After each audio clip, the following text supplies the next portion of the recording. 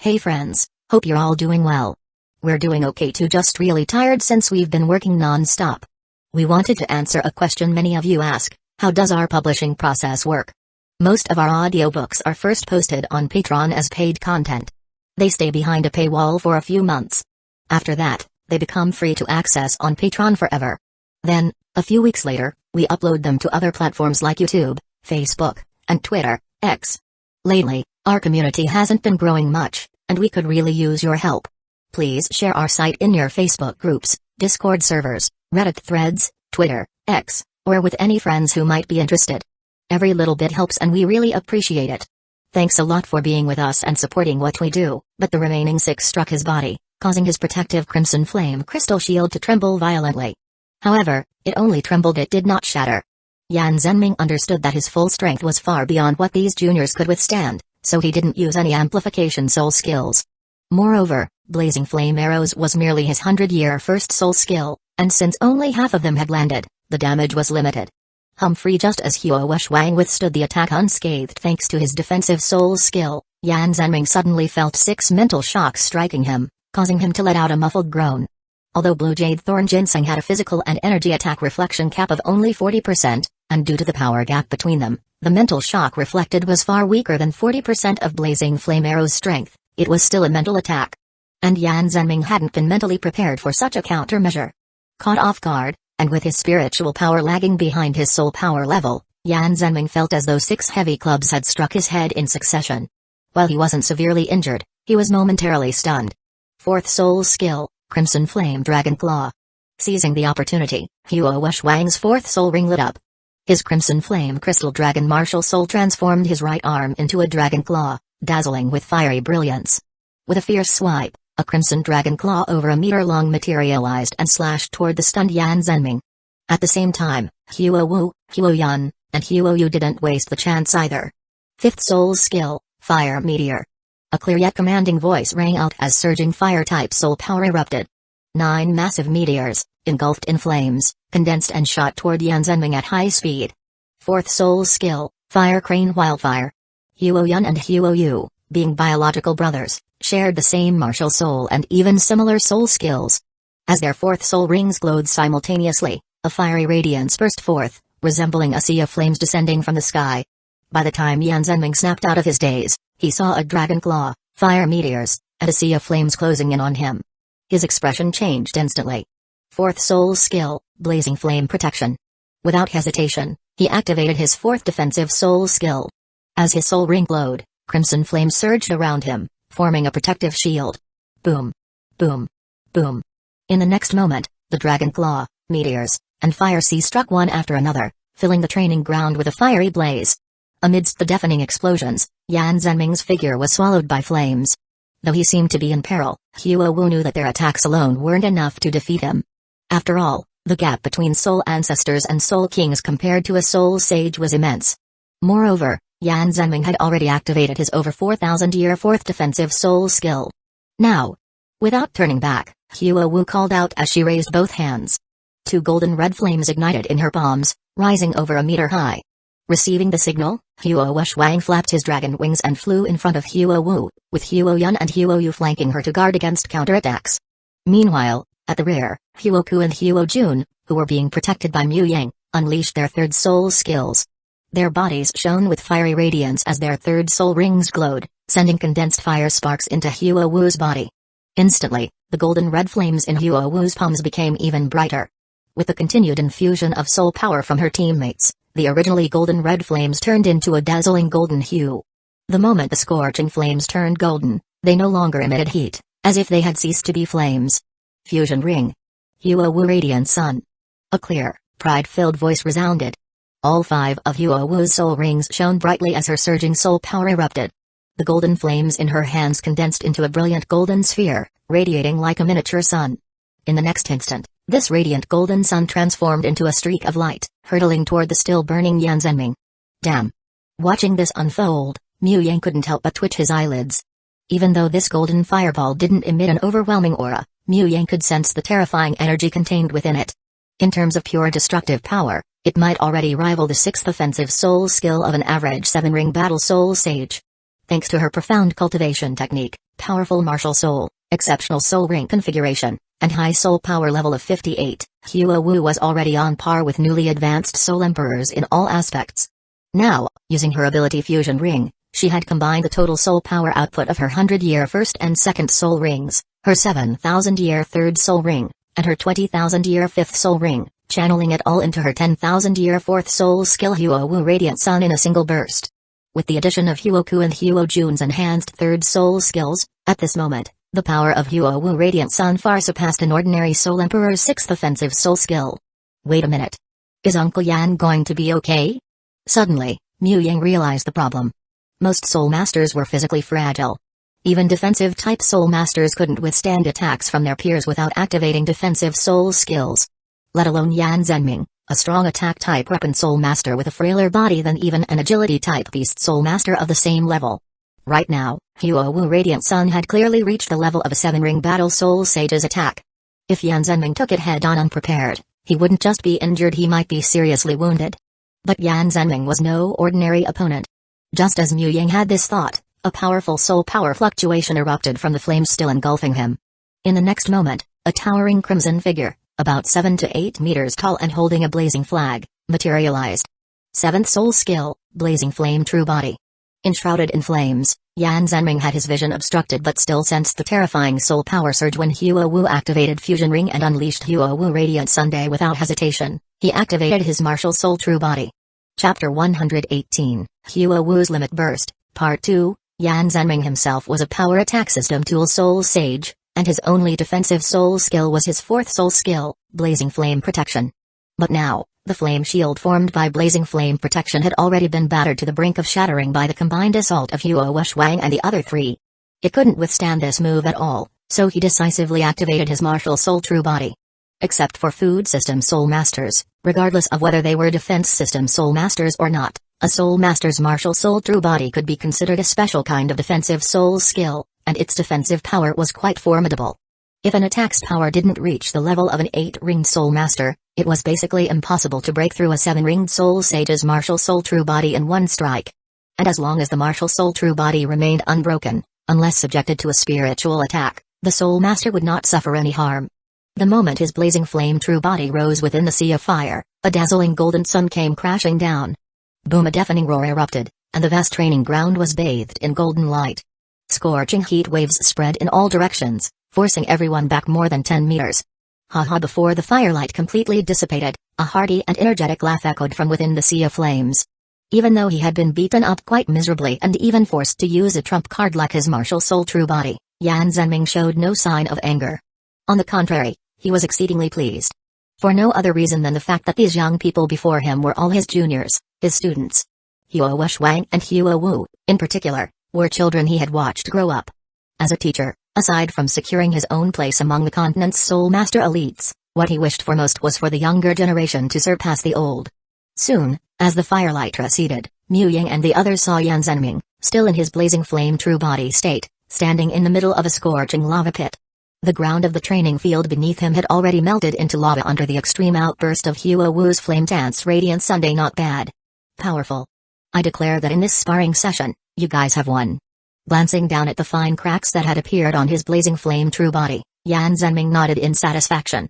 Even his martial soul True Body couldn't emerge completely unscathed from Huo Radiant Sunday if not for a 7-ringed Soul Sage, most wouldn't be able to withstand it. And where would a 7-ringed Soul Sage appear in the Soul Master Tournament? This year's Soul Master Tournament Championship was as good as secured for Blazing Academy. Amazing. Huo gave a thumbs up to Huo, whose face was slightly pale. Of course. Immediately, Huo lifted her chin proudly as if injected with adrenaline. Big sis is the best. Walking up to Huo, Mu Yang praised her like a little fanboy and then handed her a freshly made Raid Jade revitalizing ginseng. The power of Huo's radiant sun was undeniably immense, but for Huo, the burden was also considerable. This was evident from her slightly pale complexion. After all, this move required her to release 5 soul skills simultaneously while ensuring they remained under control, a challenge of immense difficulty. If not for Huo's practice of lunar refining spirit, which had significantly enhanced her spiritual power, she would likely have collapsed after unleashing a fused ring Radiant Sunday. Rolling her eyes at Mu Yang, Huo took the Raid Jade revitalizing ginseng and consumed it. Zioyang, among the 2 types of soul power ginseng you create, Does one have the effect of forming a spiritual shock when attacked? Dismissing his martial soul true body, Yan Zhenming approached Mu Ying and asked. Something like that. My fifth soul skill, Blue Jade Thorn Ginseng, reflects 40% of received physical and energy attacks as a spiritual shock to the attacker. The other ginseng is made with my fourth soul skill, named Green Jade Defensive Ginseng, which reduces 30% of physical and energy damage. However, when facing powerful opponents, the actual reflection and mitigation percentages may decrease. Mu Ying explained. Hearing this, Yan Zhenming raised an eyebrow and nodded slightly in approval. A 30% reduction in damage and a 40% reflection rate might not seem high, but one must consider that these were soul power foods created by a food system soul master.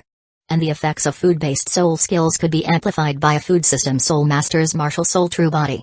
Even with the optimal soul ring age distribution for a 7th soul ring, a food system soul sage's martial soul true body could enhance all soul skills by 30%. At that point, Green Jade Defensive Ginseng would grant a 39% damage immunity, nearly a 40% reduction, while Azure Jade Thorn Ginseng would reflect 52% of the damage taken as a spiritual attack. With just these two types of ginseng, one could gain an overwhelming advantage over opponents of similar strength, making cross-rank battles entirely possible. After all, Mu Ying possessed innate full soul power and twin martial souls. Reaching the 9-ring titled Luo stage was merely his baseline potential, meaning his soul power food would always retain its full effectiveness, regardless of his opponent's level. Unless his adversary was a spiritual system soul master, consuming Green Jade Defensive Ginseng would allow him to ignore 39% of incoming damage, receiving only 61% of its original force, while his opponent would suffer a 52% equivalent force in spiritual backlash. The difference in damage received between both sides would be a mere 9%. However, under normal circumstances, non-spiritual system soul masters including titled Luo typically had weaker spiritual power compared to their soul power level, with a disparity far exceeding 9%. If two power attack system soul masters of equal strength fought, and one had access to these two types of ginseng, even if they simply stood there taking hits without retaliating, their opponent would likely fall first. Moreover, the 39% and 52% immunity and reflection rates were calculated based on a 7th soul ring of optimal age. If Mu Ying's 7th soul ring exceeded its standard limit, his martial soul true body would provide even greater amplification, further increasing the damage mitigation and reflection percentages. Since Hueco had expended significant energy and was in no condition for further combat training, and since it was already late in the day, the Blazing Battle Team's training concluded. Exiting the training field, the group headed toward the academy cafeteria. On the way, Mu Ying asked Huo Wushwang, "Brother Wushwang, where are aunt and uncle now?" "They're both busy in secluded cultivation. Seems they've hit a bottleneck, so they even handed over academy affairs to the vice-deans. Right now, they should be at the lava simulation training ground in the back mountain." "You need to see them for something?" Huo Wushwang asked. "Yeah, but it's nothing urgent. I'll find them myself when the time comes." Mu Ying waved his hand dismissively. His purpose for seeking them was naturally to pass down cultivation methods. If his aunt, Muzu, was also in secluded cultivation, then it was likely as he suspected her soul power was stuck at the peak bottleneck of rank 89. Breaking through to rank 90 and becoming a quasi-titled Luo was no small feat. Even though her talent had improved greatly after consuming immortal herbs, it was impossible to predict exactly when she would succeed. However, if she could condense her first soul core, achieving rank 90 would be as natural as flowing water. Chapter 119, The Fall of a Titled Luo. Passing down the soul core secret technique to Huo Lai was absolutely necessary. Huo Lai had advanced to a 9-ring titled Luo 5 or 6 years ago, and with the help of an immortal herb, his soul power level had reached rank 92 as soon as he broke through.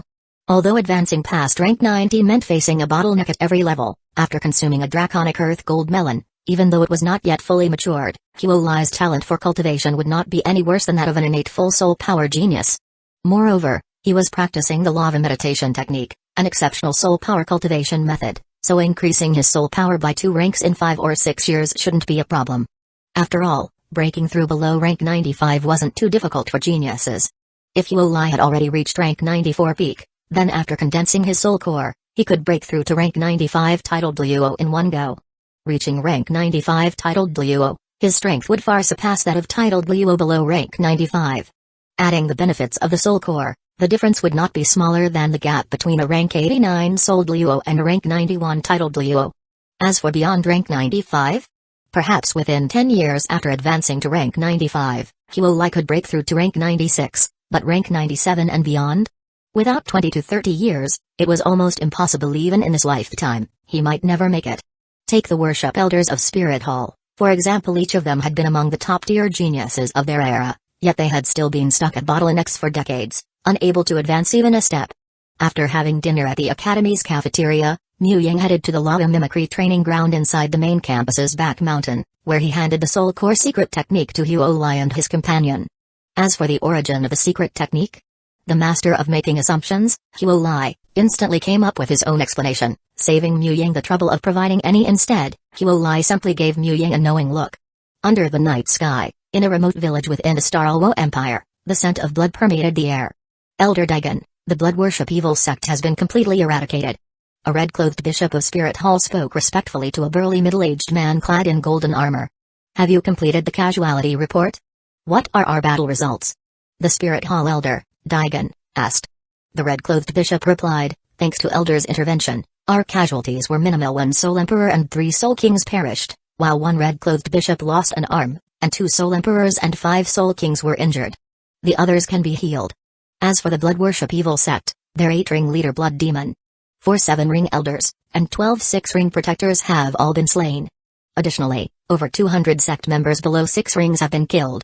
Aside from a handful of low-level members who were not in their base at the time, the blood worship evil sect has been completely wiped out. Well done.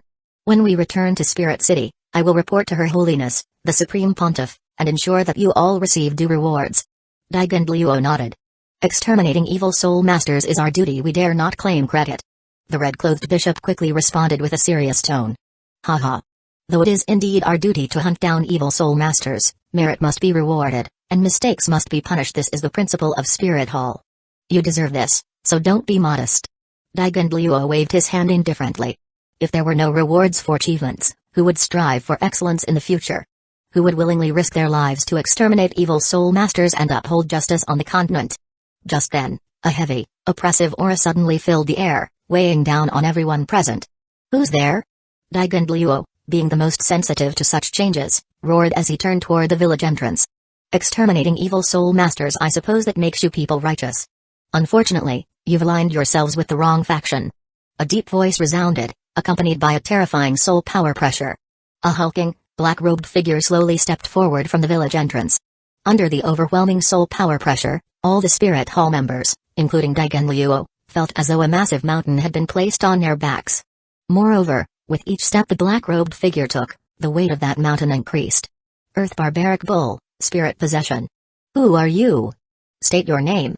Golden earth-toned soul power burst forth as Daigen Luo activated his martial soul, Earth Barbaric Bull.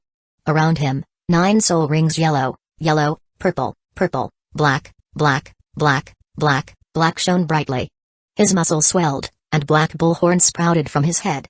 His expression grew solemn as he shouted at the approaching figure. Hey, rank 92. The black-robed figure chuckled softly, releasing his own 9 soul rings. But unlike Daigen Luo, his 9th soul ring wasn't black, it was crimson red. A red, 100,000-year soul ring? No. This was a 100,000-year soul ring. When the scarlet 9th soul ring appeared, a pitch-black hammer materialized in the black-robed figure's hands. Instantly, the already terrifying soul power pressure intensified. Boom. Boom. Boom. Several Spirit Hall members, particularly the weaker 5-ring Soul Kings, collapsed under the pressure. Their bodies exploded, spraying blood in all directions. At this moment, however, Daigen Luo had no time to care about his subordinates. Staring at the black-robed figure, his eyes locked onto that impossible 100,000-year soul ring and the black hammer martial soul in his hands. His voice trembled as he spoke, Clear Sky Hammer. 100,000-year 9th soul ring. Are you Tang Hao? Tang Hao, the legendary clear-skied Luo, the man who had once hammered the previous Supreme Pontiff to death. In that moment, Daigen Luo felt as if he had become a lump of mud, utterly powerless. Good. Since you recognize me, you won't die with regrets. Tang Hao's voice was cold as his 7th soul ring gleamed. 7th soul skill, Clear Sky Avatar. A towering clear sky hammer projection materialized. 3 minutes later, the remote village fell silent once more. The air was now even thicker with the scent of blood. Dismissing his martial soul avatar, Tang Hao extended his hand, and a yellow glowing left arm soul bone, radiating a vast and steady energy, flew into his grasp from a massive crater. Beneath his hooded cloak, a faint smile appeared on his face. A 60,000-year left arm soul bone. 11 soul saints, 4 souled Luo, and a titled Douluo. That should be enough. With his left arm soul bone, Little San should be able to advance to his fourth ring. Little San, you must not disappoint your father. Gazing at the soul bone in his hand, Tang Hao thought to himself. A trace of hesitation flashed in his eyes, but it was immediately replaced by determination. His lips moved slightly. Everything is for Little San. Ah Yin, you will forgive me, won't you? Stowing away the soul bone, Tang Hao's figure vanished into the night. Meanwhile, in Spirit City, the Supreme Pontiff Bibi Dong remained unaware that in just a few days, Tang Hao had hunted down 11 soul saints, 4 soul Douluo, and even slain a spirit hall elder. Chapter 120, Free Meal, No Cost. 3 days later, in Heaven City. Inside a VIP room at the Heaven Auction House, Tang Hao stood with his hands behind his back, clad in a black robe and hood, silently contemplating his plan. Knock, knock, knock. Suddenly, a series of knocks sounded at the door. Enter. Regaining his focus and sensing the identity of the visitor outside, Tang Hao spoke indifferently. Soon, the door to the VIP room was pushed open, and a portly middle-aged man holding a jade box walked in, accompanied by an elderly man with a strong presence. Do you have what I asked for? Glancing at the old man, whose soul power radiated at the level of an 8-ringed soul Douluo, Tang Hao directed his question to the middle-aged man. Your Excellency, this left leg soul bone comes from the dark spirit demon snake soul beast. Though its age is only a little over 20,000 years, it carries the ability to conceal one's aura, allowing one to suppress or even alter their own presence. Most importantly, this concealment soul bone skill is quite special. Aside from consuming a small amount of soul power when changing one's aura, maintaining the altered presence requires no additional energy, making it undetectable to most titled Douluo. As he spoke, Zhu Fengnian, the portly manager of the Heaven Auction House, respectfully presented the jade box. A week ago, a black-robed man had visited the auction house, revealing a formidable level of soul power and specifically requesting to meet the person in charge. The staff had brought him to Zhu Fengnian. Initially, Zhu Fengnian thought the visitor was just another rogue cultivator, but to his shock, the man turned out to be a rare titled Douluo. Although this Douluo had not revealed his martial soul or soul rings, his presence far surpassed the 8-ringed royal guest elder who presided over the auction house. In fact, he even exceeded the strongest guest elder Zhu Fengnian had ever met, Jade Phosphor Douluo, Jugu Bo. Without a doubt, he was a true titled Douluo. With a titled Douluo visiting, Zhu Fengnian, as a member of the Zhu clan's branch family, had been exceptionally courteous, eager to win favor for the empire. When the black-robed Douluo requested a soul bone with aura-concealing properties, Zhu Fengnian had immediately reported the request to Emperor Zhu Yi. The emperor then authorized the retrieval of this dark spirit demon snake left leg bone from the royal treasury, waiting for the Douluo's return. After waiting for a full week, the black-robed Douluo had finally come back. Receiving the jade box and glancing at the faintly black glowing left leg soul bone inside, Tang Hao nodded slightly before storing it in his spatial soul tool. With the item in hand, he cast a brief look at Zhu Fengnian, who remained respectfully poised, as well as the 8-ringed elder standing beside him. Then, he prepared to leave. That's right, he intended to leave just like that. Had this been 10 or 20 years ago, when he was still the young master of the Clear Sky clan, he would never have stooped to eating a free meal. It would have been too disgraceful. But times had changed. Now, Tang Hao had no money. Besides, soul bones were incredibly expensive. Even a 20,000-year-old soul bone, regardless of the body part, would cost hundreds of millions of gold soul coins, something he simply could not afford. Since he couldn't afford it but still needed it, his only option was to take it for free. After all, Heaven's Empire wasn't particularly powerful, they couldn't do anything to him. Moreover, he had concealed his face and martial soul, so they had no way of knowing it was him. This loss was inevitable for Heaven. Of course, if this were the Spirit Hall instead of the Heaven Auction House, Tang Hao wouldn't have stopped at just taking the soul bone, he would have looted their entire treasury before leaving. However, just as he was about to rely on his overwhelming strength to take the soul bone without paying, Zhu Fengnian suddenly spoke again. May I ask your Excellency's title? His Majesty has decreed that this soul bone is a gift to your Excellency. The Empire wishes to extend a hand of friendship. To ordinary people, a soul bone was a priceless treasure. But to Emperor Zhu Yi, a single soul bone was insignificant, especially one that was merely 20,000 years old and a left leg bone at that. If this act could secure goodwill from a titled Douluo, then it was a worthy exchange. And if it could lead to an alliance, then it would be a massive gain. As for the possibility that the recipient might be an ingrate? Damn it. So what if he is? It was just a soul bone of minor value. The Heaven Empire could afford the loss. Upon hearing this, Tang Hao, hidden beneath his hood, couldn't help but feel a bit embarrassed. Zuyi giving it away so freely made his original plan to take it by force seem somewhat shameless. After a moment of silence, Tang Hao finally said, I am Clear Sky. I will remember this favor. Tang Hao, do not forget kindness. Then, before Zhu Fengnian could respond, Tang Hao's figure vanished from the VIP room. Heaven Empire had two major enemies. One was the Starluo Empire, and the other was the Spirit Hall. However, in the past few decades, the power of the Spirit Hall had grown immensely. What was once their primary rival, the Starluo Empire, had now been pushed to second place. The ambitious Spirit Hall had become Heaven Empire's greatest threat. Tang Hao harbored an irreconcilable grudge against the Spirit Hall. Given their overwhelming strength, his future revenge would require the assistance of other forces. Heaven Empire was a potential ally. Moreover, Emperor Zuyi had shown him respect. Leaving his name behind was not an issue. Clear Sky Duo, Tang Hao? Inside the VIP room, Zhu Fengnian's eyes widened in shock before a look of uncontrollable joy appeared on his face. This Clear Sky Duo was not someone the Empire could easily recruit. After all, Tang Hao was not a wandering soul master but a member of the once preeminent Clear Sky clan. It was impossible for him to join Heaven. But if it was Tang Hao, whether the Empire could win him over actually didn't matter. Apart from the Starluo Empire and a Spirit Hall, Heaven Empire had no other enemies, or at least none worth worrying about. If the Spirit Hall remained standing, then the Starluo Empire was not truly Heaven's enemy. Both empires understood that.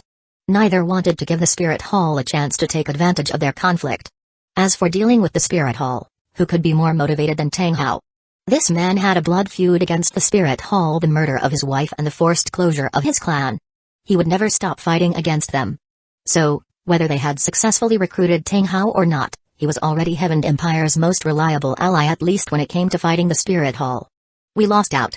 Suddenly, Zhu Fengnian slapped his thigh in frustration, a hint of regret flashing across his face.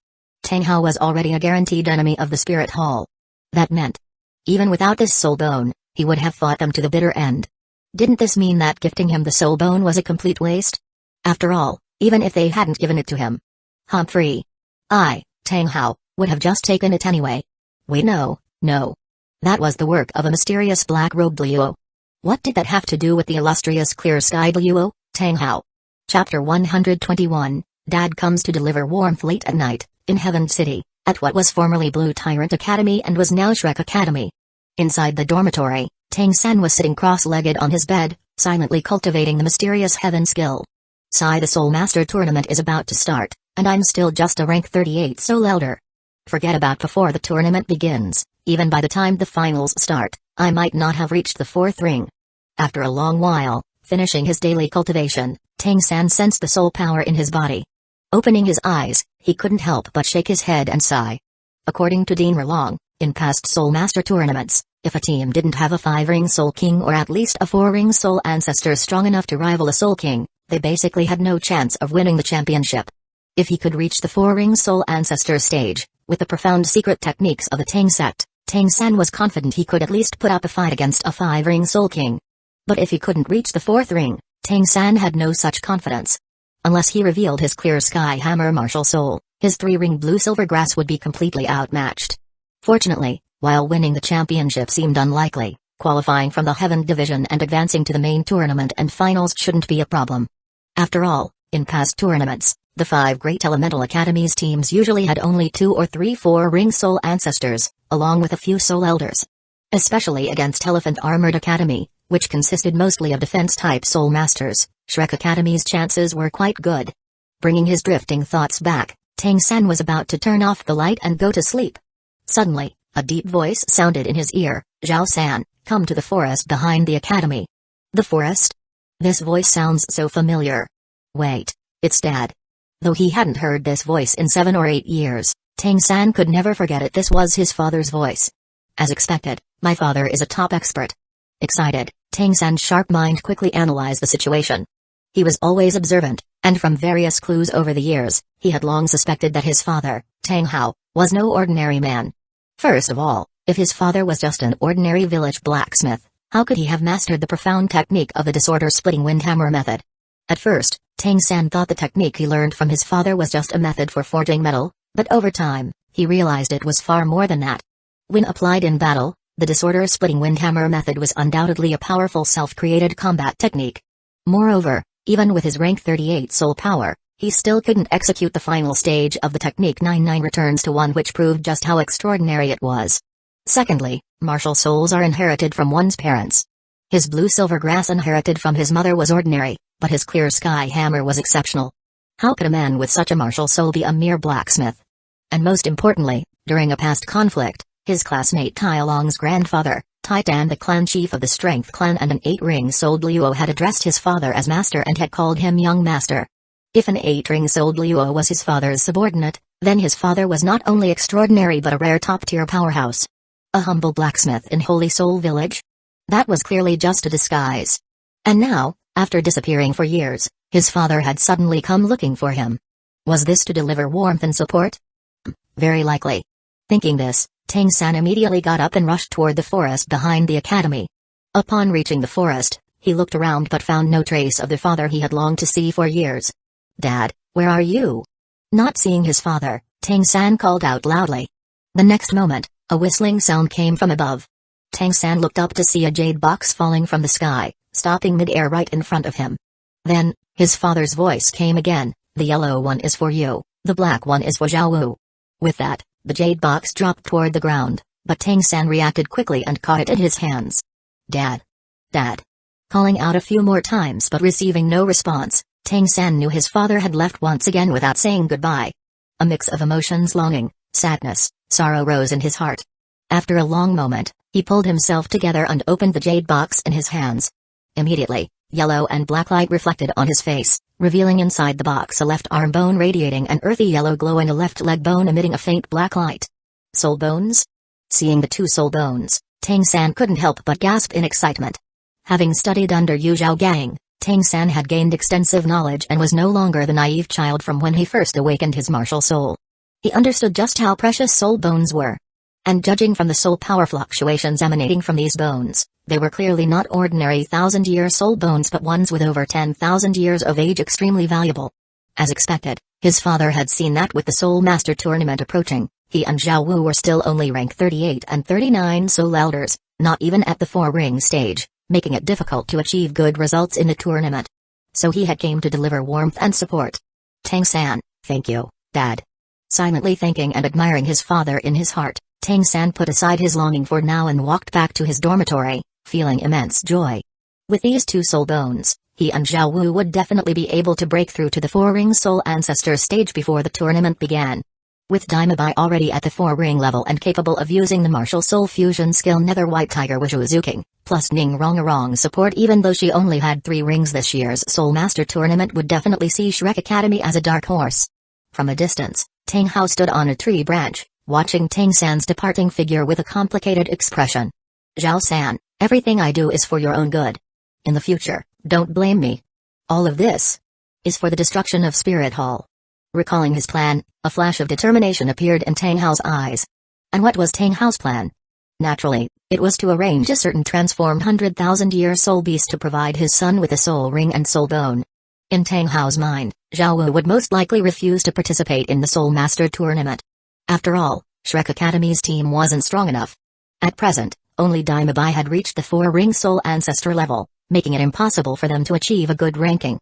Moreover, the tournament's audience included many 8-ring-souled Luos and even 9-ring-titled Luos, who could easily see through Zhao Wu's identity as a transformed soul beast. For safety, she would likely find excuses to avoid competing. But how could that be allowed?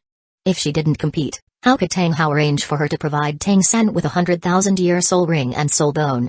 So, he had specifically acquired the Dark Spirit Demon Snake Soul Bone from the Heaven Auction House, which had the ability to alter one's aura. With the Soul Bone's ability to change her aura, Zhao Wu would believe her identity wouldn't be exposed, and thus, she wouldn't refuse to participate in the tournament.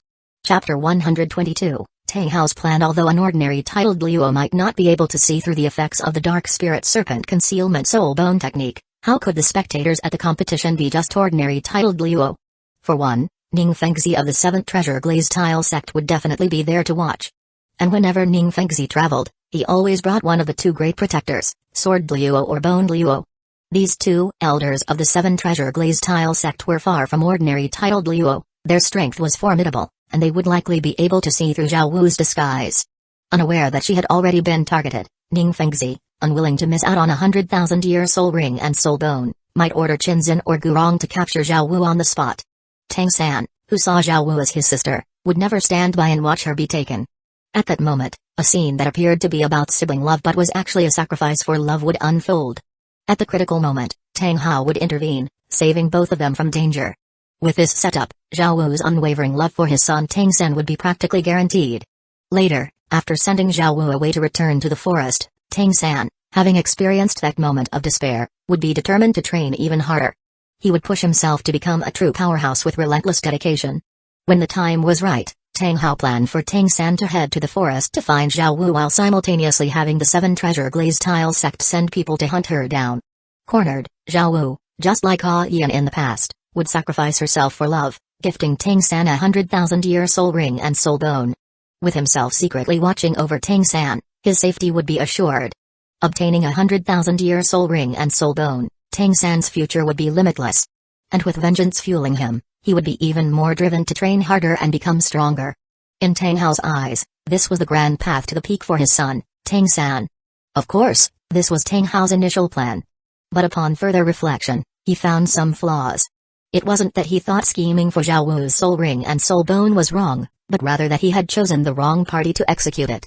The 7 treasure glaze tile sect was also at odds with the Spirit Hall and could become a valuable ally in the future war against them. Turning them into an enemy at this stage was unwise. It had to be the Spirit Hall committing the atrocity. If the Spirit Hall was responsible for Zhao Wu's death, and Tang Hao later revealed the truth to Tang San, then with old grudges unresolved and fresh ones added, Tang San's motivation to train would be pushed to the absolute limit. With his outstanding talent, twin martial souls, and a burning desire for revenge, Tang San would undoubtedly become a peerless powerhouse. As for whether Zhao Wu's identity would be exposed during the preliminary matches by Qinzhen or Gurong, it wouldn't matter. If Tang Hao stepped in, Ning Fengzi would pretend not to have seen anything. After all, the most terrifying thing wasn't just a powerhouse, it was a powerhouse with nothing to lose. If Ning Fengzi didn't cooperate, the 7 treasure glaze tile sect couldn't afford the consequences of Tang Hao's retaliation. By the time the finals arrived, if the tournament was held in Spirit City, then it was inevitable that Zhao Wu's identity would be discovered by the Spirit Hall's experts. Even if the finals weren't held in Spirit City, the Spirit Hall would still send elders from their Elder Hall to oversee the matches. And even if the elders who were sent weren't strong enough to see through Zhao Wu's disguise, that could easily be arranged. At that time, an anonymous informant could simply tip them off. One way or another, the Spirit Hall was destined to be the villain. And Tang San was destined to obtain Zhao Wu's 100,000-year soul ring and soul bone. Of course, this elaborate scheme was all to ensure Tang San would absorb a 100,000-year soul ring before reaching level 80 to further enhance his potential. Otherwise, all this planning wouldn't even be necessary. 3 days later, at Blazing Academy. In a room on the first floor, which had been converted into a forging workshop, Mu Yang looked at the 2 freshly completed sets of blazing red battle armor on the forging table and nodded in satisfaction. These 2 upgraded, spirit-forged, one-word battle armors were made for his elder cousin Huo Wushwang and elder cousin Huo Wu. Since both of them had fire-attributed martial souls, the material used was the same flaming sun iron, a rare fire element metal. Huo Wushwang's battle armor was called Crimson Dragon. Covered in dragon scale patterns with a fiery crystal dragon emblem on a chest plate. Huo Wu's battle armor was called Phoenix Blaze. Adorned with flame patterns and a human-shaped emblem on the chest plate. Aside from the material and color differences, it looked very similar to Mu Yang's own ice flame armor. Little brother, is this Soul 2 armor finally finished? At this moment, Huo Wu, who had been watching from the side, asked curiously. Glancing at the eager expressions of Huo Wushwang and Huo Wu, Mu Yang nodded and said, "It's done. But let me be clear, this isn't just some Soul 2 armor, it's called battle armor. Little brother, this battle armor. It feels almost alive. Besides defense, does it have any special abilities?" Huo Wushwang, feeling an inexplicable connection to the Crimson Dragon armor, asked in amazement. These 2 battle armors can increase the strength of a 5-ring Soul King by about 20 levels. In other words, once you wear them, your power will be on par with a 7-ring Soul Sage. With his arms crossed, Mu Yang spoke confidently. What? 7-ring Soul Sage? Instantly, the brother and sister duo widened their eyes in disbelief. The gap between a 5-ring Soul King and a 7-ring Soul Sage was massive. Could a mere piece of armor truly bridge that gap? Even martial soul fusion techniques rarely allowed 2 Soul Kings to rival a Soul Sage only if both were high-level Soul Kings and the opponent was a newly advanced Soul Sage. Mu Yang waved a hand dismissively. Just try it on, and you'll see." Still skeptical, the two quickly donned the battle armor. "Whoa. Little brother, this is amazing." Moments later, feeling the incredible surge of power, Hueco excitedly grabbed Mu Ying in a tight embrace. Let go, let go. Don't strangle me." Mu Ying pushed Hueco's arms away with annoyance. Feeling his strength swell, Huo Shuang grinned and declared, "I now officially announce that I, Huo Shuang, am the fourth strongest in Blazing Academy." His father, Huo Lai, was a titled Luo, and his mother, Muzu, along with Vice Dean Kai Chengyan, were sold Luo. He couldn't surpass them. But the other three Vice Deans were just soul sages. With his battle armor, martial soul rings, and various techniques, Huo Shuang was confident he could dominate any of them. Ranking fourth was absolutely fair. "No, that's just your imagination. I'm stronger than you, so at best, you're ranked fifth," Mu Ying stated seriously. Always ready to strike a final blow, Huo added, No, that's wrong. He's only sixth. I'm also stronger than him." Huo Shuang. Chapter 123, Destined to be single. Sigh, what a pity for Feng Ziotian. Suddenly, Huo Shuang glanced at Huo and shook his head with a look of regret. Feng Ziotian? What's so pitiful about him? Hearing the name of this overly enthusiastic battle wolf, Mu Ying immediately became interested. TSK, there's quite a story behind this. Zioyang, a lot of interesting things have happened at our academy over the past year. Huo Shuang said with a smile. Oh? Tell me about it. At this moment, Mu Ying's heart burned with curiosity. Perhaps because he found a goal to strive for, that guy Feng Ziotian reached the Soul King level a year ago and came to our academy to pursue Zhao Wu. But at that time, Zhao Wu had already reached the Soul King level, and her rank was even higher than his. Without a word, she gave him a good beating. That guy had quite thick skin and didn't give up at all. Since the Godwind Academy isn't too far from our Blazing Academy, he often came over under the pretext of exchange visits. Later, Zhao Wu got so annoyed by his persistence that she outright said she would only consider dating someone who could defeat her. Feng Ziotian was already no match for her, and now that she has a suit of battle armor, TSK, he's completely out of luck. Back when Feng Ziotian had mocked their academy for lacking talent, Huo Shuang hadn't liked him much. But after getting to know him, he found that Feng Ziotian was actually a decent person. He had talent, strong abilities, and most importantly, he was extremely devoted. There was no need to worry about him treating his sister badly. Huo Shuang wouldn't have minded having Feng Ziotian as his brother-in-law. After all, if not for Mu Ying's immortal herb gift, both he and his sister wouldn't even have had as much talent as Feng Ziotian. But unfortunately, while Feng Ziotian was deeply in love, his sister had absolutely no interest in him. While feeling sorry for Feng Ziotian, Huo Shuang also felt a bit jealous of his own sister. Compared to her, he might have been slightly weaker, but not by much. Yet why weren't any exceptionally talented and beautiful girls chasing after him? If there had been a beautiful, innate full soul power girl actively pursuing him, he might have already become a father by now. TCH, he can't even beat me, yet he dares to pursue me? Huo curled her lips in disdain. In her opinion, girls choosing boyfriends should at least find someone stronger than themselves, even if only slightly. That wasn't an unreasonable standard. Mu Ying, other girls might not be unreasonable, but you definitely are. Raising an eyebrow, Mu Ying said, Sis, by that logic, you're probably going to be single for life. His cousin Huo had taken immortal herbs, and among their generation in the entire continent, there was probably no other male soul master who could defeat her. And with the additional power boost from her battle armor, it was even more impossible. If her standard for choosing a partner was someone who could beat her, then she was definitely destined to be single forever. What's wrong with being single? There are many powerful experts in the world, but most of them are single. Clearly, romance hinders cultivation. If I can't find someone stronger than me, then I'll just stay single. Huo tilted her head back, wearing a proud expression that screamed, I'm single and proud. Mu Ying rolled his eyes. Go tell that to Auntie and see if she doesn't beat you up. Single for life? Dream on. Not only did this idea go against her mother, Muzu's, views on life, but it also threatened the continuation of the Phoenix Flame Shadow Martial Soul. The Phoenix Flame Shadow had evolved from the top-tier Fire Shadow Martial Soul and was considered the strongest Fire-type Martial Soul on the continent.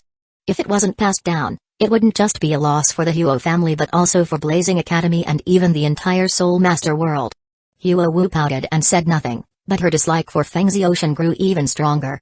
And the reason he was even brought up in the first place was because her mother, Muzu, had been speaking on his behalf, saying that Feng Ziotian was talented, had a good character, and was worth considering as a boyfriend.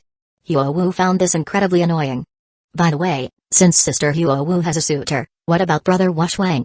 Mu Ying asked curiously. His cousin Huo Wushwang wasn't bad looking, not exactly super handsome, but definitely respectable in appearance. Combined with his talent and strength, he should have no trouble finding a girlfriend. Yet as far as Mu Ying knew, his cousin had never dated anyone. Women would only slow down my cultivation, Huo Wushwang declared proudly. Mu Ying. Alright, so both of you are like this, huh? Fine, let's see how Auntie and Uncle deal with you two later. Whatever makes you happy. On a serious note, battle armor is incredibly powerful. Unless it's absolutely necessary, try not to use it. Otherwise, I might get captured and forced into endless labor. If it does get exposed, just say it was excavated from an ancient ruin. Mu Ying said seriously. Upon hearing this, both Huo Wushwang and Huo Wu nodded solemnly. Don't worry, we understand. The effects of battle armor were simply too astonishing. They weren't naive and knew exactly what this meant. If the information leaked, there could be absolute powerhouses coming to seize Mu Ying the very next day. Especially the Spirit Hall, they must never find out. If the Spirit Hall sent a top-tier expert to capture Mu Ying and gave him unlimited time and resources, they could mass-produce thousands of Soul Kings boosted to Soul Sage level. With such an army, combined with their existing high-level experts and legions of Soul Masters, the Spirit Hall could sweep across the continent. Even if all other factions united, they might still not be able to resist. 2 days later, over a barren mountain 100 miles from Blazing Academy, the world's energy gathered and poured into a lone figure floating midair. A quarter of an hour later, a terrifying soul power surged, causing weaker creatures within 10 miles to tremble and flee in panic. After a long while, the powerful orb retracted completely. The man hovering in midair, Huo Lai, couldn't help but smile. The soul core technique truly has endless wonders. Inspecting himself, he saw a crimson soul core spinning steadily in his lower danshan. Feeling the unprecedented power within, Huo Lai couldn't help but marvel. As expected, after condensing his lava soul core, he swiftly broke through the bottleneck at rank 94, reaching rank 95 as a titled Luo. At rank 95, he still wasn't considered a top-tier powerhouse, but he was among the few elites of the Soul Master world. More importantly, the benefits of forming his lava soul core went far beyond just breaking through to rank 95. Chapter 124, Breakthrough. The most obvious change after condensing a soul core was that, with the tempering of the soul core, the quality of the soul power within the body had further improved. Although, due to the short amount of time since the soul core was just condensed, this improvement was not too significant. However, Huo Lai firmly believed that it wouldn't take long before, even though his level was only at rank 95 titled Luo, in terms of soul power quality alone, he might not be inferior to a rank 97 titled Luo. At the very least, he would not be weaker than a rank 96 titled Luo. After all, with the lava meditation technique in his hands, his soul power quality had already surpassed soul masters of the same level. Now, with the soul core further enhancing it, he was confident that he could bridge the gap of 1 or even 2 ranks. Moreover, aside from the improvement in soul power quality, Huo Lai also noticed a drastic change in his soul power recovery speed. The soul core in his lower danshan continuously absorbed the energy of the heavens and earth. Not only could it serve as nourishment and power to refine his own soul power, but it could also be used to restore his soul power. The absorption efficiency far exceeded that of meditation techniques. With this, in future battles against opponents of equal strength, while he might not achieve infinite soul power, if he were simply trampling weaker opponents and didn't need to frequently unleash large-scale attacks, his soul power recovery speed would exceed his consumption rate. To some extent, this meant he would possess unlimited soul power. Previously, if he had to face 100,000-strong elite army from the Heaven or Starluo Empire, he would not have feared them, but he also wouldn't have dared to charge straight into battle. Instead, he could only rely on his formidable strength to fight on the edges, gradually wearing them down step by step like peeling an onion. Otherwise, once his soul power was exhausted, he would inevitably be overwhelmed by their sheer numbers. After all, while the lower-ranking soldiers in the elite armies of the Heaven and Starluo empires were ordinary people without soul power, the mid to high-ranking officers and generals were all soul masters, with the army's commander at least at the 8-ring soul Luo level. Using mass tactics to drain a powerhouse's soul power before letting high-level officers deliver the finishing blow, this was the most effective strategy the two empires' elite armies had for dealing with soul masters. But now, things were different. With a soul core in his body, his soul power automatically and rapidly replenished. If there were no opponents of equal level to restrain him, in theory, he could single-handedly slaughter an entire 100,000-strong elite army. His only limitation was the lack of an ultra-large-range group attack ability.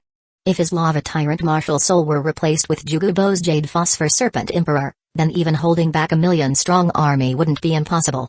Additionally, Hueco had a strong premonition, since the soul core could continuously absorb the energy of the heavens and earth, then theoretically, his cultivation speed would also significantly increase, at least allowing him to accumulate soul power more rapidly.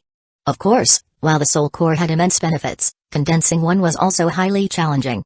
Even as a rank 94 titled Douluo, it had taken him over a week to successfully condense his soul core after obtaining the soul core secret technique. And this was with him already practicing the lunar refining spirit and lava secret technique, the lava attribute version of the ice flame secret technique, which gave him strong spiritual power and exceptional soul power control. Otherwise, if another titled Douluo at the same level attempted it, they wouldn't even need to think about success within a few months. Suppressing his desire to test his newfound strength against a powerful opponent, Hueco descended from the sky and landed on the mountain peak below. Brother Lai, congratulations on your breakthrough. Dean Hueco, congratulations. At that moment, two figures approached, offering their congratulations. They were none other than Muzo and Shui Yinyu.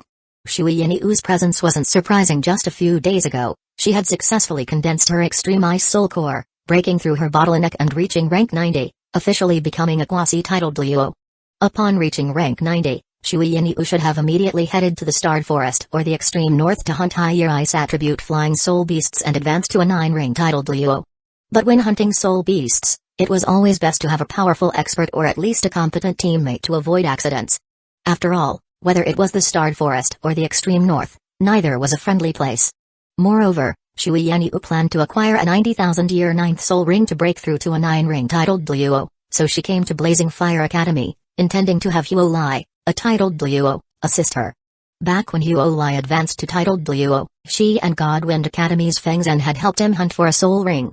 Given the strong ties between the Blazing Fire, Skywater, and Godwind Academies, assisting each other in hunting soul beasts was a long-standing tradition among the three great elemental academies. With a titled Douluo like Hueco supporting her, her safety during the hunt would be much greater. Haha. This is what you call a double celebration. Dean Shui, your breakthrough is actually more significant than mine this time. Hueco responded courteously to Shui Yinyu before turning to Muzo. When do you expect to successfully condense your soul core? He had condensed his lava soul core, breaking through to rank 95 titled Douluo. However, Muzo had yet to condense her first soul core and was still at rank 89 soul Douluo. Very soon. I'll definitely succeed in the next few days. Muzo replied confidently. Once a soul master's soul power reached a certain level, the stronger their spiritual power was compared to their soul power, and the better their soul power control, the easier it became to condense a soul core. Conversely, the weaker their spiritual power and control, the harder it was. With the lunar refining spirit technique, she had a tremendous advantage in condensing a soul core. The first soul core wouldn't pose a challenge to her. Based on her previous attempts, she was certain she would successfully condense her soul core within 2 or 3 days at the shortest, or a week at the longest, making her the second titled Douluo of the current Blazing Fire Academy generation. 2 days later, Muzo successfully condensed her extreme flame soul core, broke through her bottleneck, and advanced to rank 90, becoming a quasi-titled Douluo. In the dean's office, 5 academy executives gathered with bright smiles. No wonder they were about to witness the birth of the academy's second titled Douluo in its history. This was an unprecedented event for Blazing Fire Academy. Everyone, with Zu's breakthrough, we don't yet know when she'll return after hunting for her soul ring. The Soul Master Tournament is only 2 months away. Old K, since your cultivation is high, if Zu and I don't make it back in time, I'll leave the task of leading the Blazing Fire battle team to you. After a round of congratulations, Hueco turned to Vice Dean Kai Chenyan. That's fine. Zu's advancement to titled Douluo is more important. Kai Chenyan nodded in agreement. Compared to the Soul Master Tournament, having a second titled Douluo in the academy was far more crucial. Moreover, his soul power had long reached the 8-rank soul Douluo level. Even if Hueco and Muzo couldn't return in time, leading the team himself wouldn't disgrace the academy. Pausing for a moment, Kai Chenyan added, you two should return as soon as possible. Otherwise, I might not be able to protect those 3 youngsters. By 3 youngsters, he was referring to Mu Yang, Huo Shuang, and Huo Wu. At such a young age, all 3 had already reached the 5-ring Soul King level, and they weren't just at the initial stage. Even the lowest ranked among them, Huo Shuang, had already reached level 57. Their talents were so astonishing that it was simply unbelievable. Without Huo, a titled Douluo, to deter potential threats, there was no guarantee that some people wouldn't resort to despicable means out of jealousy or ill intentions. I understand. You and I will make sure to return as soon as possible. And if nothing unexpected happens, 2 months should be enough. Huo nodded with a serious expression. He was well aware of the darkness that lurked within the various factions on the continent.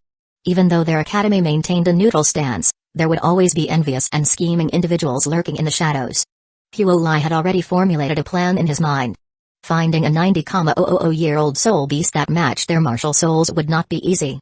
Furthermore, the two who needed to advance had different attributes. One was ice, the other fire, so they would likely have to travel between Starred Forest and the extreme north. However, 2 months should be enough time. Even if both Muzo and Shuyanyu couldn't advance to 9-ring titled Luo, at least one of them should be able to. By then, no matter who advanced first, when they returned to lead the team in the competition, the presence of a 9-ring titled Luo would be enough to deter any lurking threats. Chapter 125, The Strongest Blazing Fire Team in History. 2 months later, at the entrance of Blazing Fire Academy. Looking at the 10 energetic young people before her, Muzo nodded in satisfaction. Do you have confidence? With a smile, Muzo asked loudly. Victory is ours. Mu Ying and the others answered in unison, full of confidence. Very well, let's go. With a graceful wave of her hand, Muzo led the 10 members towards the 3 large carriages parked at the academy's entrance. This year's Blazing Fire team was undoubtedly the strongest in the history of Blazing Fire Academy. Not only was Mu Ying confident in them, but she also firmly believed that they had a great chance of winning the championship. This wasn't just blind confidence, the strength of the Blazing Fire team was genuinely overwhelming. Captain, Mu Ying Martial Soul, Ice Fire Immortal Jade Ginseng Soul Rings, yellow, purple, purple, black, black, yellow, purple, black, black, black, level 58 Food Type Soul King Vice Captain, Huo Martial Soul, Phoenix Flame Shadow Soul Rings, yellow, yellow, purple, black, black level 58 Control Soul King Huo Shuang Martial Soul, Crimson Flame Crystal Dragon Soul Rings, yellow, yellow, purple, black, black level 58 Assault Type Battle Soul King Huo Yun Martial Soul, Fire Crane Soul Rings, yellow, yellow, purple, purple level 43 Agility Type Battle Soul Ancestor Huo Yu Martial Soul, Fire Crane Soul Rings, yellow, yellow, purple, purple level 43 Agility Type Battle Soul Ancestor Huo Kuan Martial Soul, Fire Spark Soul Rings, yellow, yellow, purple, purple level 42 Support Type Battle Soul Ancestor Huo Jun Martial Soul, Fire Spark Soul Rings, yellow, yellow, purple, purple level 42 Support Type Battle Soul Ancestor Substitute, Huo Lai Martial Soul, Fire Leopard Soul Rings, yellow, yellow, purple, purple level 42 Assault Type Battle Soul Ancestor Substitute, Huo Yu Martial Soul, Flame Demon Rhinoceros Soul Rings, yellow, yellow, purple level 38 Defense Type Soul Elder Substitute, Huo Lin Martial Soul, Blazing Lily Soul Rings, yellow, yellow, purple level 35 Healing Type Soul Elder. After 2 months of training, apart from Mu Ying and Huo Wu, who had already reached level 58 earlier, the rest of the team had all made progress. Huo Shuang, Huo Yun, and Huo Yu had each gained 1 level, while Huo Ku and Huo Jun, who had been at level 39, had broken through to 4 rings, reaching level 42 Soul Ancestors. Their 4th Soul Rings were also beyond ordinary limits. With this, all 7 main members of the Blazing Fire team had reached at least level 40. Aside from the 7 main members, the team also had 3 substitutes. Substitutes serve 2 purposes: 1. Allowing them to take the field to hide the strength of the main team. 2. Replacing a main team member in case of unexpected circumstances, preventing the team from being outnumbered in battles. It had to be said that even among the substitutes, there was a 4-ring Soul Ancestor, which was quite extravagant for Blazing Fire Academy. Only Spirit Hall's Spirit Academy had the resources to consistently use 4-ring Soul Ancestors as substitutes. Even the Royal Academies of the Heaven and Starluo Empires couldn't always guarantee a full team of 4-ring students in every Soul Master tournament, let alone have such students as substitutes. Among the 3 substitutes, the one who caught Mu Ying's attention the most wasn't Huo Lai, who happened to share a name with his uncle, but rather the Healing Type Soul Master, Huo Lin. Healing Type Soul Masters were rare, second only to Food Type Soul Masters in the Soul Master community. However, they weren't unheard of. But a Fire Attribute Healing Type Martial Soul that was truly rare. Because of this, Huo Lin was the only Healing Type Soul Master in the entire academy, which secured his spot on the Blazing Fire team. Otherwise, purely based on level, there were many other students in the academy who had already reached or even surpassed level 35. Of course, another reason Mu Ying included Huo Lin in the team was to keep a low profile. There were 2 things Mu Ying absolutely could not reveal in the Soul Master tournament. The first, of course, was his 2nd martial soul, Ice Flame Holy Shadow. The second was his 100,000-year-old Blue Silver Emperor right leg bone, In the original story, after the tournament, Tang Hao appeared in time to save Tang San and Zhao Wu, indicating that he had been secretly watching the competition all along. If Mu Ying used the healing ability of his 100,000-year-old soul bone, wildfire burns endlessly, spring wind revives again, there was a chance that Tang Hao would recognize it. That would be disastrous. Although Mu Ying's uncle, Huo, was strong enough to rival 96th level titled Luos like Spirit Hall's Thousand Jun and Zhang Mo, and might even defeat them, Mu Ying was certain he couldn't stop Tang Hao if he went all out in a rage. However, compared to Muzu, the changes in the Blazing Fire team over the past 2 months were minor. That's right, the Muzu leading the team to Heaven City for the competition was now one of the rarer titled Luos in the Soul Master world. 1 month earlier, Muzu had hunted a 90,000-year-old blazing flame lion in the Starred Forest, officially advancing to a 9-ring titled Luo, with the title, Blazing Fire. After her breakthrough, Muzu immediately returned to Blazing Fire Academy. As for Huo, he had traveled to the extreme north with Shui Yinyu to hunt for a spirit ring. While it was possible that a 90,000-year-old ice-attributed flying soul beast existed in the Starred Forest, such creatures were exceedingly rare, perhaps even non-existent. For Shui Yinyu to advance to a titled Luo, she had no choice but to head to the extreme north, where ice and snow reigned supreme.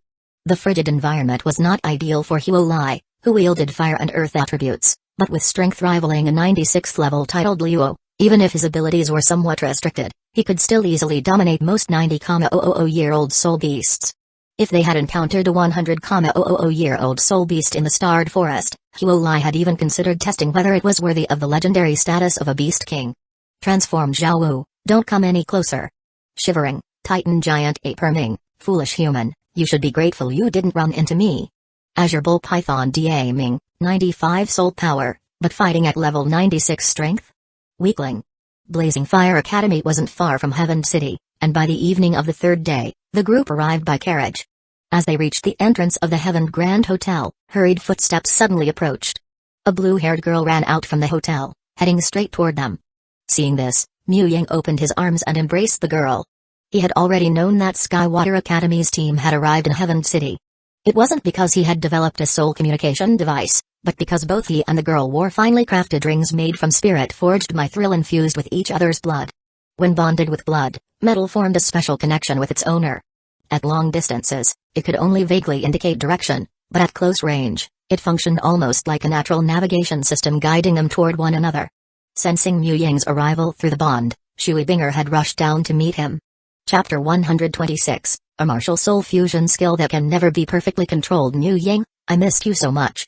As the two embraced tightly, Shui Binger spoke with deep longing. Binger, they say that one day apart feels like 3 autumns. We've been apart for decades now if we count that way.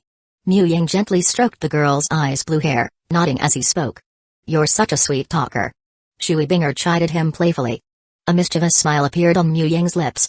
Sweet talker? Binger, my lips are so dry. How about we? Before he could finish his sentence, the girl took the initiative and kissed him passionately. Dry lips. Then let's moisten them. TSK young people these days. Musa shook her head and sighed inwardly. After a while, Huo Shuang, who was getting overwhelmed by the public display of affection at the hotel entrance, couldn't help but interject. Hey, Mu Ying, Binger, if you two want to show off your love, could you at least not block the entrance? Mu Ying didn't care about his words. At this moment, a single guy's opinion was irrelevant to him, and the opinions of others didn't matter either. Ignoring them was enough. But Shui Binger was different. After all, she was a girl, and her face wasn't as thick as Mu Yang's. Blushing, she gently pushed Mu Ying away. This hotel entrance is so wide. I don't think we're blocking your way, are we? Mu Ying, a little displeased at being interrupted, retorted. He had a point. The Heaven Grand Hotel was one of the most luxurious hotels in the city and even the continent. Its entrance was spacious. There was no way they were actually obstructing anyone. I was just telling you to be mindful of your public image. Huo Shuang rolled his eyes. Mu Ying shot him a disdainful look and countered, public image? In my opinion, a certain single guy is just jealous. Jealous that I have such a beautiful, gentle, and kind girlfriend like Binger. Huo Shuang. Excuse me? How does being single offend you? Am I eating your rice? Mu Ying continued, Shuang, not to sound mean, but stop. Shut up. Don't say another word. Huo Shuang immediately covered Mu Ying's mouth. Usually, when someone starts a sentence with not to sound mean, it means they're about to start preaching. Since nothing good was going to come from Mu Ying's mouth, Huo Shuang decided it was best not to listen at all. Andy, Huo Wu.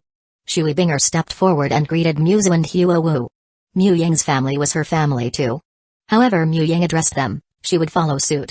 Now you see us, Binger. I thought you only saw Mu Ying and forgot we were here. Huo Wu teased with a smirk. Huo Wu, don't tease me. Shui Binger said, feeling a little embarrassed. Seeing this, Muzu chuckled and said, we're all family. No need to be embarrassed, Binger. Come on, let's go inside and talk. After checking in and settling into their rooms, the Blazing Fire Battle Team and the Sky Water Battle Team held another gathering. In a private dining room large enough for over 20 people, Mu Ying pulled Shui Binger down beside him. To his left sat her younger sister, Shui Yuer, who gazed at him with eyes filled with admiration. At this moment, the dishes had not yet been fully served, and everyone was casually chatting. Huo Wu scanned the members of the Heaven Water Battle Team and slightly raised an eyebrow. Having also cultivated the lunar refining spirit technique, her spiritual power was strong enough to see the soul power levels of everyone in the Sky Water Battle Team. 2 Soul Kings, 5 Soul Ancestors, and 3 Soul Elders. Judging by team composition alone, they seemed weaker than their Blazing Fire Academy counterparts. But in reality, the Sky Water Battle Team was no less formidable. Huo Wu knew that not only did Shui Binger have a martial soul fusion skill with Mu Ying, but she also had one with Zhu Wu. A level 59 Shui Binger and a level 44 Zhu Wu. The power of their fusion skill definitely reached the level of a newly advanced soul sage. Although they were only at the entry stage of the 7th ring, in a competition where participants were under 25, such strength would dominate. Huo Wu could already foresee that unless something unexpected happened, the final match of the Soul Master Tournament would be between their Blazing Fire Battle Team and the Sky Water Battle Team. If Huo Wu could see the Sky Water Battle Team's strength, then Mu Ying naturally could too. Back when he left Sky Water Academy, 3 of their core members Shen Liuo, Gu Qingbo, and Kaiyu Ruasui were still at level 39 Soul Elder. The first 2 were already close to breaking through, so it wasn't surprising that they had reached 4 rings by now. But the last one, Kaiyu Ruasui, had barely just reached level 39 back then. How did she not only accumulate the required soul power in under 3 months but also break through the bottleneck? Even Daimabai, who had better talent, got stuck at level 39 in the original work. Why didn't she? After thinking for a moment, Mu Ying understood and realized that her family must have some resources. A sudden boost in soul power and a breakthrough past a bottleneck usually meant only one thing: she had absorbed a soul bone. With a team captain and vice captain at 5 rings and all other members at 4 rings, yet she was still at 3 rings, she probably didn't want to drag her teammates down. If her family was wealthy enough, investing in a soul bone made sense. And Mu Ying was right. About a month ago, Kaiyu Ruasui had refined a soul bone with a lifespan of just over 10,000 years. Her soul power had surged directly to level 40, making the Sky Water Battle Team's main lineup entirely composed of soul ancestors and above. Binger, how's your martial soul fusion skill with Zhu Wu coming along? Mu Ying asked Shui Binger. Martial soul fusion skills came in many forms. Ice Snow Drifting was a direct attack type fusion skill that could be executed in 2 different ways. The first method involved summoning a snowstorm, controlling countless snowflakes sharp as blades to bombard enemies continuously. The second method required Shui Binger to infuse her Ice Phoenix martial soul's essence, condensing an Ice Phoenix to attack opponents. It's the same as before. Shui Binger shook her head regretfully. While she could control Ice Flame Phoenix relatively well, she couldn't control Ice Snow Drifting completely. But this wasn't entirely because of her lack of control, it was due to the Ice Phoenix formed by Ice Snow Drifting having the ability to absorb surrounding ice energy to increase its power. If she aimed for perfect control, then she would have to prevent the Ice Phoenix from absorbing too much ice energy. Otherwise, excessive energy absorption would inevitably lead to a loss of control. But why do Soul Masters use martial soul fusion skills in the first place? Because they encounter opponents they cannot defeat with their normal strength. So naturally, the more powerful the fusion skill, the better. And therein lay the contradiction. Greater power meant losing control, while control meant limiting power. In the end, Ice Snow Drifting became a martial soul fusion skill that Shui Binger could never perfectly control. Chapter 127, The future is uncertain, we are all dark horses, keep fighting. 2 days later, the opening ceremony of the All-Continent Advanced Soul Master Academy Elite Tournament for the Heaven Empire Division was held grandly at the Heaven City Great Soul Arena. The Soul Master Tournament, held once every 5 years, attracted not only the attention of Soul Masters but also that of the entire continent. From royals and nobles to commoners, every citizen of Heaven City regarded this tournament as the grandest festival. As the main competition venue for the Heavened Empire and its 5 subordinate kingdoms and duchies, the Heavened Great Soul Arena had ceased all soul battles a month prior. Internal renovations had been made, merging all sub-arenas with the main battle center to form an enormous competition ground. Except for the VIP section, which remained on the northern side of the venue, the renovated Great Soul Arena could now accommodate 80,000 spectators simultaneously. Over the next period, all preliminary matches for the Heaven Division would be held here. Early in the morning, before the sun had even risen from the east, a massive audience had already gathered at the renovated Heaven Great Soul Arena. They came so early not just to enter the venue ahead of time but to get a close look at the young soul masters participating in the tournament on this opening day. Among them were not only love-struck young girls but also wealthy women willing to spend extravagantly. Becoming a soul master already meant surpassing the vast majority of ordinary people. To represent an advanced soul master academy in this tournament signified a future as an elite in the soul master world. For the former, marrying an outstanding soul master would be a perfect combination of love and status. As for the latter, well, with so much money in hand, why not enjoy some fresh experiences? Even if it was just a fleeting romance, at least it would be a unique one. It was no different from how wealthy coal mine owners sought out celebrities for entertainment. Of course, besides these not-so-pure-intentioned young girls and wealthy women, there were also nobles and soul master families present. Recruiting soul masters, especially those with great potential, was something they were tirelessly devoted to. Among them, the 7th Treasure Glaze Tile Clan, one of the top 3 sects on the continent, was the most active. Starting today, I, Hueco, will make my name known across the entire continent. At the entrance of Heaven Grand Hotel, Hueco, dressed in a fiery red short skirt, her outfit slightly bold, looked at the crowded street with eager anticipation. Well said. Zhao, you are fire, and I am wind. Wind fuels fire, together, we will blaze brilliantly. The moment Hueco finished speaking, the ever-enthusiastic battle wolf, Feng Ziotian, immediately picked up the conversation with a grin. Like Blazing Academy and Skywater Academy, the God Wind Academy team was also staying at Heaven Grand Hotel. Upon hearing Feng Ziotian's words, the anticipation in Hueco's eyes faded. Her expression turned indifferent as she glanced at him and said, Feng Ziotian, I've told you before, my pursuit is the pinnacle of the soul path. If you want to chase me, that's fine, but show me your strength first. After saying that, Hueco turned her head away, no longer looking at Feng Ziotian. Seeing this, the smile on Feng Ziotian's face froze, turning into a bitter one. He couldn't understand. His strength wasn't bad. After his reformed playboy phase, he had never slacked off in his soul power cultivation. At 24 years old, he had already reached level 55 as a battle soul king, maintaining the average standard for those born with innate full soul power. But who would have thought? Hueco, who had been a genius but never among the top prodigies in the soul master world, had progressed at an unbelievable speed in recent years. He clearly remembered that when they first met, Hueco hadn't even reached 3 soul rings, while he was already a level 36 soul elder. Now, although he had advanced to a level 55 soul king, undeniably an impressive improvement, Hueco's progress was even greater. And their strength gap was not just a few levels of soul power. When he reached 5 rings, he had eagerly gone to Blazing Academy to find Hueco, only to be utterly defeated by her, who had already reached 5 rings as well. She had higher soul power than him, better soul ring configuration, a stronger martial soul, and even her self-created soul skills were more refined than his so-called Gale Damon Wolf 36/. How was he supposed to win? Well, despite focusing on serious cultivation, Feng Ziotian had never entirely abandoned his self-created soul techniques. He had simply stopped being obsessed with them. Yet, thanks to his intelligence, he had managed to perfect his former Gale Demon Wolf 18/ into the 36/. At this moment, Huo stepped forward, patted Feng Ziotian's shoulder, and comforted him, saying, the future is uncertain. We are all dark horses. Keep fighting. Huo knew his own strengths. Although both of his parents were titled Luo, and both he and his younger sister Huo possessed talents surpassing ordinary innate full soul power individuals, he understood that in terms of initial cultivation talent, except for their younger cousin Mu Ying, none of them could compare to Feng Ziotian. Their current achievements were not just due to hard work but also because of the immortal herbs they had consumed in the past. Interestingly, although Feng Ziotian had failed to win Huo's heart, he had developed a good friendship with Huo. After all, when pursuing someone without absolute confidence, flattering her brother was a necessary move. Otherwise, if Huo casually dismissed him as shady and untrustworthy, his chances would be completely doomed. Huo, on the other hand, was happy to befriend the genius of God Wind Academy. With one having feelings and the other being willing, the two naturally became good friends. Binger, is chasing a girl really this difficult?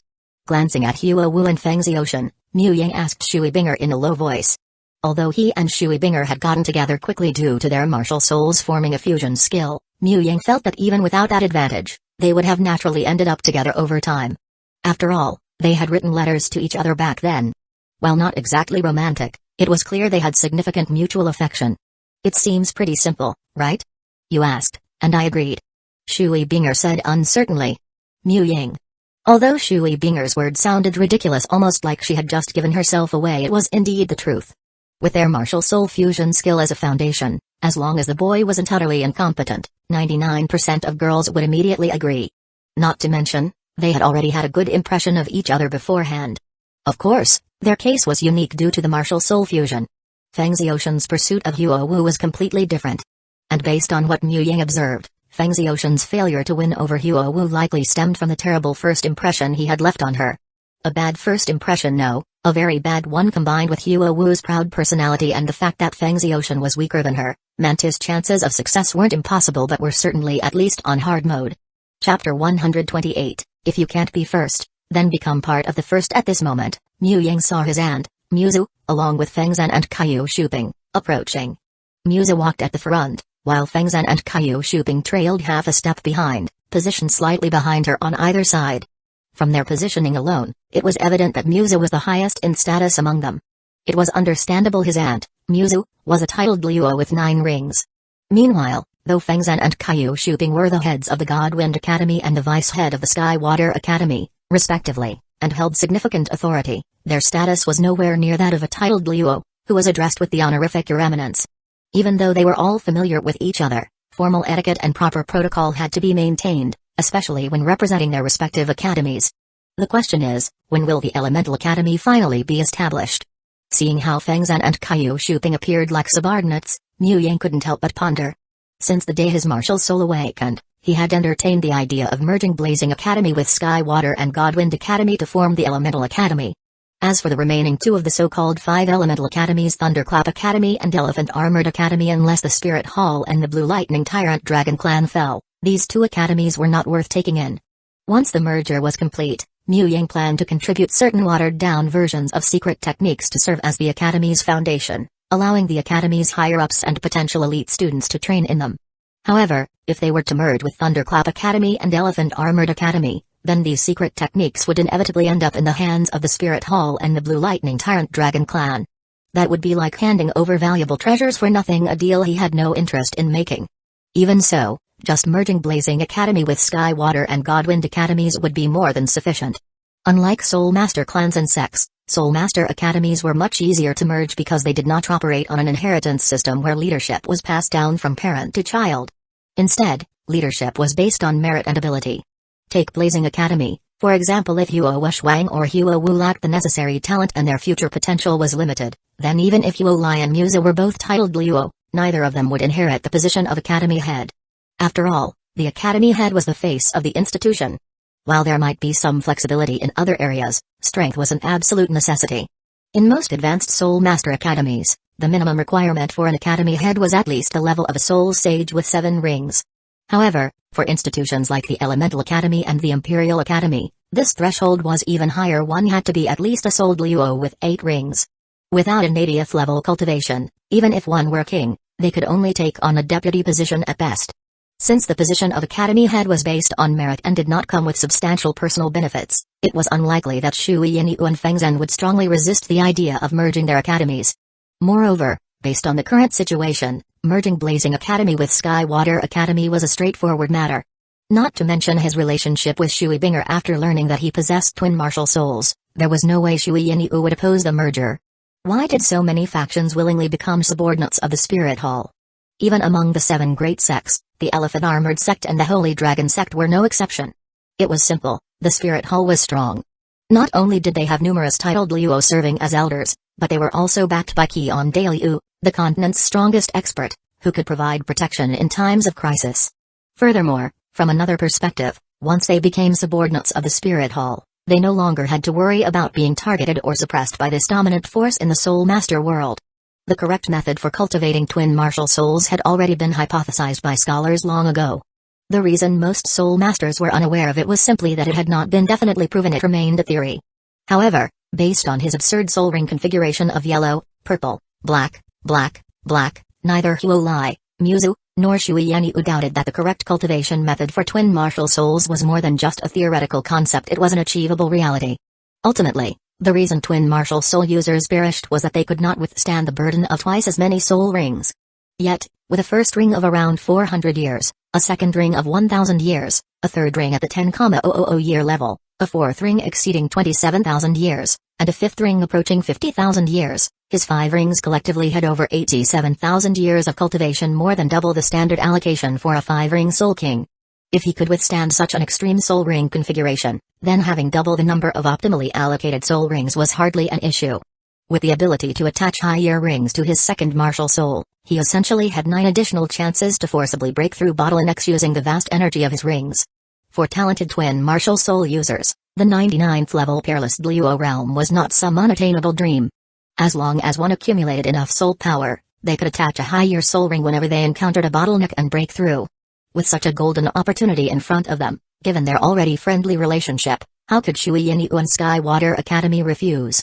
As for Godwind Academy, if I offer Feng Zan an opportunity to become a titled Luo, that should be enough to win him over, right? Glancing at Feng Zan, Mu Yang contemplated. Feng Zan was undoubtedly a genius, otherwise, he wouldn't have reached the realm of an 8-ring souled Luo. For him, reaching the peak of level 89 should not be difficult. The challenge lay in breaking past this bottleneck. And this bottleneck could be overcome by condensing a soul core. If Feng Zan became a titled Luo, then adding Shui Yanyu, who had yet to return from hunting a soul beast, the new Elemental Academy would have 4 titled Luo. 4 Luo in one academy. On the surface, they would be second only to the Spirit Hall in terms of titled Luo numbers. This would grant them a real opportunity to become the second most powerful faction in the Soul Master world. Surely, the other higher-ups in Godwind Academy wouldn't reject the merger. After all, the merger wouldn't turn Godwind Academy into a subordinate of Blazing Academy, rather, it would make them part of an entirely new academy. The latter was much easier for people to accept. If you can't be the number 1, then why not become part of the number 1? By merging these 3 academies, even without considering his own influence, the new institution could very well surpass all others and claim the title of the strongest Soul Master Academy on the continent. Of course, merging these academies wasn't just about getting them to agree. One of the major challenges post-merger would be how to construct the necessary mimicry cultivation fields. Chapter 129, Fire, Ice, Water, and Wind. Bonus: the teachers and students of Blazing Academy needed a fire attribute mimicry cultivation field. The teachers and students of Skywater Academy needed water and ice attribute mimicry cultivation fields, while the teachers and students of Divine Wind Academy required a wind attribute mimicry cultivation field. Since they were part of the same academy, there was no reason to separate into 3 different locations.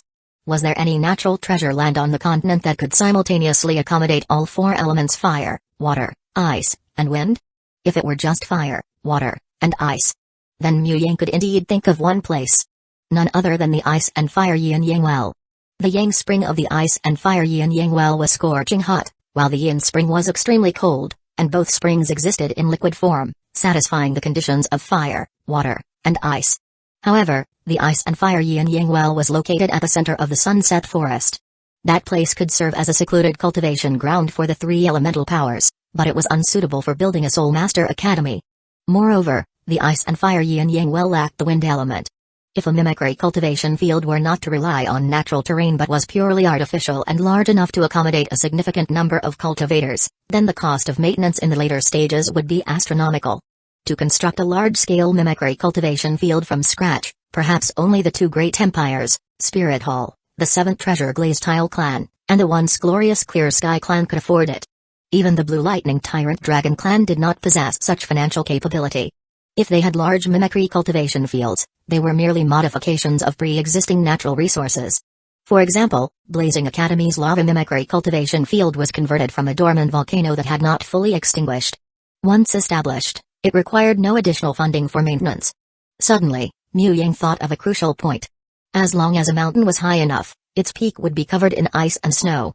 Given the geographical environment within the Heavened Empire, the further north one traveled, the lower the temperature. In the northern regions of the empire, there were numerous mountains whose peaks remained snow-covered year-round. Finding a dormant volcano with a snow-covered peak would fulfill the ice and fire elements. If the dormant volcano were near the sea or if a large artificial lake were dug at the mountain's base and connected to an underground water vein, the water element would also be covered. As for the wind element, wind is stronger in high-altitude regions and canyon landscapes. By carving a large, front-to-back tunnel at the upper part of the dormant volcano, a passage that is wider at both ends and narrower in the middle, it would form a giant wind tunnel. Cultivation and meditation chambers could then be built along the wind tunnel. With that, it would seemingly fulfill the condition of fire, ice, water, and wind. This idea needed to be discussed with Hueco in detail. The streets leading to the Great Soul Arena were crowded with people, shoulder to shoulder. The 3 academy teams, consisting of 30 contestants, marched in 3 rows. On the left were the male members of the Blazing Battle Team, while on the right were the male members of the Divine Wind Battle Team. They protected the all-female Skywater Battle Team and the female members of their own team in the center. The Heaven Grand Hotel was not far from the Great Soul Arena, so after a short walk, Mu Ying, as the team captain leading from the front, soon caught sight of the towering and magnificent Heaven Great Soul Arena. It had to be said, the technology in the Douluo continent was somewhat magical, at least in architecture. There were indeed some black tech elements. The Heaven Great Soul Arena stood over 180 meters tall and occupied a vast area. Even in Mu Ying's past life in modern society, such a structure would still qualify as a major engineering project. Considering the technological background of the Douluo continent, without some form of black tech, it would have been impossible to construct such a massive soul arena, especially since the spacious main arena had a large section without any supporting pillars. Suddenly, Mu Ying, with his sharp eyes, spotted an unusual team among the participating groups ahead. All participating teams in the Soul Master Tournament had specially designed uniforms. The Blazing Battle Team's uniforms were golden red, representing the fire element. The Skywater Academy's uniforms were predominantly blue, symbolizing water and ice elements, and the Divine Wind Academy's uniforms were greenish-blue, representing the wind element. However, the team ahead of them was clad in a bizarre color, a shade between yellow and green, resembling a rather indescribable substance. What was even more peculiar was that on the back of each team member's uniform, 6 large characters were embroidered in red silk thread, seeking sponsorship for naming rights. Below these 6 characters, there was another line in smaller text: "For sponsorship inquiries, please contact Shrek Academy's headmaster, Flender." Indeed, this odd-looking team was none other than the Shrek Battle Team, which, according to the original work, would ultimately win this Soul Master Tournament. Perhaps his presence as a small butterfly had not caused too many ripples, as the original members of the Shrek 7 Devils were still all accounted for. However, compared to the same period in the original story, the overall strength of the Shrek 7 Devils was noticeably weaker. Daimabai had reached rank 43 Soul Ancestor, Tang-san and Zhao Wu were rank 42 Soul Ancestors, while Ning Rongarong, Zhu Zuking, and Oscar were rank 35 Soul Elders, and Ma Hongjun was rank 34 Soul Elder. Looks like Daimabai, Tang-san, Ning Rongarong, and Zhu Zuking have consumed quite a bit of whale glue. Mu Ying mused inwardly. If he recalled correctly, in the original story, during the Soul Master Tournament, aside from Daimabai, who reached rank 44, and Zhao Wu, who had not yet entered the 4th ring stage, the other 5 had all obtained their 4th soul rings just before the competition and were at rank 41 Soul Ancestor. Zhao Wu was a 100,000-year-old soft-bone rabbit in human form, which was a special case. It was normal for her cultivation to keep pace with the yet-to-be overpowered Tang-san. Since Daimabai had reached rank 43 without consuming the strange velvet sky chrysanthemum, it indicated that he had either worked harder over the years or that his 3rd and 4th soul rings had exceeded normal limits, granting him more soul power than in the original timeline. However, as a prince of the Starluo royal family, Daimabai should have known about whale glue. In the original story, this secret was exposed before he fled to Shrek Academy, so it was not surprising that he had consumed some. And even if he had missed that opportunity, as a wealthy young master, he could still afford it. As for Tang-san, the ice and fire immortal herbs did not directly enhance soul power. Compared to the original, his short-term cultivation progress might not have changed significantly. Now that his soul power was surpassing the original timeline, it might be due to the attempted assassination at the blacksmith shop back then, which had increased his ambition for power and made him train even harder.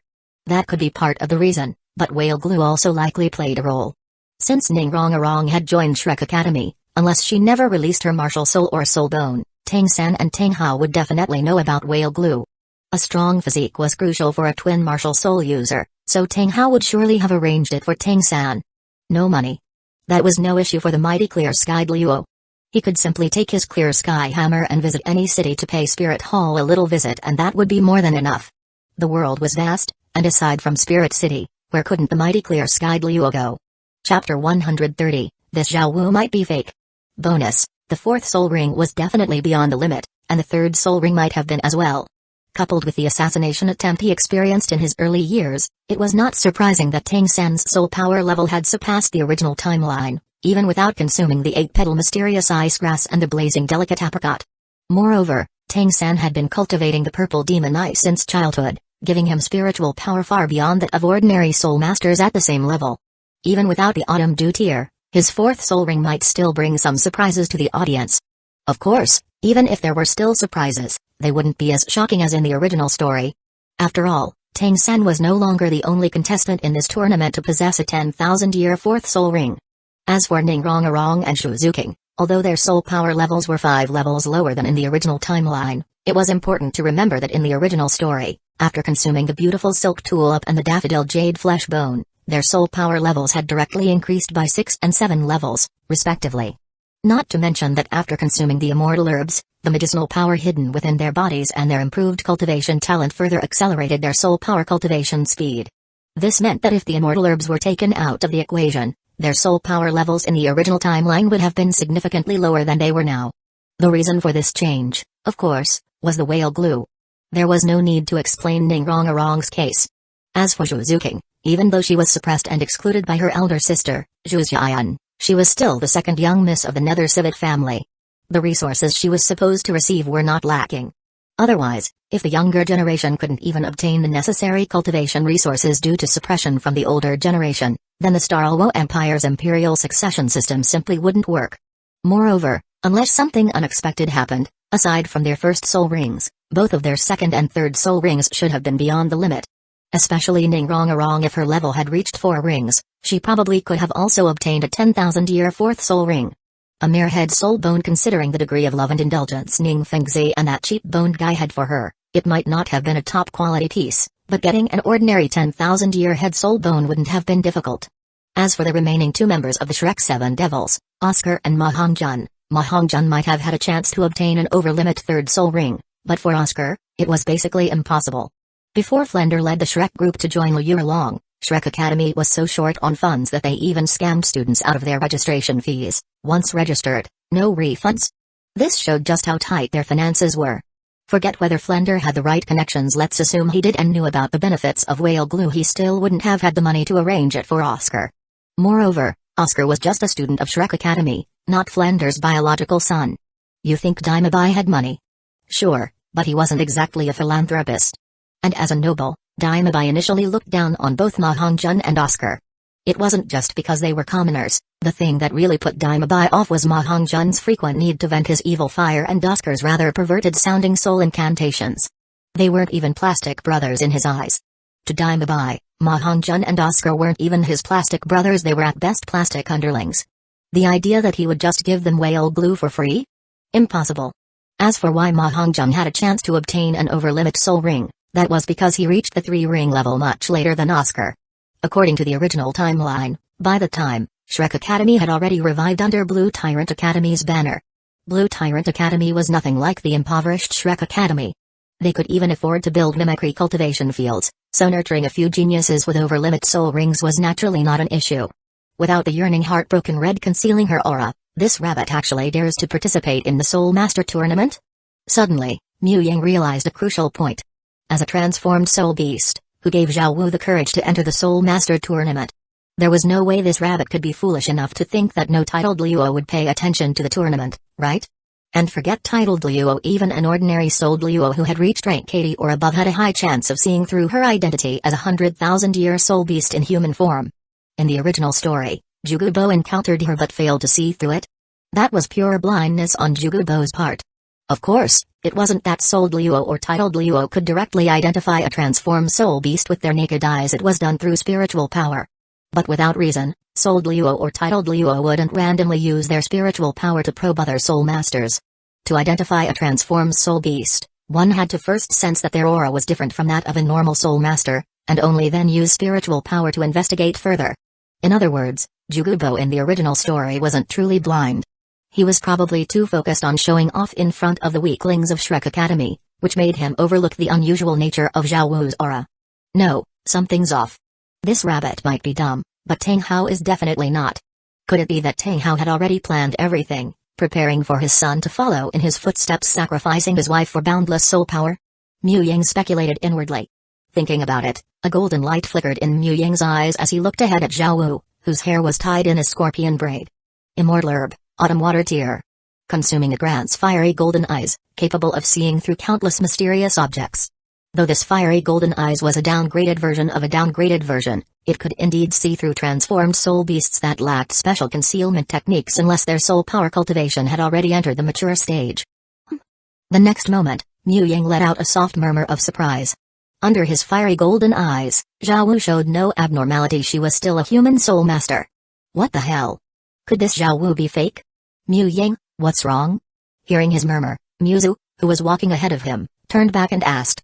And, the girl with the scorpion braid up ahead, her aura feels a little off. Did you sense anything? Mu Ying transmitted his voice to her. Receiving his transmission, Muzu focused her gaze on Zhao Wu ahead. A moment later, Muzu shook her head and said, I don't see anything unusual. Then maybe I just sensed it wrong. Mu Ying slightly raised an eyebrow, then casually dismissed it. As expected, this dumb rabbit wasn't entirely dumb. If she dared to enter the Soul Master tournament, she must have been well prepared. Of course, Zhao Wu's aura concealing method must have an upper limit. It might work against ordinary titled Luo, but when facing the continent's top powerhouses, it was likely ineffective. At the very least, it wouldn't fool Qian Daliu, who was just half a step away from becoming a god. Unless Zhao Wu's concealment method involved divine power. However, if even Muzu, who had been forewarned and whose spiritual power far surpassed that of an ordinary titled Luo, couldn't see through Zhao Wu's identity as a transformed soul beast, then titled Luo below rank 95 definitely wouldn't be able to either. Even those above rank 95 might not necessarily see through it. If that's the case, will the Soul Master tournament end up being a lot less exciting? Chapter 131, Weakening Opponents equals Strengthening Oneself. Bonus: It's important to know that in the original story, the final venue of this Soul Master tournament was not originally set in Spirit City. It was a temporary change made by Spirit Hall. The main reason for this change was that Bibi Dong intended to reward Huliina and her team with soul bones. However, this was met with opposition from the Elder Hall, leading to a compromise where the 3 soul bones would instead be given as prizes for the tournament's champion team. Bibi Dong had the confidence to make such a decision because, based on the intelligence gathered by Spirit Hall, this year's Soul Master tournament had no competitor with a 5-ring Soul King aside from the Spirit Hall team.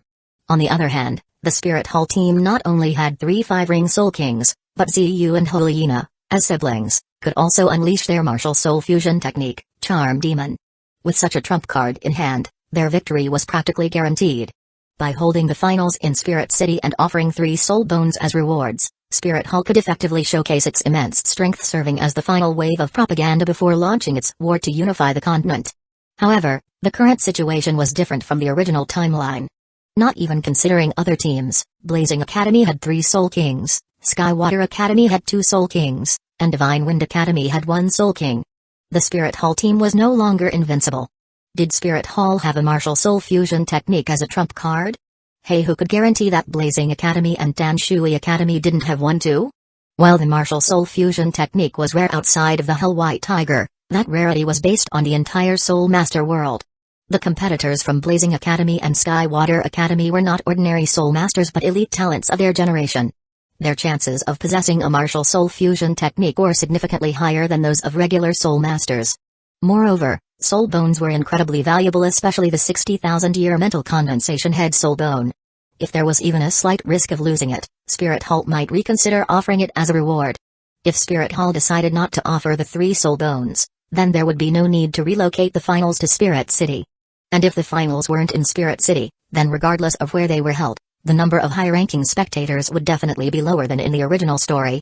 At the very least, Bibi Dong, as the Supreme Pontiff of Spirit Hall, was unlikely to attend in person. She would probably just send Chrysanthemum Luo, Ghost Luo, or other elders to lead the delegation. With fewer high-level spectators at the finals and with only Tang Hao lurking in the shadows and Qinzin possibly present, Zhao Wu's transformed soul beast identity might not be exposed, thanks to her special aura concealing technique. Likewise, if the finals weren't in Spirit City, then even if Tang San revealed his Clear Sky Hammer martial soul, the Spirit Hall members present wouldn't dare to openly attack him. First martial soul, Blue Silver Grass. Second martial soul, Clear Sky Hammer. Every Spirit Hall elder, without exception, would recognize what that meant. Years ago, former Supreme Pontiff Qiong Xunji had been beaten to death by Tang Hao, and every elder of Spirit Hall had undoubtedly studied the major details of that event.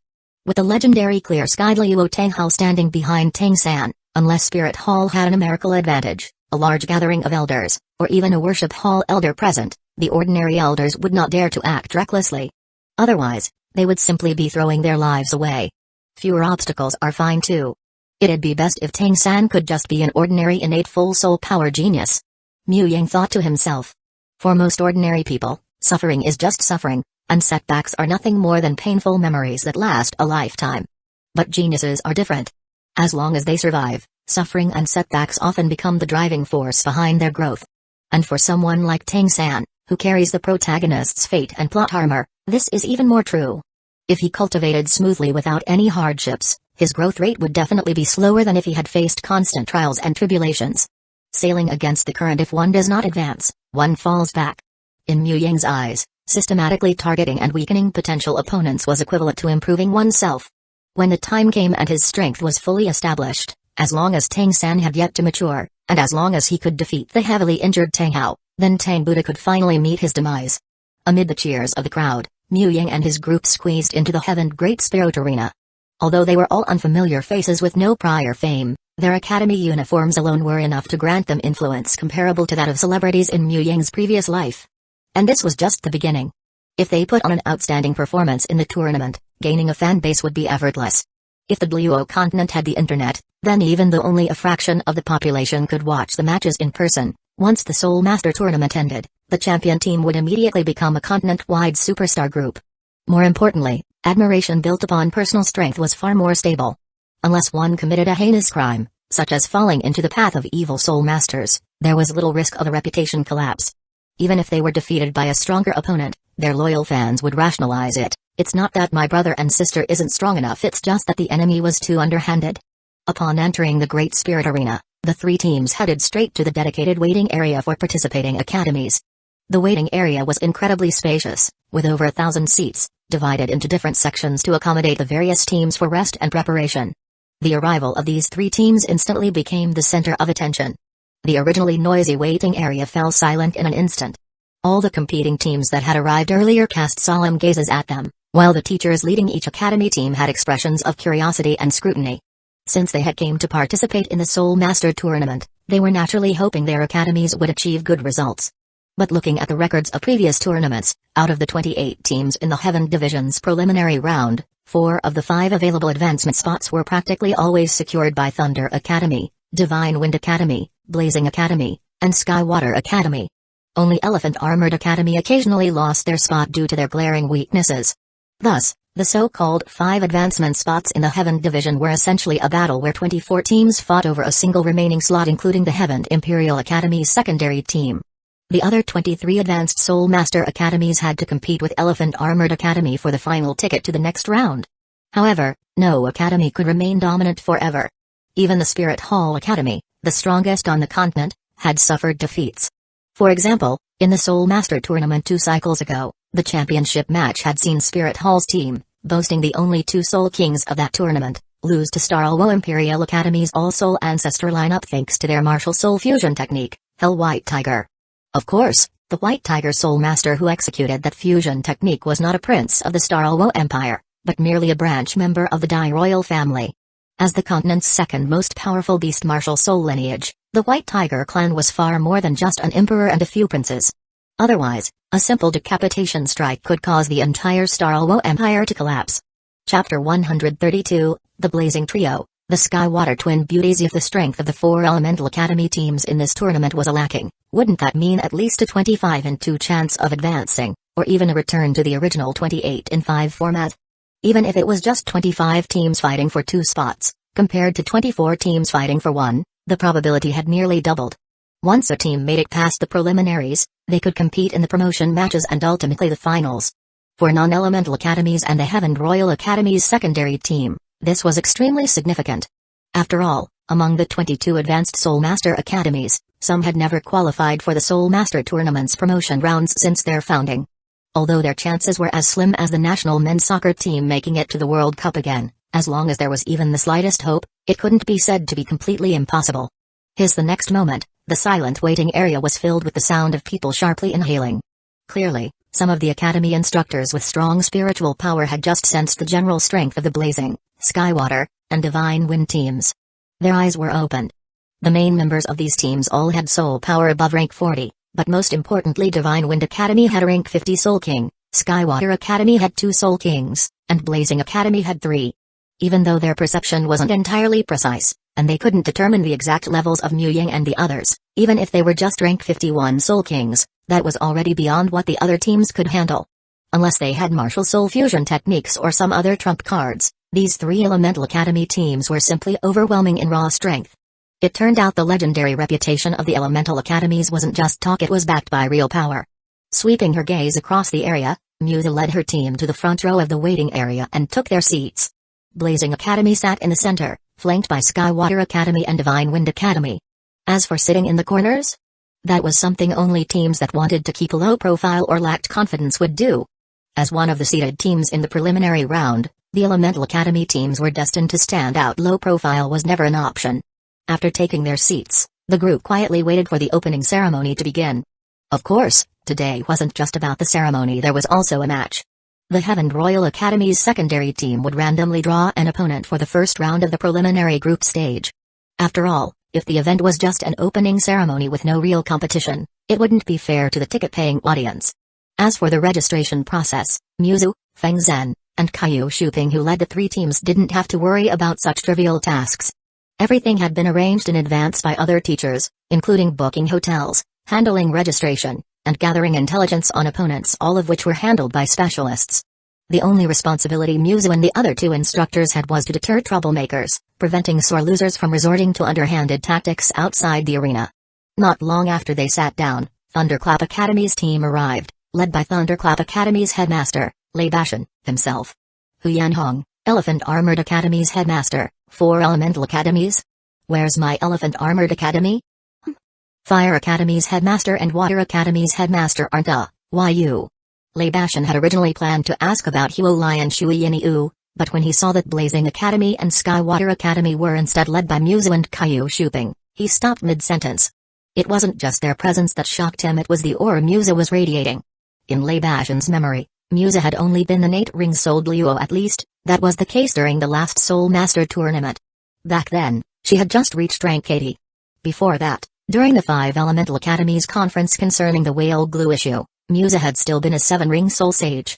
But now, her strength had undergone a complete transformation. Although Lei Bashan couldn't pinpoint her exact level, he could faintly sense a fire attribute aura strong enough to pose a fatal threat to him.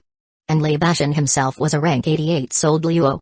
Though he wasn't a direct descendant of the Blue Lightning Tyrant Dragon clan, his martial soul was still powerful, and his soul ring configuration was optimal, making him one of the strongest 8-ring souled Luos. For someone to threaten his life, they had to be either an extraordinarily talented souled Luo at the same level or a titled Luo. Phew, Mu Headmaster, congratulations. Taking a deep breath to suppress his shock, Lei Bashan slightly bowed and clasped his hands in congratulations. Although it was hard to believe, the weak had no right to question the strong. No matter what, from this moment onward, he and Muzu, who had become a titled Luo, were no longer on the same level. If he hadn't noticed, that was one thing, but now that he had, it was only natural to show the proper respect. You're too kind, Headmaster Lei. Huolai and Yanyu had matters to attend to and aren't at the academy, so Shuping and I are leading the 2 teams. Musa smiled and nodded before taking a moment to size up Thunderclap Academy's team behind Lei Bashan. Confirmed. Not a single Soul King. The highest ranked member, one of the Blue Lightning Twin Stars, Yu Tankson, was only a rank 45 Soul Ancestor. It seemed that among the 4 Elemental Academies, Thunderclap Academy was at the bottom this time. But then again, the Blue Lightning Tyrant Dragon clan had the Blue Lightning Twin Stars. The Hashan clan once had the Hashan Twin Stars. And even the Spirit Hall had pushed the title of the Golden Generation. Did that mean her Blazing Academy should have something like the Blazing Trio? As she pondered this, Musa subtly glanced at Mu Ying, Hua Wu, and Hua Shuang. Mu Ying, Hua Wu, and Hua Shuang. Coincidentally, Kaiyu Shuping was thinking about something similar. With how outstanding Shui Binger and Shui Yor were in Skywater Academy, wouldn't it be fitting to call them the Sky Twin Beauties? Not only were the sisters younger than the Blue Lightning Twin Stars, but they were also stronger. It was only natural for them to have a resounding title. Shui Binger and Shui Yuer. As the 28 participating teams of the Heaven Division gradually arrived, it wasn't long before the tournament staff entered the waiting area to organize the teams for the opening ceremony. The first to enter wasn't Blazing Academy, Divine Wind Academy, or Skywater Academy. Instead, it was Thunderclap Academy. There was no other reason for this. In the previous Soul Master tournament, Thunderclap Academy had ranked right below the Royal Battle Team. And since the Royal Battle Team's main team wasn't present, the honor of leading the procession naturally fell to Thunderclap Academy. Of course, the entry order of the teams wasn't entirely based on past rankings. Only the first team to enter was selected this way. Following Thunderclap Academy, the next teams to enter were Divine Wind Academy, Blazing Academy, Skywater Academy, and Elephant Armored Academy, the 4 elemental academies showcasing their prestige in the Heaven Division of the tournament. The sixth team to enter was the Heaven Royal Academy's secondary team, followed by the 22 Advanced Soul Master Academies within the Heaven Empire's jurisdiction. Chapter 133, Kion Renksu's sentiment. At this moment, the main arena of the Heaven Great Spirit Arena was bustling with excitement. Surrounding the vast and open venue were countless spectators, shouting and cheering enthusiastically. At the very front of the central arena stood a golden-backed podium, and behind it was the renovated VIP section. The spacious arena had a diameter of over 150 meters. The Thunderclap Academy team and the Divine Wind Academy team, which had entered before the Blazing Academy team, had already lined up in formation at the center. The third team to enter is the participating team from Blazing Academy. Blazing Academy is one of the Empire's 5 elemental academies, sending a total of 10 students to compete. Their golden red attire represents the blazing flames. Their slogan is "Victory shall belong to Blazing Academy." Honored guests and dear audience members, let us look forward to Blazing Academy's performance in the competition. Under the introduction of the host standing on the podium with a spirit tool microphone, Mu Yang led the Blazing Academy team, following behind the Divine Wind Academy team. Ignoring the host's chatter, Mu Yang scanned his surroundings. The Heaven Great Spirit Arena was undoubtedly one of the largest spirit arenas on the continent. Only the Starluo Great Spirit Arena in Starluo City could rival it. The massive stands, capable of holding 80,000 spectators, were decorated in a silver-toned theme. Numerous suspended lighting spirit tools illuminated the venue, creating an atmosphere that was not just luxurious but also grand and imposing. Shifting his gaze toward the VIP podium, the first 3 figures in the front row immediately caught Mu Yang's attention. The central figure was clad in a golden red robe, wearing a dazzling diamond crown. His face was as ancient as the moon, aged yet exuding an extraordinary presence, none other than the Emperor of the Heaven Empire, Emperor Zhu Yi. To Emperor Zhu Yi's right sat a middle-aged man dressed in pristine white robes. His refined features, straight nose, and square mouth gave him a scholarly and gentle appearance, like a cultured gentleman. Although Mu Yang had never met him before, he knew without a doubt that this refined middle-aged man had to be the richest man on the continent. The 7 Treasures Blaze Tile Sex Master, Ning Fengzi. Possessing a family legacy martial soul with treasure-seeking abilities, this mine-owning sect master was indeed wealthy. On the other side, the elderly man wearing a 5-pointed platinum crown and a red robe was naturally one of the 4 great platinum bishops of the Spirit Hall and the master of the Heaven Spirit Temple Salas. Mu Yang had a feeling that he would inevitably have to deal with this platinum bishop in the near future. Don't get the wrong idea, it wasn't about making friends. It was simply that this platinum bishop would most likely pull some tricks to target the Blazing Academy team. However, labeling Salas as a villain while considering Emperor Zhu Yi and Ning Fengzi as righteous wouldn't be entirely accurate either. All crows under the sky are equally black. The Heaven Empire even had slaves. Emperor Zhu Yi might have been a good emperor for the nobles of the empire, but that didn't make him a good person. As for Ning Fengzi, the 7 Treasures Glaze Tile sect undoubtedly had its own share of underhanded dealings. Perhaps not as many as other forces, but they certainly weren't absent. After a brief glance, Mu Yang's eyes shifted past Emperor Zhu Yi, landing on the central figure seated in the second row of the VIP section, a golden-haired young man. Zhu King. No, Kion Renksu. The moment he laid eyes on the youth, Mu Yang recognized the top imperial spy sent by the Spirit Hall. Of course, whether or not they were a spy had nothing to do with him. After all, the Heaven Imperial throne bore the surname Zhu, not Mu. Mu Yang had no intention of exposing anything. Moreover, keeping Kion Renksu occupied with the throne of the Heaven Empire, delaying her return to inherit the ancestral business and achieving the angel godhood, was actually beneficial for him. In the original ending, 3 individuals ascended to godhood. Though Kion Renksu was the first among them to succeed, Mu Yang actually saw her as the least threatening. Bibi Dong was a mad woman. If one's talent was too exceptional while being unaffiliated with the Spirit Hall, she might view them as a threat and eliminate them without hesitation. Tang-san was selfish to the extreme. If you weren't his family or close friend but still aspired to become a god? Not entirely impossible, but you'd have to kneel and swear loyalty to the Tang family first. Kion Renxu, on the other hand, was at least a normal overconfident prodigy. As long as one was outstanding enough, she was even willing to recruit and win over someone like Tang-san, who had deep-seated enmity with the Spirit Hall. Let alone anyone else. Weakening Tang-san, delaying Kion Renxu, and if he could also deal with PB Dong while finding a way to take the god trials in the future, then Mu Yang could truly be at ease. Perhaps sensing Mu Yang's scrutinizing gaze, Kion Renxu, who had momentarily paused her quiet conversation with the 3 education committee members of Heaven Imperial Academy, also turned her gaze toward Mu Yang. Their eyes met. Mu Yang gave a slight smile before shifting his gaze away to avoid drawing too much attention. Kion Renxu's background was complicated, and behind her stood the massive entity that was the Spirit Hall. Unless necessary, it was best for him to avoid getting involved with her. Unfortunately, what Mu Yang didn't know was that he had long since entered Kion Renxu's sight. Moreover, ever since she had accidentally discovered Mu Yang's extraordinary potential in the Starred Forest years ago, Kion Renxu had secretly assigned people to observe him. She was well aware that his soul power cultivation speed was extremely abnormal, far beyond what an ordinary innate full soul power individual could achieve. This had long piqued her deep interest. Achieving the 5-ring Soul King realm at just 12 years old, even I am ashamed in comparison. Could immortal Grey Derbs truly be this miraculous?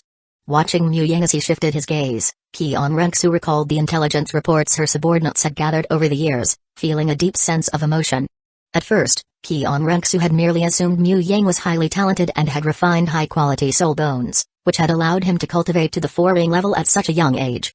But later on, Kion Renxu no longer thought so. Perhaps Mu Yang's young age and high soul power level were indeed partly due to refining high-quality soul bones, but that was definitely not the whole reason, perhaps not even the biggest reason. Because as the investigation into Mu Yang deepened, her intelligence personnel discovered that the one with an absurd cultivation speed wasn't just Mu Yang. His cousin Huo Shuang, cousin Huo Wu, girlfriend Shui Binger, and future sister-in-law Shui Yuer were all the same. Moreover, among them, Huo Shuang and Huo Wu, like Mu Yang who had transitioned from red hair to blue hair, had experienced martial soul transformations and evolutions, making their martial souls vastly different from their initial awakenings. The sources of these intelligence reports were relatively simple, including but not limited to high-level spiritual-type soul masters using hypnotic soul skills to question students from both academies. After all, they were all classmates. The martial souls and soul power rankings of academy elites were never a secret. A simple glance at their martial soul possession or manifestation was enough to tell. Cases of martial soul transformation and evolution were rare and usually only occurred when a soul master with a non-top tier martial soul reached the 9-ring titled Luo level.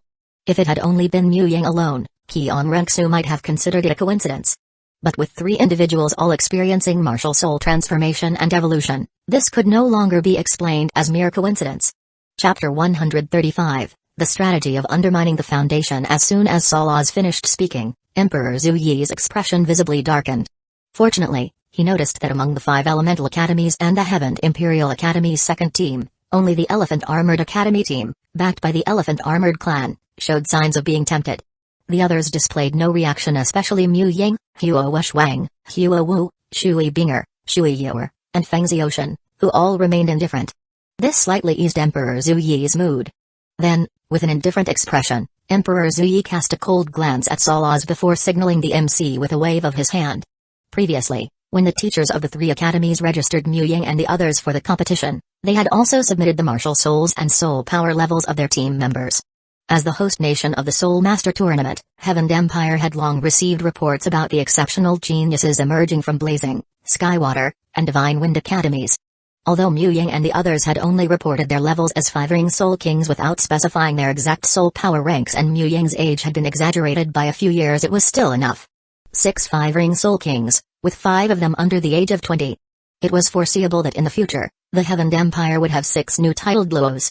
In Emperor Zhu Yi's eyes, even if all the other participants were swayed by the Spirit Temple, it wouldn't matter as long as these 6 remained. After all, when the quality gap is too large, mere quantity cannot compensate for the difference.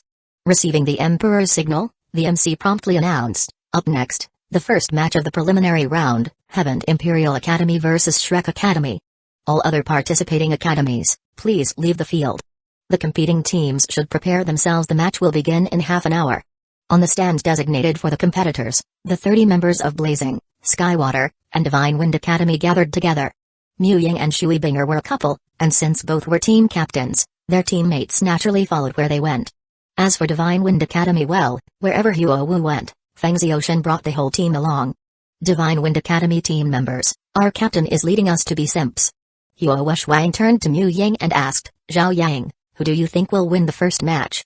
Mu Ying glanced at him, smirked playfully, and replied, Teammate Huo Shuang, during the Soul Master Tournament, please address me as captain or brother Yang. Huo Shuang. His fists clenched then relaxed. He had taken too much from his little cousin. Besides, he really wasn't confident in winning a fight against him. Haha, come on, bro, we're cousins.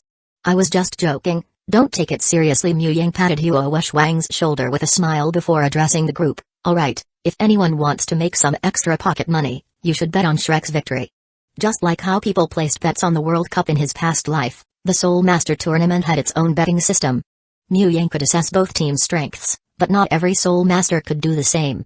Moreover, there were tens of thousands of spectators, most of whom were ordinary people without soul power. They had no ability to discern the true capabilities of either team. And the Heaven Imperial Academy's second team came from the prestigious Heaven Royal Academy. How could Shrek Academy, an unknown institution, possibly compare? There were bound to be many bettors who wagered based on reputation alone. The next moment, Huo Yun asked, Are you serious? Captain, don't trick me, I'm broke. Guaranteed win. Shrek has 3 4-ring soul ancestors, while the Heaven second team doesn't even have one. Unless they throw the match, Shrek is bound to win. Mu Ying spoke with absolute confidence. Let's go make some money. Huo Shuang waved his hand and led the way toward the betting stands. Seeing this, aside from Mu Ying and Shui Binger, the rest quickly followed. That dazzling little golden cutie, who wouldn't love it? Even the girls from the Skywater team were no exception. Huo Yu, brother, how much are you planning to bet? Huo Yun, just a casual 20,000 gold soul coins. Hearing the conversation between the two brothers, Mu Ying couldn't help but look speechless. A casual 20,000 gold soul coins, this is what they call being poor? It could only be said that soul masters were a profession deeply tied to inheritance. Those who could enroll in the elemental academies, barring cases of martial soul mutations, mostly came from soul master families. The only real difference was the strength of their respective backgrounds, but very few were actually struggling financially. Mu Ying, aren't you going? Shui Binger asked. Mu Ying shook his head. I can't make the big money, and I don't care for the small money. Forget it. Mu Ying, mere material wealth? This Mu has no interest in such things. In the world of Dalu, there was no internet, and betting on the Soul Master Tournament was limited to on-site spectators. The betting scale was naturally restricted. If he wanted to place a large wager in the Great Soul Arena to make a real fortune, that would be nearly impossible. And as for smaller bets, he simply didn't care about such trivial amounts. In fact, on a continent where strength reigns supreme, the fastest way to make money wasn't gambling or doing business, it was brute force. As long as one's fists were strong enough, even collecting protection fees from the 2 empires and the upper 3 clans was possible. Take the Soul Master subsidies issued by the 2 great empires, for example. Though the funds came from the empires, it was the Spirit Hall that distributed them. This wasn't because the empires were particularly benevolent, it was because the Spirit Hall had once used its fists to force them into providing the funds. Otherwise, even if the empires suddenly became charitable, why would they let the Spirit Hall handle the goodwill? Many soul masters on the continent subconsciously believed that these subsidies had nothing to do with the 2 great empires and that they were funded directly by the Spirit Hall's own coffers. Since all one had to do was register to receive money, soul masters who benefited naturally viewed the Spirit Hall favorably. After enjoying such benefits for a long time, their goodwill toward the organization grew. Given that the Spirit Hall was already the dominant force in the Soul Master world, it became the logical choice for those without powerful backgrounds to join. No doubt, this was a brilliant move by the Spirit Hall, an undermining strategy at its finest. It directly cut off the majority of the 2 empires' grassroots Soul Master forces while simultaneously building up enormous goodwill. As a result, nearly 70 to 80% of all talented Soul Masters from the civilian population ended up becoming part of the Spirit Hall. Half an hour later, under the illumination of the soul-powered lamps, the Heaven Battle Team 2nd Squad and Shrek Academy took the stage. By now, the competition grounds had undergone a transformation. In just this brief half hour, a fully prepared battle arena had been set up. The arena stood 10 meters tall, circular in shape, with a diameter of over 30 meters. Though not particularly spacious, it was more than enough for the 2 teams to showcase their skills.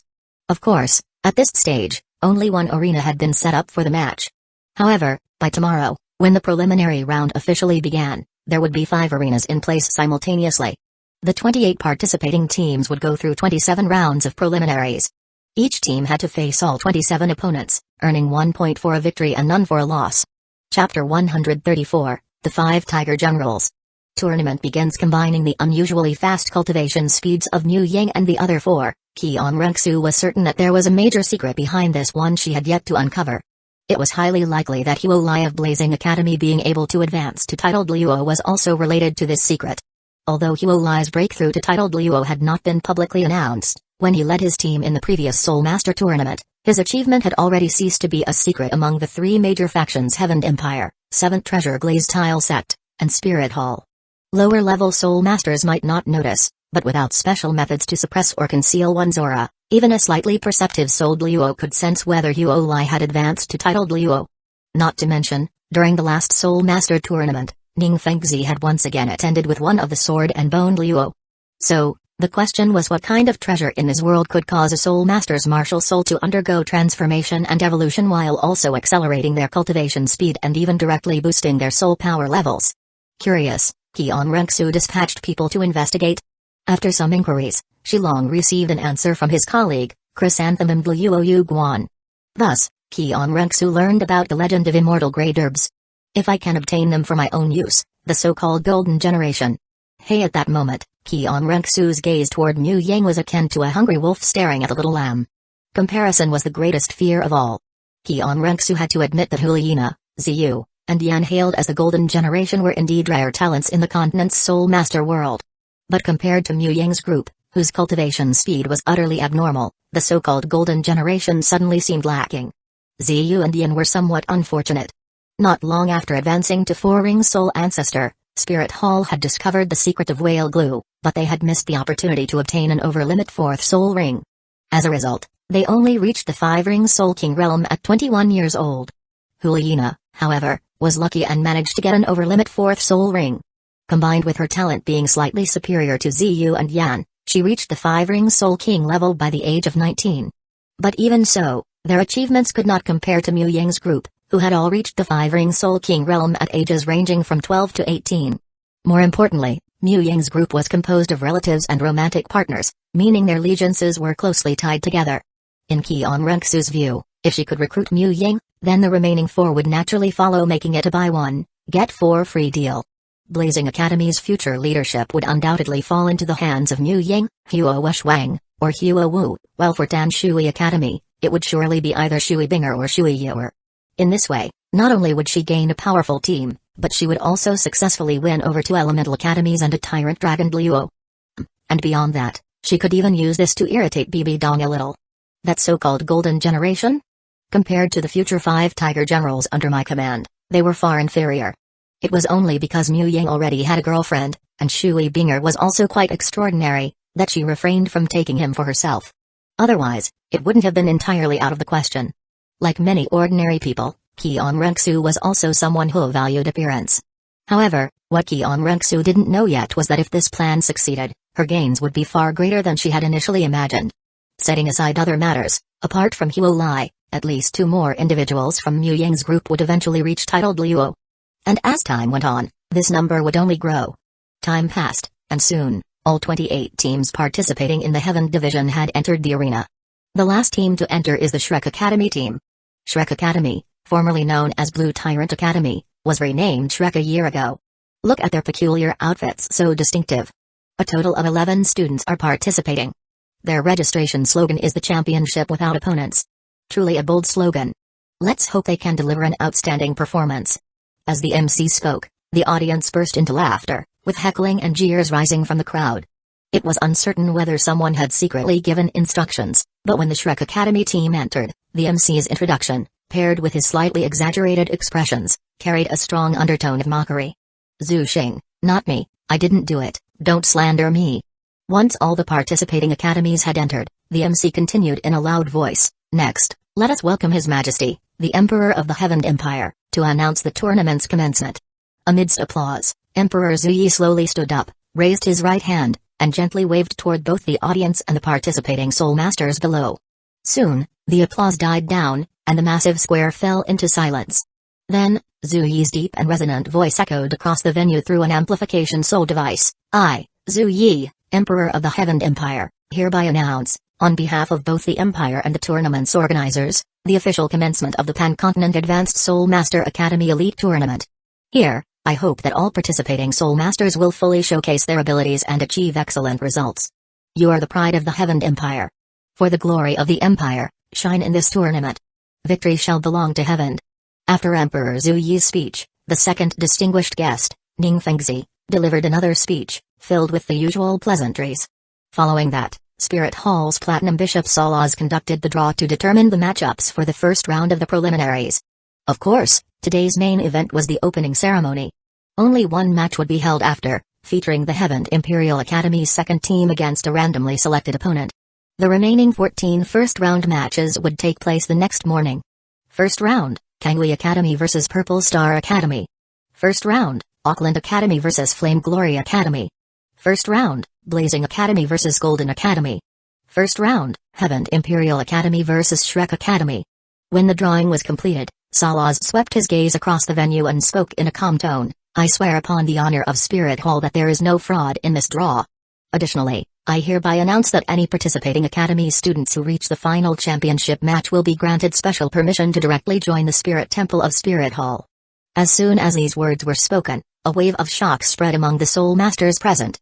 Within Spirit Hall's internal hierarchy, the Spirit Temple ranked just below the Pope's Palace and the Douluo Palace. Across the entire continent, only the capitals of the two empires had won. The Pope's Palace was exclusive to the Pope, and the Douluo Palace was merely symbolic. In reality, the Spirit Temple served as Spirit Hall's highest operational institution. Being able to join the Spirit Temple directly was practically a shortcut to power for a Soul Master. Its generous resources, training facilities, and prestige were highly attractive, especially to those who had decent talent but weren't absolute prodigies. Chapter 136, The Bet. After the 27 rounds of preliminaries conclude, the top 5 teams based on points will qualify for the promotion round. The promotion round, however, will not eliminate any teams. Instead, it serves to rank the strength of the participating academies, preventing strong teams from clashing too early in the finals. This ensures that teams capable of achieving higher rankings do not end up at the bottom due to unfavorable matchups, allowing them to fully showcase their true strength. That said, the nearly month-long preliminary round will be a considerable test for most teams. This is especially true for weaker teams that must endure grueling battles in every match. As soon as they stepped onto the stage, Shrek Academy and the Heaven Battle Team's second team immediately engaged in a war of words. The reason was simple: the peculiar outfits of the Shrek team made them looked down upon by the aristocratic members of the Heaven Battle Team's second team. Particularly, Ma Hongjun's unabashedly lecherous gaze drew the contempt of the female members of the Heaven Battle Team's second squad. Already holding a sense of superiority over Shrek, coupled with the presence of such a depraved pervert, it was only natural that someone from the Heaven Battle Team's second team would throw out a few mocking remarks. Meanwhile, the Shrek members, having previously been expelled from Heaven Imperial Academy, harbored no goodwill toward the Heaven Imperial Academy's second team. Moreover, they deeply understood Flender's famous motto, a soul master who doesn't dare to cause trouble isn't a good soul master. As soon as they were mocked, they retaliated fiercely, with Zhao Wu being the most aggressive among them. At this moment, the referee stepped onto the stage. Seeing the two teams engaged in a verbal battle, with their insults escalating in intensity, he couldn't help but twitch the corner of his mouth before announcing, both teams, bow to each other. Non-participating members, please leave the stage. Upon hearing this, the trash talk came to an abrupt halt. Though reluctant, both teams begrudgingly bowed to each other, and the extra members stepped down from the stage, leaving only the 7 participants for this first match of the preliminaries. Perhaps in an effort to decisively defeat the Heaven Imperial Academy second team and wash away past humiliation, Shrek Academy fielded its strongest lineup. Excluding Oscar, the food-type Soul Master, 6 of the original Shrek 7 Devils took the stage, along with a 38th level Tai Long. VIP seating area. Ning Sect Master, I see that Rong is also on the field. Do you think highly of Shrek Academy? Glancing at Ning Rong on the stage, Emperor Zhu Yi turned to Ning Fengzi and asked. The 7 Treasure Glaze Tile sect was a staunch ally of the Heaven Empire. As the beloved daughter of Ning Fengzi and cherished by both Sword Luo and Bone Luo, Ning Rong was naturally recognized by Emperor Zhu Yi. Ning Fengzi shook his head. Rong and the others are quite talented, but if it were the next Soul Master tournament, then perhaps they would have a great chance.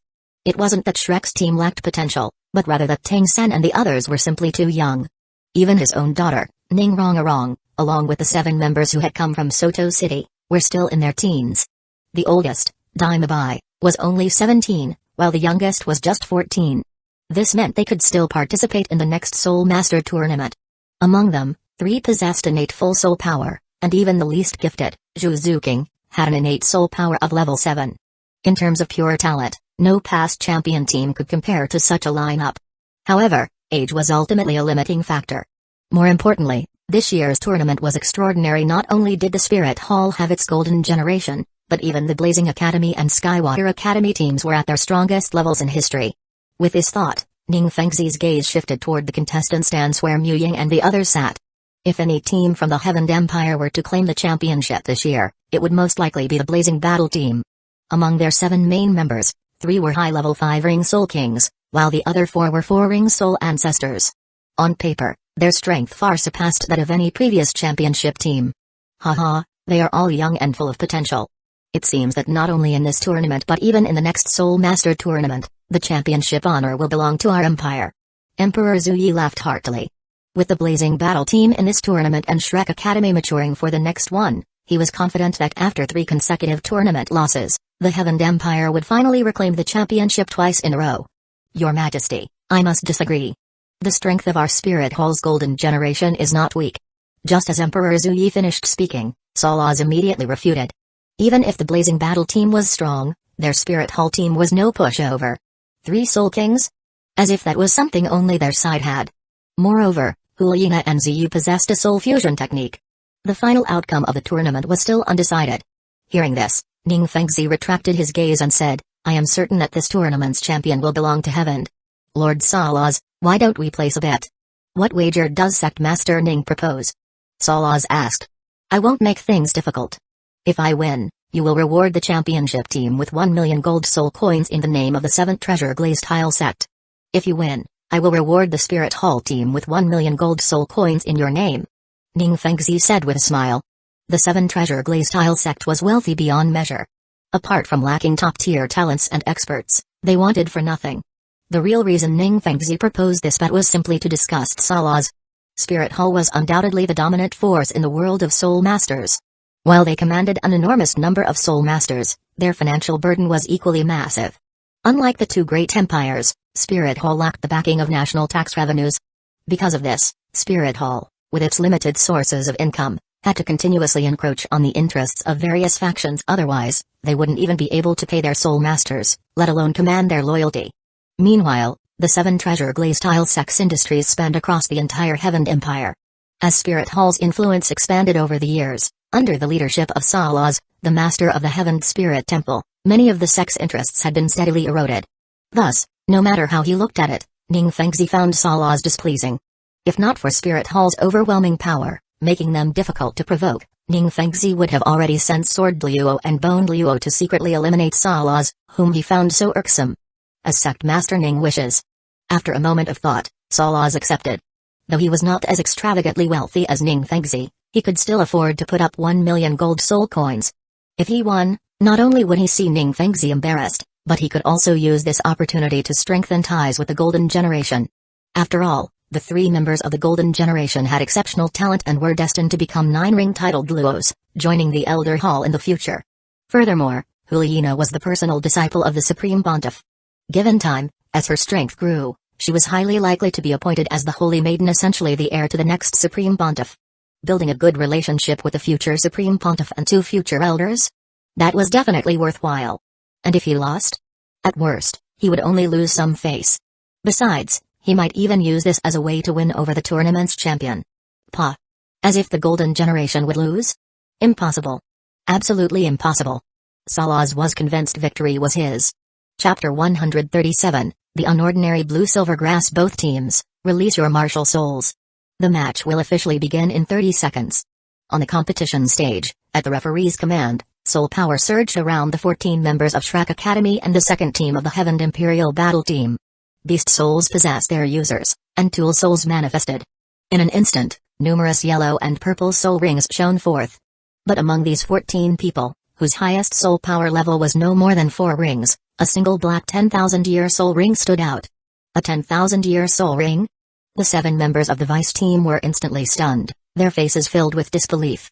The Shrek team, which they had looked down upon, actually had 3 4-ring soul ancestor, and one of them even had a 10,000-year 4th soul ring. At the same time, a wave of astonishment spread across the tens of thousands of spectators in the stands. Although most of them were ordinary people without any soul power, those willing to pay high prices for tickets to watch the opening ceremony of the Soul Master tournament were all wealthy individuals. Even if they weren't Soul Masters, they had at least heard that the optimal soul ring configuration for a 4-ring Soul Master was yellow, yellow, purple, purple. A black 10,000-year soul ring was something even many 5-ring Soul King's important figures might not possess. So it really is a 10,000-year soul ring. Looking at the 10,000-year 4th soul ring shining on Tang San's body, Mu Ying on the viewing platform thought to himself, as expected. Tang San had been cultivating his purple demon eye for years.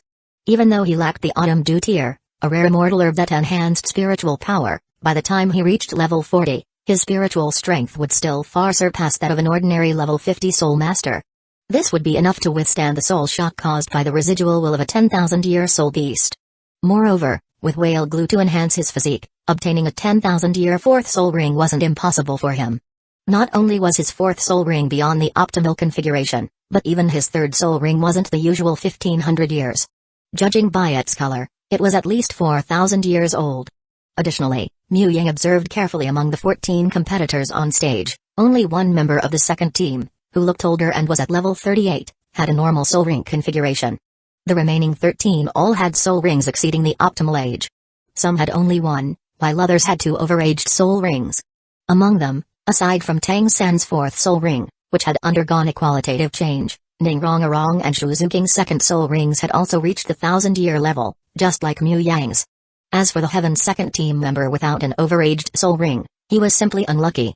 He had just reached the 3-ring soul elder level when Blazing Academy revealed the existence of whale glue to the major factions. However, due to his mediocre talent, even after nearly 5.5 years, he still hadn't reached level 40 and thus couldn't obtain an overaged soul ring. Otherwise, as students of the Heaven Imperial Academy, all of whom were of noble birth, they certainly could afford whale glue. A 10,000-year soul ring? Interesting. Looking at Tang San, who was shining with yellow, yellow, purple, and black soul rings, Hua Wu, who stood in the stands with her arms crossed, raised her delicate eyebrows in mild surprise. Hua Wu herself had a 10,000-year 4th soul ring, so she understood how strong one's body and spiritual power needed to be to withstand such a ring. With whale glue enhancing a soul master's physique, meeting the physical requirement for a 10,000-year 4th soul ring wasn't difficult. But reaching the necessary spiritual power threshold was another story. For Tang San to have a 10,000-year 4th soul ring, he had either refined a rare head soul bone or, like her, had a method to cultivate spiritual power. However, Tang San's soul power level was too low, only a level 42 soul elder, and his martial soul was merely blue silver grass, a trash martial soul. Under the flames of her Phoenix Fire Shadow martial soul, it would be utterly powerless. Otherwise, he would have been someone worth taking seriously as a rival. But then again, how could a trash martial soul like blue silver grass reach the 4-ring soul ancestor level? Could it be that this wasn't an ordinary blue silver grass? Zhao Yang, you know a lot. How do you think that guy from Shrek Academy managed to cultivate blue silver grass to the 4-ring level? Hua Shuang voiced the question that had been troubling Hua Wu, directing it at Mu Yang. Hearing this, the people nearby all turned to look at Mu Yang. After a moment of thought, Mu Yang said, "That person doesn't look very old. Reaching the 4-ring level at his age means his talent is definitely top tier in this era. A soul master with a powerful martial soul doesn't necessarily have high innate soul power. Just like how not every direct descendant of the Clear Sky sect or the Blue Lightning Tyrant Dragon clan becomes a strong individual, though their lower limit is generally ensured to not be too low. On the other hand, a soul master with a weak martial soul definitely wouldn't have high innate soul power. And blue silver grass, which is known as a trash martial soul, is no exception. That means either his blue silver grass martial soul is fundamentally different from an ordinary blue silver grass, or he possesses a second martial soul. However, the prerequisite for twin martial souls is that both must be of similar quality. If his second martial soul was on par with blue silver grass, that wouldn't be enough to awaken high innate soul power. In other words, even if he doesn't have twin martial souls, his blue silver grass martial soul must be extraordinary. Of course, it's also possible that he originally had just an ordinary blue silver grass martial soul but later gained a special opportunity that made such an unbelievable feat possible. However, even if his cultivation talent drastically improved due to some special opportunity, his originally ordinary blue-silver grass martial soul would have become something far from ordinary as well. By special opportunity, he naturally meant things like external hacks or immortal herbs capable of altering fate. As Mu Yang finished speaking, the people around him couldn't help but look confused. They didn't fully understand what he was saying, but it sounded very convincing. Still, Mu Yang had a point. Cultivating a blue-silver grass martial soul to the four-ring soul ancestor level was an unprecedented feat among the countless blue-silver grass soul masters in the continent's history. This blue-silver grass was definitely not ordinary. Fortunately, the Great Spirit Arena was noisy. Since the battle on stage had already begun, Tang-san didn't hear Mu Yang's deduction. Otherwise, if his secret had been exposed, he would undoubtedly label Mu Yang as someone who had already chosen the path to death. Of course, Mu Yang's reasoning was based on solid logic. Even without knowledge of the original story, a truly knowledgeable scholar could deduce the same conclusion. As for how, in the original story, Yu Zhaogang insisted that Tang-san's blue-silver grass martial soul was nothing special and that his innate full soul power came solely from his second martial soul, the clear sky hammer that was merely a result of Yu Zhaogang's limited knowledge. After all, his argument outright contradicted the correct theory that twin martial souls must be of equal quality. Still, it wasn't entirely Yu Zhaogang's fault for failing to see the truth. Before Tang-san awakened his emperor's bloodline, his blue-silver grass did indeed appear no different from an ordinary one. If Tang-san hadn't had the best possible soul ring configurations starting from his third soul ring, all of them exceeding the optimal age limit, and if he weren't proficient in various Tang-sect techniques and hidden weapons, then before awakening the blue-silver emperor's bloodline, he would have been nothing more than a weakling among those of the same level. Chapter 138 Saw-Laws, I'm going to cause trouble. Right now, those paying attention to Tang-san and the Shrek team weren't just Mu Yang and the others.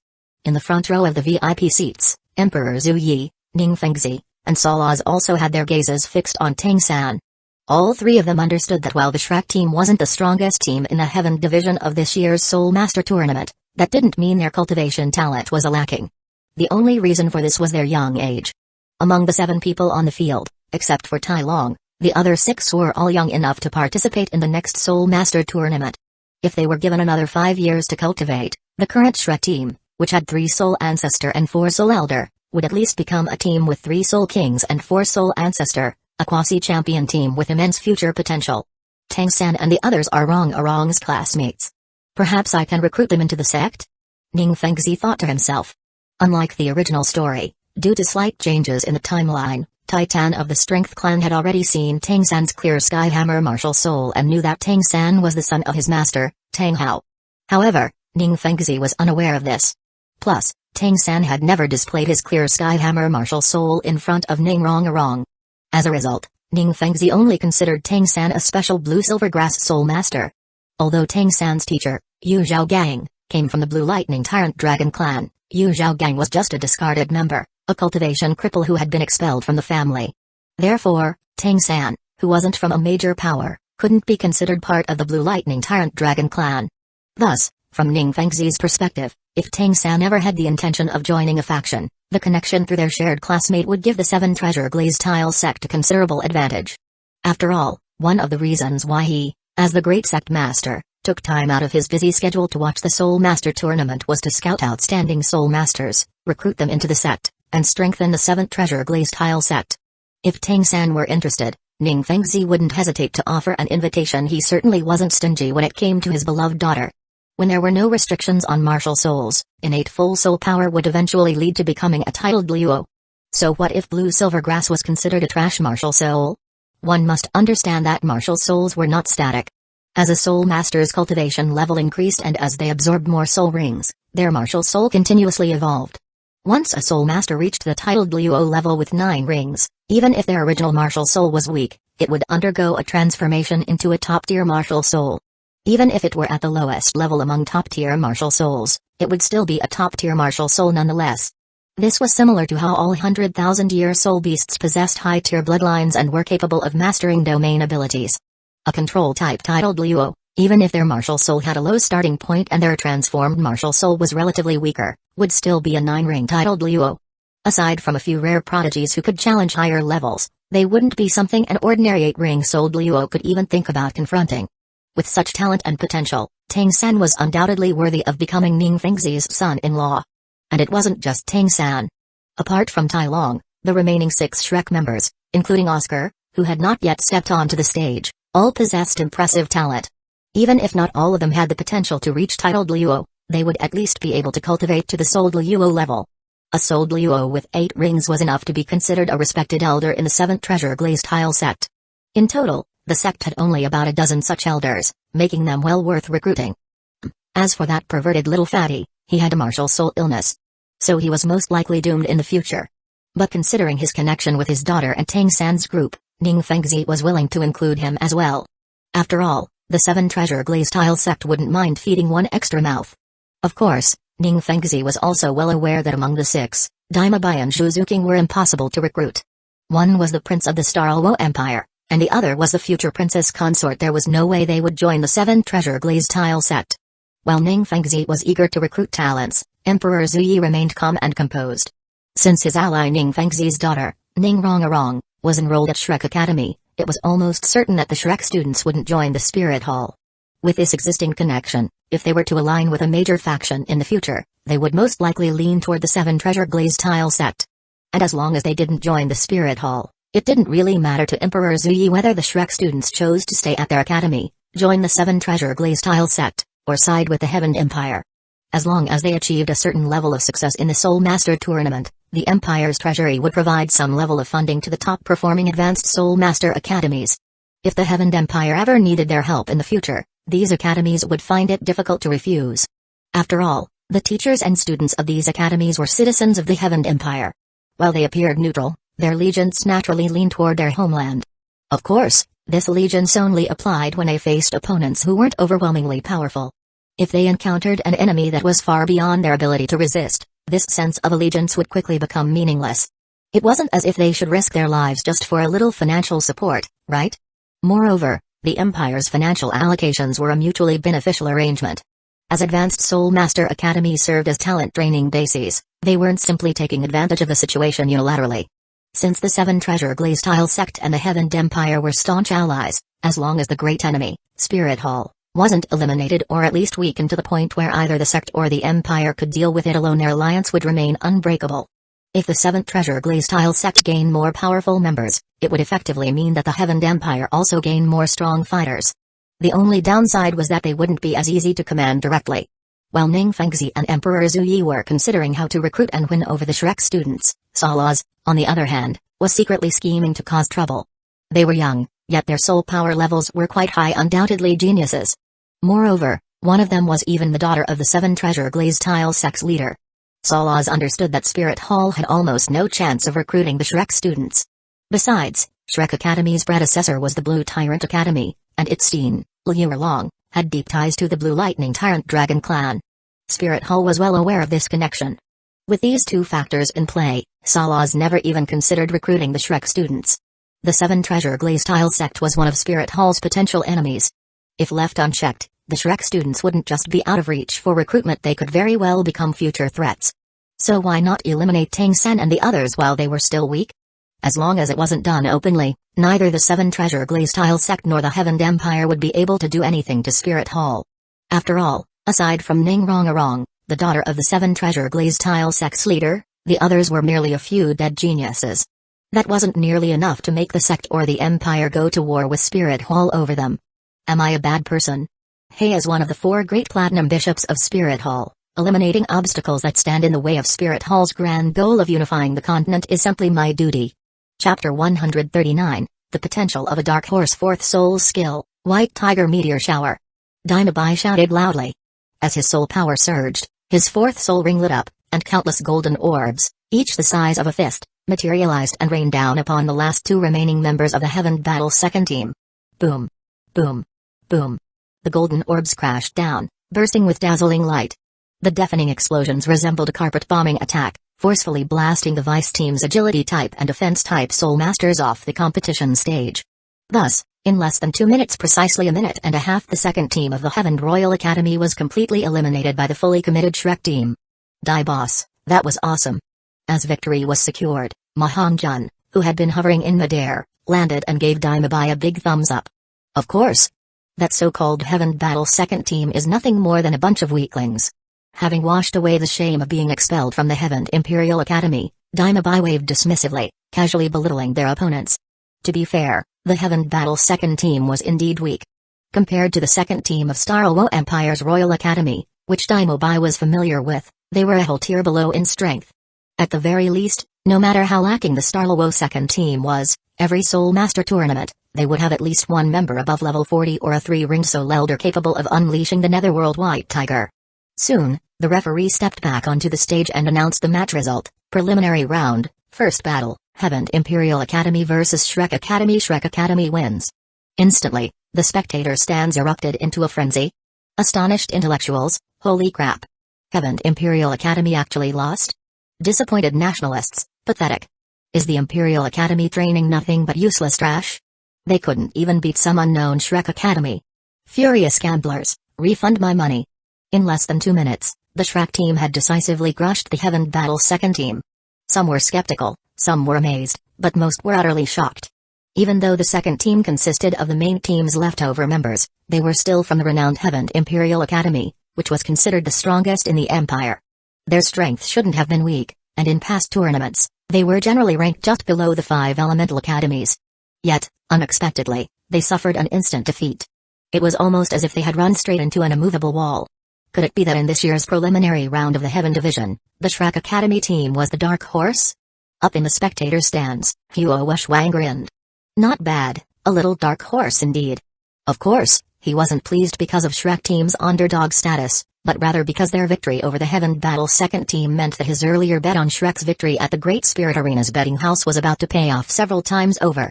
Since Heaven Imperial Academy had a far greater reputation than Shrek Academy, the amount of money wagered on the Heaven Battle second team's victory was significantly higher than that placed on Shrek's win. The odds were several times greater in favor of Shrek's victory. The Great Spirit Arena only provided the betting platform and did not directly participate in gambling, instead making a profit by taking a 10% commission. Of course, the original wager was not included in the commission, only the winnings were subject to the deduction. Otherwise, if even the principal amount were taxed, then for bets with odds of 1.11 or lower, gamblers could find themselves losing money even when they won. For example, if Huoyun had bet 20,000 gold soul coins on Shrek team's victory and the odds were 1.5, his total payout would be 100,000 gold soul coins. Out of this 100,000, 20,000 belonged to the initial wager and wasn't subject to the commission. The remaining 80,000 was profit, and the Great Spirit Arena would take 10%, meaning 8,000 gold soul coins. In the end, Huoyun would receive 92,000 gold soul coins, making a net profit of 72,000 gold soul coins. Let's go, everyone. Time to cash in. Lunch is on me today. Huo, who had emptied his pockets to place a heavy 40,000 gold soul coin bet, waved his hand and led the way to the betting counter. 2 years ago, he wouldn't have been able to come up with 40,000 gold soul coins no matter how hard he tried. After all, he was just a young academy student with no special skills, and relying on red envelopes from his elders during holidays wasn't nearly enough. But times had changed. Before Mu Yang returned to Blazing Academy, the Blazing team hadn't been idle. Much like the original Heaven Battle team, they had been traveling to major cities' Great Spirit Arenas, challenging local teams. Part of it was to make money, but the other part was to gain real combat experience. It was worth mentioning that in the entire arena challenging campaign, the Blazing team itself only received a meager share of the earnings, just the competition prize money and the profits from their own bets. Betting on one's own matches was forbidden. Easy, just give the money to a third party to place the bet on their behalf. As for the bulk of the winnings, that, of course, went to Blazing Academy. If it weren't for the Academy backing them, a few young soul masters daring to challenge major arenas would have ended up being strung up on flagpoles the next day. Take the original Shrek 7 Devils in Soto City, for example. If not for Flinder and Zhao Wuji, 2 soul sages, protecting them, someone would have come knocking on their door long ago. And if that happened, it wouldn't necessarily be to eliminate them. More likely, they'd be coerced into match fixing. Competition prize money was just pocket change. Rigging matches and throwing fights was the real way to make money. With the first match over, the audience in the Great Spirit Arena began to disperse. At the entrance, watching the Shrek team walk away, Ning Fengzi's expression was unreadable. After a long pause, he shook his head with a sigh. Among the Shrek team members, the ones Ning Fengzi valued the most were undoubtedly Tang San, Zhao Wu, and Oscar, who all possessed innate full soul power. He could see clearly that Oscar was his daughter Ning Rongarong's devoted admirer. Recruiting him into the 7th Treasure Glaze Tile sect would be all too easy. Unfortunately, while Oscar had the necessary talent and potential, his drawback was that he was a food-type soul master with no combat ability. The Ning family had an ancestral rule: all direct descendants who awakened the 7th treasure glazed tile pagoda martial soul must have partners with combat capabilities. Some sect members might resent this rule, but Ning Fengzi understood that behind it lay a history of blood-soaked lessons. Of course, he wasn't outright opposed to the idea. He simply wanted to observe further. If Oscar remained steadfast and Ning Rong had no objections in the future, then it wouldn't be impossible. Food-type soul masters lacked combat ability? That was only because they had no offensive or defensive soul skills. But who said only offensive and defensive soul masters could be powerful? If there was one thing Ning Fengzi excelled at, it was investing in power. With the right resources, say, a set of 10,000-year soul bones and at least 6 10,000-year soul skills, even if the soul bones weren't top-tier inherited treasures, if they were refined for a food type titled Luo, just the sheer level advantage and soul bone abilities alone would be enough to crush any battle soul master below rank 90. Chapter 140, The Plan of Repaying Favor. As for Tang San and Zhao Wu, the latter simply followed the former. Although Tang San had said he would go back and consider it, without directly rejecting the offer, Ning Fengzi could see from his eyes that this young man was proud and ambitious. He likely never even considered joining the 7 treasure glazed tile sect or any other faction. Tang San and Zhao Wu showed no interest in this, Dina Bai and Zhu Zuqing couldn't be recruited, and Ma Hongjun was controlled by his evil fire, making his future uncertain. Damn it, this recruitment attempt had failed. But even if he hadn't extended the olive branch, there was still Oscar, who was willing to contribute to the 7 treasure glazed tile sect. As for the remaining members of Shrek, in Ning Fengzi's eyes, Zhang Zhu and Huang Yuan were merely talents, not geniuses. They were dispensable. Suddenly, Ning Fengzi noticed that beside him, Qin Xin had been frowning, staring at Shrek's departing figures. Uncle Jian, is something wrong? Ning Fengzi asked curiously. Retracting his gaze, Qin Xin shook his head and said, I don't know if it's just my imagination, but I feel that Zhao Wu's aura is somewhat strange. However, I can't pinpoint exactly what's odd about it. Qin Xin had indeed sensed something unusual about Zhao Wu's aura. But since his spiritual perception was entirely driven by his soul power level, he couldn't detect it clearly. Moreover, cases of transformed soul beasts were exceedingly rare. Without prior knowledge, Qin Xin never considered this possibility. Besides, after a soul beast took human form, their martial soul matched their body. It was impossible for something as ordinary as a soft-bone rabbit to cultivate into a 100,000-year soul beast king, right? Qin Xin, impossible, absolutely impossible. If even a soft-bone rabbit, such a common-blooded soul beast, could become a 100,000-year soul beast king, then the starred forest would be filled with them. By the way, Fengzi, Musa from Blazing Academy has also reached titled Luo with 9 rings. Skipping over the issue of Zhao Wu's aura, Qin Xin spoke to Ning Fengzi with a serious expression. Oh? Another titled Luo from Blazing Academy? Upon hearing this, Ning Fengzi couldn't help but show a surprised expression. Qin Xin was a level 96 titled Luo, one of the strongest in the continent's soul master world. While he might not be able to precisely determine another titled Luo's exact soul power level, unless the individual had some special means of concealing their aura, Qin Xin could definitely confirm if they had 9 rings. What kind of merit had Blazing Academy accumulated to produce 2 titled Luo in recent years? TSK looks like it's time to strengthen connections. Ning Fengzi thought to himself. If the upper 3 sects could form alliances, then why couldn't Heaven's major powers do the same? After all, it wasn't unheard of for Blazing Academy graduates to join the 7 treasure glazed tile sect. Half an hour later, in a private room of a tea house. Young master. Pushing the door open, Shilong and Sisu bowed to Qian Renxu, who was disguised as Zhu King. There's something I need you to handle. Taking a sip of tea, Qian Renxu nodded slightly before speaking. Please give your orders, young master. Send someone to test Mu Ying of Blazing Academy. 6 rings.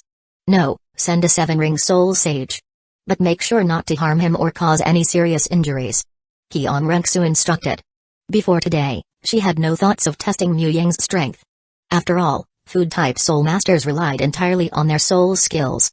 As long as their soul power level was high enough, their food-type soul skills would be effective. That was enough. Expecting anything beyond that was unreasonable. However, upon seeing that Mu Yun, a food-type soul master, had become the captain of the Blazing team, Qian Renxu keenly sensed that something was off. After all, the position of team captain in a tournament team wasn't something just anyone could take. The primary requirement was the ability to command respect.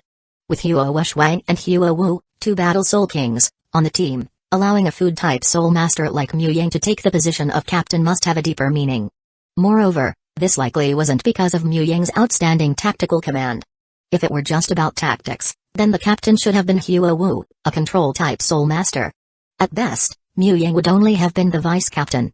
Because of this, Qian Renxu, who was already very curious about Mu Ying, decided to send someone to test him and see if this food-type soul master was truly what he seemed to be. Young master, Muzo of Blazing Academy has likely reached title Dalu with 9 rings.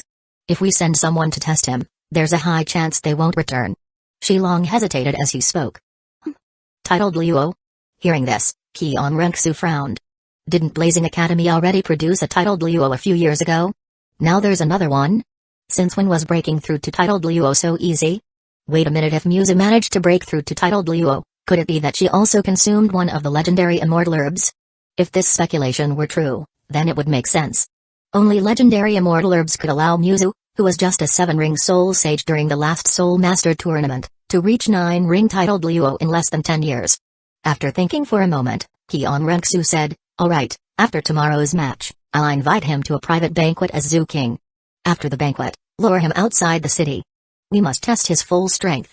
No, don't use our people, and don't use those from the Heaven Spirit Temple either. Hire professional assassins to do it. Then, have Overlord Flower follow in secret and save him at the crucial moment. You can decide the exact timing of the operation. Once it's confirmed, I'll invite him to the banquet to avoid running into Muzo." In an instant, Qian Renxu changed her original plan from a simple test to a self-directed hero saving the beauty scenario. Overlord Flower Martial Soul, Armored Savage Dragon. An 8-ring assault-type battle soul Dalu, secretly nurtured by the Spirit Hall. 10 years ago, she infiltrated the Heaven Empire and is now a member of the Royal Guest Elders, also serving as one of the top guards of Crown Prince Zoo King. Qian Renxu, little brother Mu Ying, look at how considerate your big brother King is. He even arranged for a powerful expert to protect you in secret and saved you at a moment of crisis. Aren't you deeply moved? Mu Ying, moved, my ass. Understood, young master. Shilong immediately complied. Though he wasn't the sharpest, he could still see that their young master was planning to use a favor to demand repayment. Indeed, Shilong was right. Qian Renxu was deliberately plotting to make Mu Ying owe her. After all, Mu Ying and the others came from the Elemental Academy, making it difficult for Crown Prince Zoo King's recruitment attempts to work.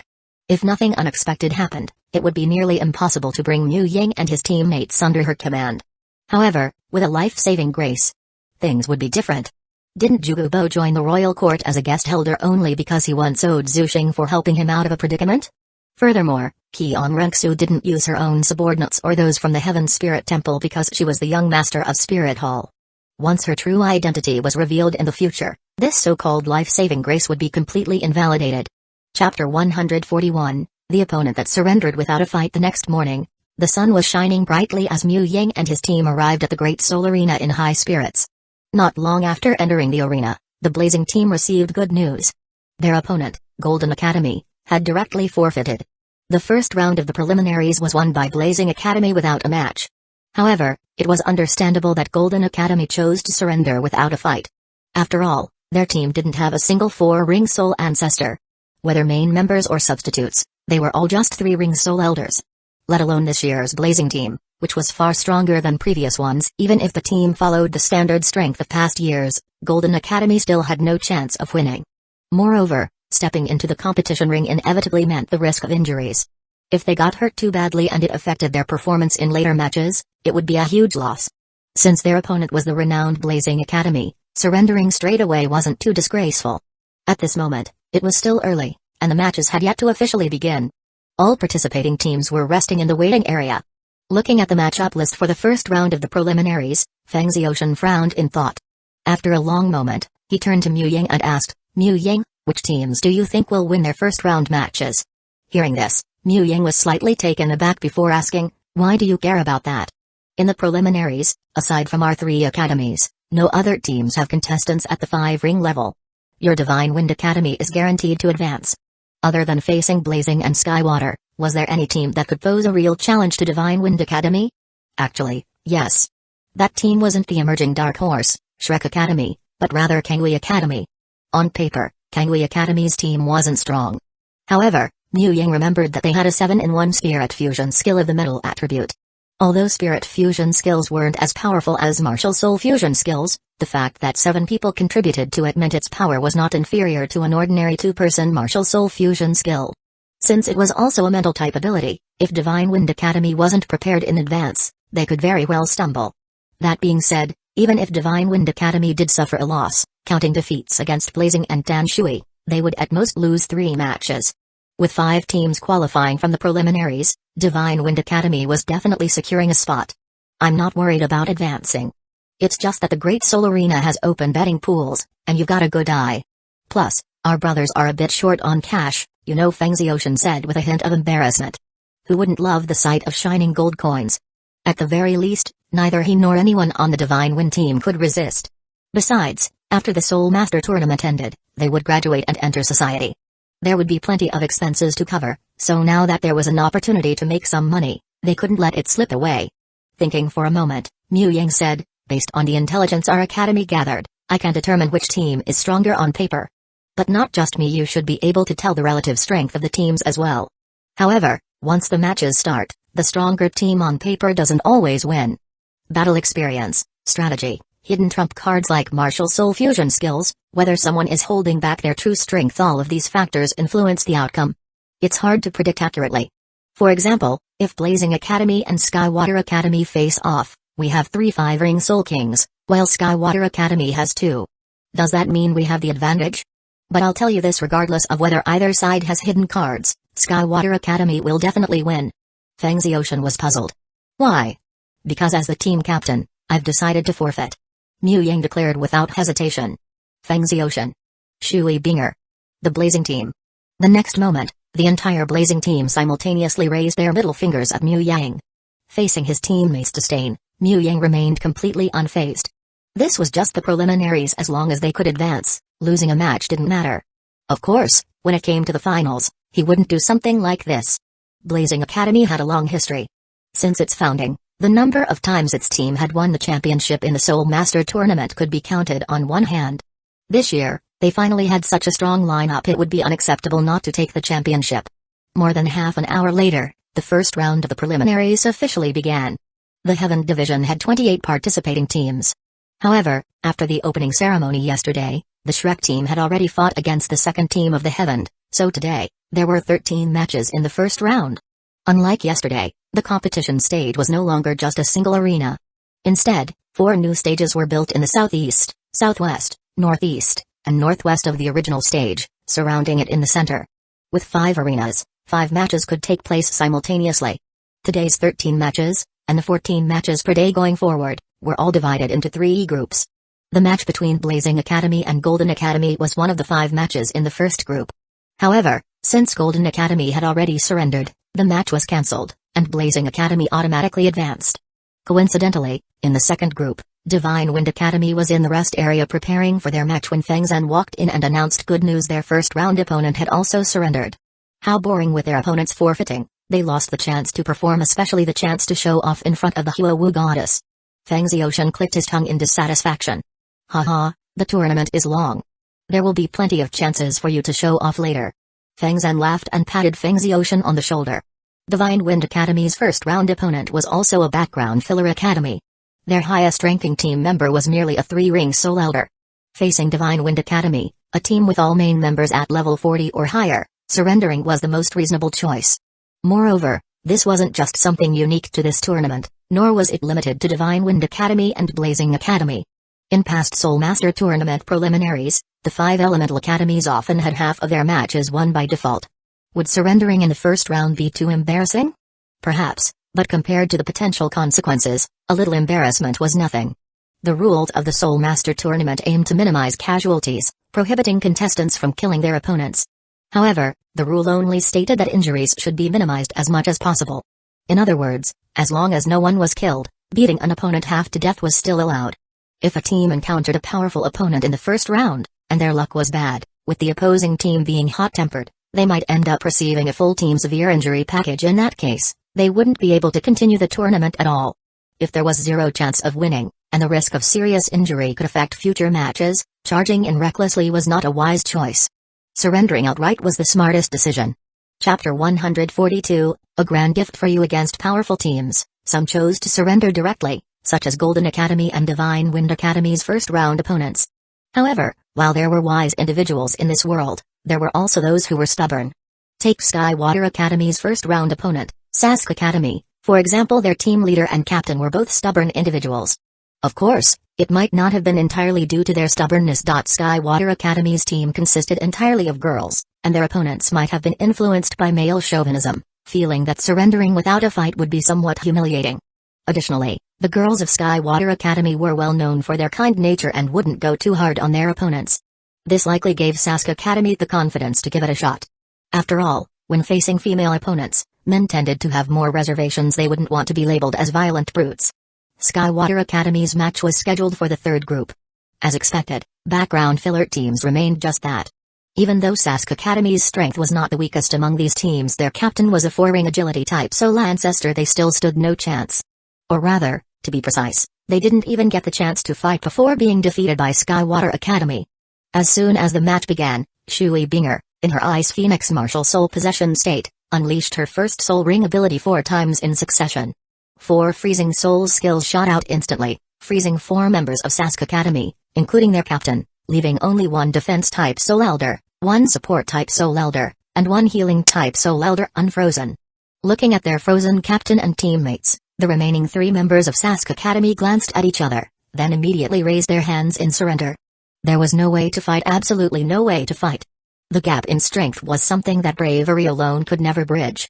Seeing Skywater Academy utterly dominate their opponents, Mu Yang shifted his focus to another arena. This arena featured a match between the filler team Krat Academy and one of the 5 elemental academies, Elephant Armored Academy. Zhao Yang, did you see that? That big O from Elephant Armored Academy has a 10,000-year 4th soul ring too. Pointing to the towering figure of Huai and Li on the arena, Hua Wu said to Mu Yang. Mu Yang nodded. If we can have 10,000-year 4th soul rings, it's only natural that others can too. It's just a matter of consuming more high-quality whale glue and obtaining a head soul bone. Seeing the 10,000-year 4th soul ring glowing on Huai and Li, Mu Yang suddenly recalled this big oaf actually had a head soul bone as well.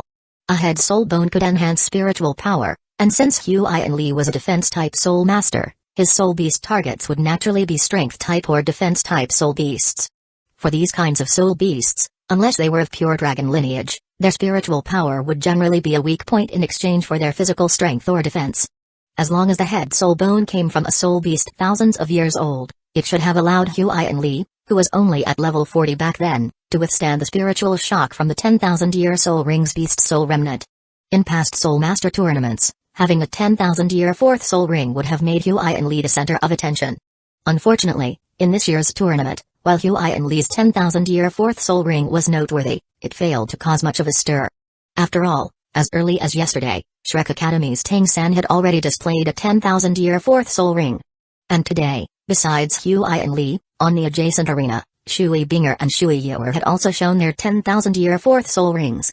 Moreover, compared to the 2 sisters, who were already 5-ring soul kings, Huai and Li, a mere level 44 soul ancestor, was clearly far behind. Not to mention that with the audience being mostly male, a muscular giant was nowhere near as popular as young, beautiful girls. I wonder, does Tang Buddha still have the 8 spider lances? Glancing at Tang San, who was seated far away in the Shrek Academy section, Mu Yang couldn't help but wonder. Probably not. After all, Tang San's 3rd soul ring appeared to be of a much higher age than in the original work. Although his 3rd soul skill was still spider web restraint, he had definitely hunted a different human-faced demon spider than in the original. Since the soul beast was not the same, the 8 spider lances and external soul bone was most likely absent. Unless Tang Buddha's luck was absolutely heaven-defying, managing to defy the 1 in 10,000 drop rate of an external soul bone. Of course, even if Tang San did have the 8 spider lances, it wouldn't matter. The reason why his 8 spider lances evolved into the sea god's wings in the original work wasn't because the 8 spider lances were strong, it was because Tang San himself was strong. If Tang San had been a nobody, then even with multiple external soul bones, they wouldn't have made a difference. 3 days later. Heaven Great Spirit Arena, Preliminary Round 4, First Group, Central Battle Stage. I declare that in the 4th round of the preliminaries, Blazing Fire Academy vs. Auckland Academy, Blazing Fire Academy wins. As the Blazing Fire battle team swiftly eliminated the Auckland battle team, the referee stepped onto the stage and loudly announced the result. TSK, not even a bit of excitement. Having done nothing but spectate throughout the match without even using a single soul skill, Mu Yang couldn't help but complain internally. 4 rounds into the preliminaries, Blazing Fire Academy's first and third round opponents had surrendered without a fight. The second round and current fourth round opponents, though not surrendering, were still far too weak. Not only Mu Yang, as the team captain, hadn't needed to act, but even Huo Wushwang and Huo Wu hadn't moved. Just Huo Yun and the other 3 had swiftly ended the battle. After all, teams like Auckland Battle Team at best had only one 4-ring soul ancestor in their lineup. Stepping off the battle stage and returning to the spectator stands, Mu Yang spotted Huo Lai and Shui Yinyu, who had returned from soul hunting. Seeing this, Mu Yang was overjoyed. Approaching Huo Lai, he greeted him before turning to Shui Yinyu, congratulating her. "Congratulations, Aunt." Shui Yinyu's return from soul hunting meant that the Soul Master world had gained another titled Luo, and Mu Yang himself had gained a powerful backer. With the extreme ice meditation method, perfect soul ring allocation, and the presence of her first soul core, even though Shui Yinyu had just stepped into the 9-ring stage, her actual combat strength would certainly not be among the weaker titled Luos. At the very least, Shilong and Sizu combined wouldn't be able to defeat Shui Yinyu. Haha, it is indeed worth celebrating. Zhao Yang, your uncle, and I have discussed it. Once you young ones grow stronger, we will prepare a grand gift for you. Shui Yinyu said with a smile. A grand gift? Hearing this, Mu Yang raised an eyebrow. From Shui Yinyu's wording, you likely referred to himself, Shui Binger, Shui Yuer, Huo Wu, and Huo Wushwang, 5 people in total. For a soul master, something that could be considered a grand gift, and suitable for them, could it be top-tier soul bones? If it were top-tier soul bones, then that would indeed be a massive gift. No, not just soul bones, it must be 100,000-year soul ring and soul bone. Given the current strength of Huo Lai and the others, it seemed entirely possible for them to take down 100,000-year soul beast. Chapter 143, The Plan to Kill with a Borrowed Knife, Part 1, Shui Yinyu had just advanced to titled Luo. If there were no surprises, her level should be the same as Muse's, both at rank 91 titled Luo. Meanwhile, Huo Lai was a rank 95 titled Luo. If the 3 of them joined forces, they should have the strength to hunt 100,000-year soul beast. After all 3 had condensed their first soul core, and their cultivation was not based on ordinary meditation techniques. Their actual combat strength far exceeded that of ordinary titled Luos of the same level. Although each level beyond rank 90 brought a significant increase in strength, the gap between each rank below rank 95 wasn't that large. With soul cores and advanced cultivation techniques, Muse and Shui Yinyu at rank 91 were likely not weaker than an ordinary rank 94 titled Luo. They might even be able to go toe-to-toe with rank 95 titled Luos like Chrysanthemum Luo and Ghost Luo. As for Huo Lai, at rank 95, his strength surpassed most rank 96 titled Luos who lacked 100,000-year soul rings and had poor soul bone configurations. With this level of strength, as long as the 3 of them worked together, they had a high chance of winning against a 100,000-year soul beast unless their opponent was a dark gold dreadclaw bear, a pure-blooded dragon species, or a dark daemon evil god tiger, some of the top-tier talents in the soul beast world. Of course, this only applied to 100,000-year soul beasts in Starred Forest, excluding those in the extreme north and the ocean. After all, in either icy or oceanic environments, fire attribute soul masters like Huo Lai and Muse would face significant limitations in their strength. However, this evaluation was based on their current strength. Given a few more years of cultivation, if a lone 100,000-year soul beast encountered them, it would undoubtedly become a 100,000-year soul ring and soul bone. 100,000-year soul ring. Without additional top-tier soul bones or a sacrificial boost, rank 60 is probably still a bit lacking. But by rank 70, it should be feasible. After assessing his physical condition and spiritual power, Mu Yang realized that he was actually not far from being able to withstand a 100,000-year soul ring.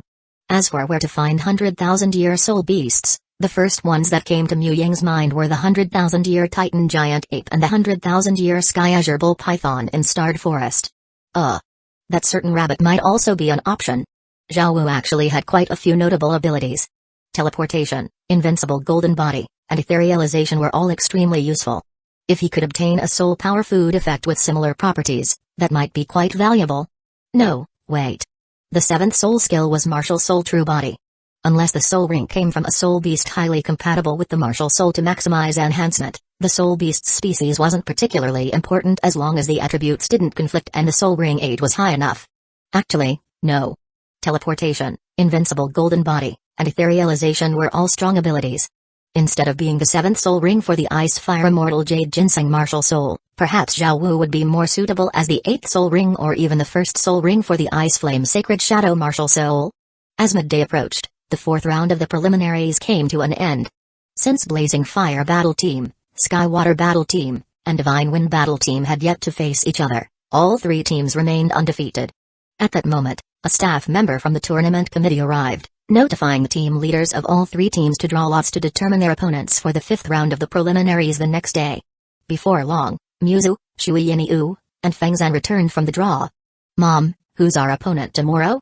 Hua Wu asked Muzu. "It's Shrek Academy." Muzu replied casually, as if she didn't care at all. Although the Shrek team had performed decently, their strength was undoubtedly far inferior to her Blazing Fire team, so Muzu didn't take them seriously. Hua Shuai clicked his tongue and said, "TSK looks like this little dark horse is about to meet its end." Shrek Academy? Upon hearing that their opponent tomorrow would be Shrek Academy, Mu Yang couldn't help but glance toward the Shrek team in the distance. Coincidentally, at the same moment Tang San, who had just learned that their opponent would be Blazing Fire Academy, also looked over in Mu Yang's direction. How should I crush Tang Buddha tomorrow? Meeting Tang San's gaze, Mu Yang couldn't help but ponder to himself. Oh wait, I'm only thinking about crushing Tang San? That's not right. Absolutely not. Mu Yang silently repented. Tang Buddha was a potential future rival. Simply crushing him once wasn't enough, it would be best to completely eliminate him. Actually, taking down Tang San wasn't that difficult. The real challenge was dealing with Tang Hao. However, even Tang Hao's problem wasn't entirely unsolvable. Mu Yang had to admit, Tang Hao was indeed powerful. When he had first advanced to titled Luo, he had single-handedly crushed 3 other titled Luos, including rank 95 Qiong Xunji. But that was Tang Hao at his peak. Although many years had passed, and Tang Hao's soul power had increased beyond what it was back then, based on the original story, he should have already reached rank 95 titled Luo by now. However, in reality, Tang Hao's overall strength had actually declined rather than increased. At his peak, Tang Hao dared to detonate all 9 of his soul rings. But now, with severe internal injuries, there was no way he would risk ring detonation again. If he did, his body would explode and he would die instantly. A rank 95 Tang Hao, severely injured and unable to detonate his rings, didn't seem like an unbeatable opponent for his 3 powerful allies. If his 3 allies could take on Tang Hao, then why not just eliminate Tang Buddha in tomorrow's match and completely remove this future sea god? Although killing an opponent in the tournament was a serious violation of the rules, resulting in disqualification, that didn't matter. It was just a Soul Master tournament, after all. If eliminating Tang Buddha meant removing a future major threat, then even if the tournament's champion reward was 100,000-year soul bone, Mu Yang wouldn't care. As for facing any consequences afterward, he doubted that Flender would dare to come after Blazing Fire Academy. Just like how Ning Rongrong had said in the original story, he's just a mere soul sage. If it really came down to a fight, Flender wouldn't even be able to beat him once he equipped his Ice Flame battle armor. Wait, I can't be so reckless. After all, if Tang Hao really wants to kill me, I wouldn't be able to survive a single hammer strike. I need to use a borrowed knife to do the job. Just as Mu Yang was thinking this, he realized 2 major concerns and abandoned the idea of killing Tang San directly in tomorrow's match. Although his 3 allies were stronger than an injured Tang Hao, they couldn't guarantee his absolute safety. If he killed Tang San on stage, and Tang Hao happened to be watching from the shadows, he would immediately strike to avenge his son. By then, his 3 allies might be caught off guard and unable to react in time unless he warned them in advance. But he couldn't exactly go up to Huolai and the others beforehand and say, "Tomorrow, I'm going to kill Shrek Academy's Tang San.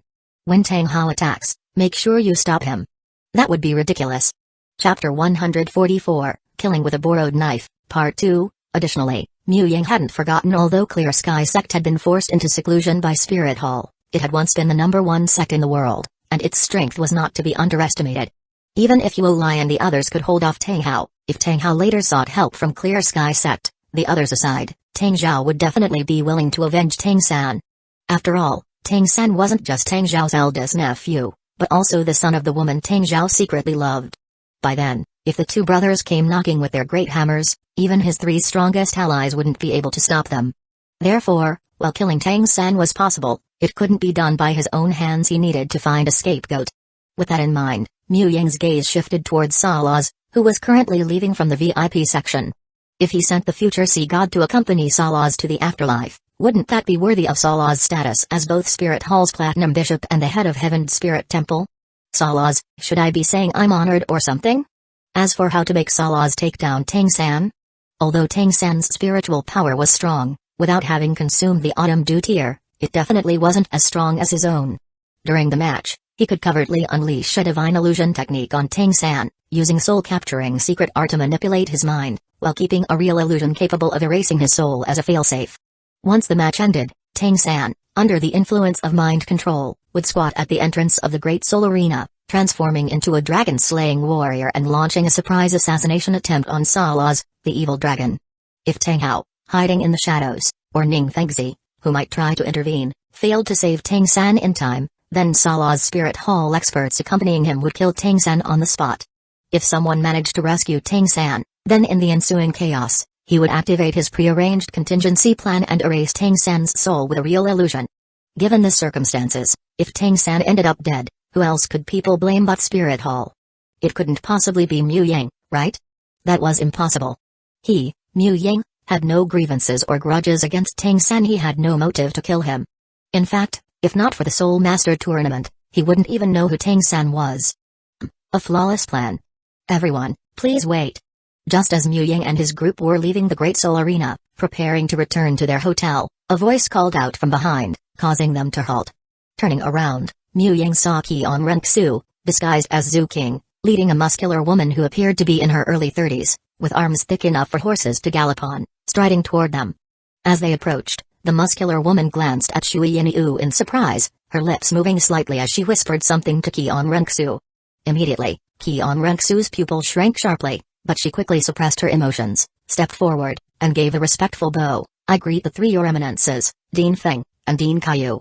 With an 8-ring-souled Luo by her side, Qian Renxu instantly realized that her former savior, Shui Yinyu, had now achieved the pinnacle of 9 rings, reaching the level of a titled Luo.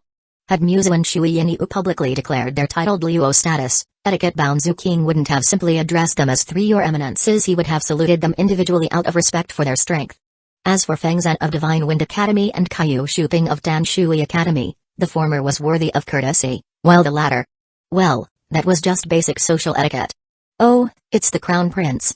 May I ask what brings your highness to us? Huo Lai nodded slightly and asked. As the heir to the Heaven Empire, Zhu King was someone Huo Lai recognized, though their past interactions had been few and they weren't particularly familiar. Congratulations to the two deans on achieving the honor of becoming Your Eminences. After offering her congratulations, Qian Renxu turned to the three and asked, I wonder if King could have the honor of hosting a banquet on behalf of Royal Father and the Empire to entertain the three Your Eminences?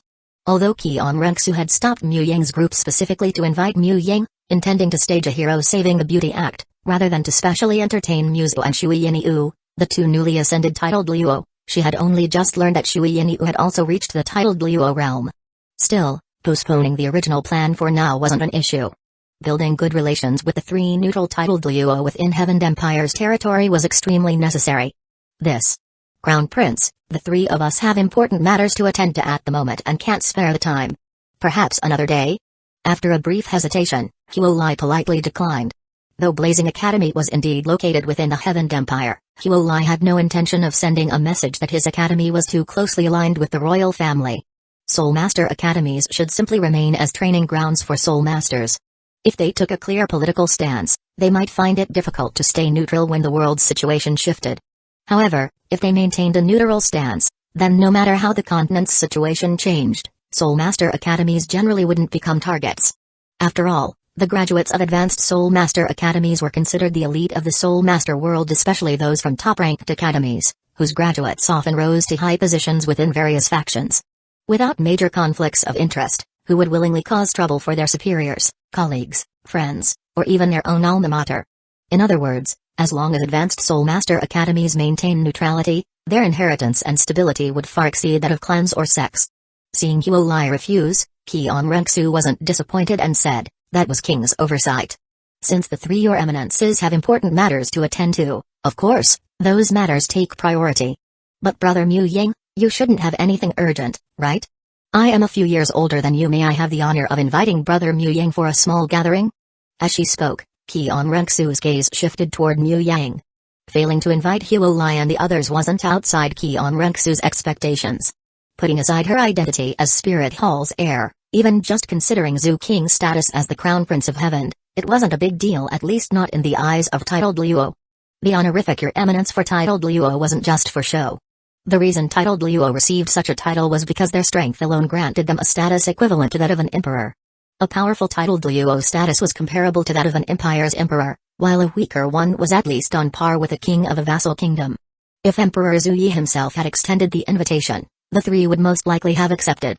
But as for her, a crown prince without real power, her influence fell short, and their polite refusal was only natural.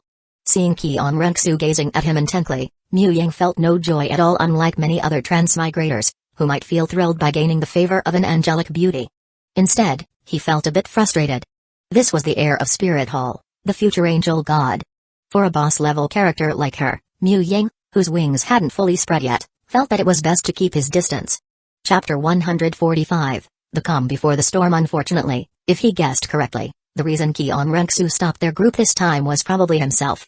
As for inviting Hueco and the others to a banquet on behalf of Emperor Zhu Yi and the Heaven Empire, that was likely just a setup for what was to come.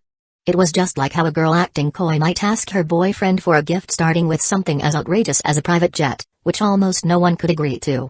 But as she gradually lowered her expectations to something more realistic, like a beautiful handbag, the chances of success increased significantly compared to asking for the bag outright. Similarly, now that Hueco and the others had politely refused, if he were to decline as well, it might be a little inappropriate. After all, Zhu King was still the crown prince, and some face had to be given. Without hesitating much, Mu Ying said, "Your Highness has extended an invitation, so of course, I am free. However, I have already made plans to have lunch with Binger. I assume Your Highness wouldn't mind? Better safe than sorry." No matter what Qian Renxu was planning, or what her intentions were, bringing Shui Binger along meant he had two powerful trump cards: his soul armor and their martial soul fusion technique. As long as a titled Luo didn't appear, he wouldn't be in danger. Even if Shilong and Sizu, the two titled Luo, did make a move, the combined strength of their soul armor and fusion technique would allow them to hold out for some time. Qian Renxu smiled and nodded. Of course. Mu Ying bringing Shui Binger along was exactly what she wanted. A woman's sixth sense told her that Mu Ying's strength wasn't simple. He was probably not as easy to control as he seemed. This banquet had two true purposes. First, she planned to use assassins to test Mu Ying's strength. Second, she intended to stage a life-saving scenario, using it as a pretext to pull Mu Ying and his team under her command. If Mu Ying's strength was impressive, then with Shui Binger by his side, when the two of them faced danger, as long as the assassins were stronger than Mu Ying, Qian Renxu wouldn't have to worry about failing to gauge his true abilities. If Mu Ying was actually a weak food type soul master, then with Shui Binger accompanying him, he probably wouldn't be instantly killed. Even if the assassins were as strong as a seven-ring soul sage, they would still hold out for a few moments, ensuring that her backup plan had time to step in and save him. After all, the assassins she had hired were real ones, not just her own men acting as fakes. Once they struck, it would be a thunderous blow, and she couldn't rule out the possibility that Mu Ying might be instantly killed. The restaurant Qian Renxu had chosen was fairly far away. They rode in a carriage for a full quarter of an hour before stopping in front of a small building. The building wasn't large, with only 2 floors, and its entire structure was wooden, giving it a somewhat elegant appearance. Above the entrance, a signboard carved from purple sandalwood displayed 3 characters, Ziteng. This woman is up to no good. Stepping off the carriage, Mu Ying took a look at Ziteng in front of him, then cast a side glance at Qian Renxu, secretly thinking to himself. The Heaven Hotel, where the Blazing Fire battle team was staying, was already a place that combined dining and accommodation. Now, Qian Renxu had deliberately chosen a location more than 10 miles away from the Heaven Hotel just to invite him for a meal. If there wasn't something suspicious about this, Mu Ying would never believe it. Of course, if he hadn't known Qian Renxu's true identity, he wouldn't have thought too much about it. But since he did know, it was impossible not to be suspicious. That said, based on the original story, Qian Renxu might have been clueless in romance and ruthless toward anyone outside her love interest, but she still had a warrior's sense of honor. Even if she truly had ulterior motives, her real goal was probably not to eliminate him outright. After all, anyone with a functioning brain wouldn't see a genius and immediately think of killing them. The first instinct should be recruitment. Only after multiple refusals, when it became clear that recruitment was impossible and necessary, would someone resort to elimination. Upon entering Ziteng, they ascended to a private room on the 2nd floor. After taking their seats, Qian Renxu smiled and said to Mu Ying and Shui Binger, "Dear brother and sister-in-law, don't be fooled by Ziteng's humble appearance.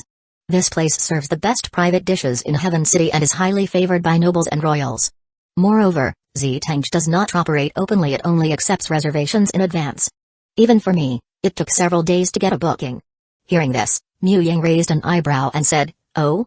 Then Binger and I must give it a proper taste to see if this Ziteng truly lives up to your praise, Brother King." On their way to the restaurant, thanks to Qian Renxu's intentional friendliness, the two had become more familiar with each other. With Zhu King being older, he naturally became Brother King, while the 10 years younger Mu Ying became Dear Brother. Well, Mu Ying sincerely hoped that this Brother King wouldn't stab his dear brother in the back. At that moment, a waiter knocked on the door, entered the private room, walked up to Qian Renxu, and bowed. "Your Highness, shall we begin serving the dishes?" "Yes." Qian Renxu nodded. Before long, several waiters pushed in food carts, bringing in 18 dishes in total before leaving the private room. To be fair, Ziteng's private dishes were truly exceptional without a doubt. This was the best meal Mu Ying had ever tasted. The chefs here were superior even to those at the Heaven Hotel. Since this was a private banquet, there was no need for formalities. The three ate while casually chatting. Shui Binger rarely spoke, leaving most of the conversation to Mu Ying and Qian Renxu. Not long into their chat, Qian Renxu's words began to take on a deeper meaning. "Dear brother, what's your view on the current situation of the continent?" "I look at it with my eyes." Mu Ying answered without hesitation. Qian Renxu. Was that even the question she asked? Ahem, just joking. If I had to describe it, I'd say it's the calm before the storm. After a brief tease, Mu Ying answered seriously. Qian Renxu nodded in agreement. The calm before the storm? That does seem to be the case. Since the founding of the two great empires, Starluo Empire has always been our Heaven Empire's greatest rival. Countless wars have broken out between us, yet for several decades now, the two empires have not engaged in any large-scale conflict. To many, this appears to be an era of lasting peace, but anyone with foresight knows the truth. When multiple factions coexist, and power is imbalanced, survival of the fittest is inevitable. In fact, the longer peace lasts, the stronger the hidden forces become, and when war finally erupts, the conflict will be even more intense. It's because of the Spirit Hall, right? Mu Ying followed the conversation naturally. Exactly. It's all because of the Spirit Hall. Setting aside its massive Soul Master army, just the Elder Hall and Worship Hall alone, with their countless top-tier experts, are enough to make the two great empires wary. Dear brother, do you know how many powerhouses reside within the Elder Hall and Worship Hall? After expressing her thoughts, Qian Renxu turned to Mu Ying and asked. Chapter 146 Empire Plan. Mu Ying shook his head. I don't know, to be fair. He was aware that the Worship Hall had 7 Grand Worship Elders, but as for how many titled Luos the Elder Hall had below rank 95, he truly had no idea. After all, the original story never provided detailed information on this matter. However, one thing was certain, within the entire Soul Master world, the number of titled Luos under Spirit Hall alone exceeded the total known titled Luos possessed by all other factions combined. According to the Empire's intelligence over the years, Spirit Hall has more than 10 titled Luo-ranked elders within the Elder Hall. As for those above rank 95, the Grand Worship Elders in the Worship Hall, there are at least 7. To be honest, dear brother, when my father first told me about Spirit Hall's strength, I was nearly in despair. Being Spirit Hall's heir, Qian Renxu naturally knew exactly how many Elder Hall and Worship Hall powerhouses there were. More than 10 titled Luo-ranked elders. 7 Grand Worship Elders above rank 95. This was just what the Heaven Empire had managed to uncover. Other major forces, like the 7th Treasure Glaze-Tile Sect and Starluo Empire, were also aware of these details. Telling Mu Ying did not count as exposing Spirit Hall's true foundation. And the reason Qian Renxu revealed this information was simple: she wanted to leave Mu Ying with a strong first impression of Spirit Hall's overwhelming power. On the continent, there were 3 factions capable of achieving total unification. At the top was Spirit Hall, with its formidable strength and countless powerhouses. Starluo Empire ranked second. Heaven Empire was at the bottom. Since Mu Ying and his companions came from the Elemental Academy, they were originally citizens of Heaven Empire. Even if they refused to join Spirit Hall, they would never align with Starluo Empire in the future. This meant that when the future war for unification broke out, if Mu Ying's group, as well as the Blazing and Sky Water Academies, had to pick a side, it would either be Heaven Empire or Spirit Hall. If they chose Spirit Hall, then perfect as Spirit Hall's heir, she would wholeheartedly welcome them. Follow her, and they would rise to greatness. If they chose Heaven Empire, then that was fine too. Once she completed her plan to seize the throne, she would become the new Emperor of Heaven. Either way, they would still be following her. As for the risk of her identity being exposed in the future, once the continent was unified, and she was among the victors, would anyone really dare rebel again? Even if someone felt uneasy, they would have no choice but to accept reality. As long as there was no deep, irreconcilable hatred, any rational person would never do something against their own interests. Spirit Hall has that many titled Luos? Upon hearing this shocking number, Shui Binger couldn't help but exclaim. Originally, she thought that with Huo Lion Musa reaching the Luo realm, and her aunt advancing to rank 90, the alliance between Blazing Academy and Skywater Academy had become one of the top factions on the continent. But compared to Spirit Hall's 17 titled Luos, they were nothing in comparison. You all know that Spirit Hall has an enormous number of soul masters. And when there are too many people, it's easy for outsiders to infiltrate. Whether it's the Empire, Starluo Empire, or the Seven Treasure Glaze Tile sect, they've all planted spies within Spirit Hall. Even if these spies never made it into high ranks or gained access to classified information, they still managed to uncover plenty of intelligence. Spirit Hall has at least 17 titled Luos. This is undoubtedly true. Keon Renksu explained. My aunt once said that Spirit Hall has great ambitions. Since they are this powerful, why haven't they already unified the Soul Master world, or even the entire continent? Shui Binger asked in confusion. Of course, it's because while Soul Hall is powerful, the other factions on the continent are not weaklings who can be easily crushed. For example, the Sword and Bone Luos of the 7th Treasure Glaze Tile sect, if they receive support from a 7th Treasure Glaze Tile Soul Sage, these two Luos would undoubtedly be among the strongest experts of their level. Then there's the Blue Lightning Tyrant Dragon Clan and the Clear Sky sect. Due to their powerful martial souls and extraordinary secret inheritance techniques, even their high-level souled Luos, excluding the titled Luos, are not much weaker than an ordinary newly advanced rank 90 titled Luo. Even if one person alone is no match, 2 or 3 working together can definitely hold their ground or even defeat a titled Luo.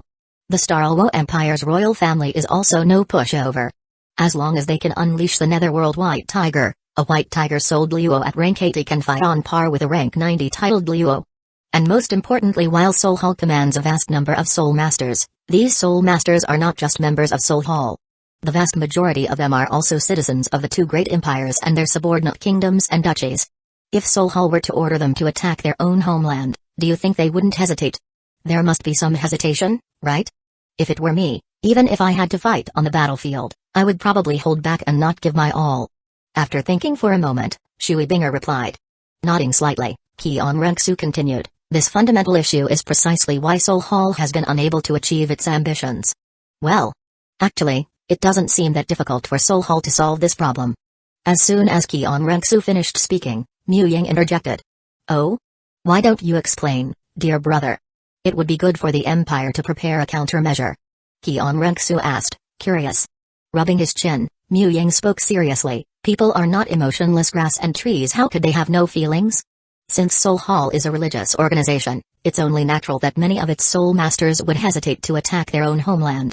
Setting aside the lack of justification or moral righteousness, the mere conflict in identity and allegiance would make it difficult for them to accept.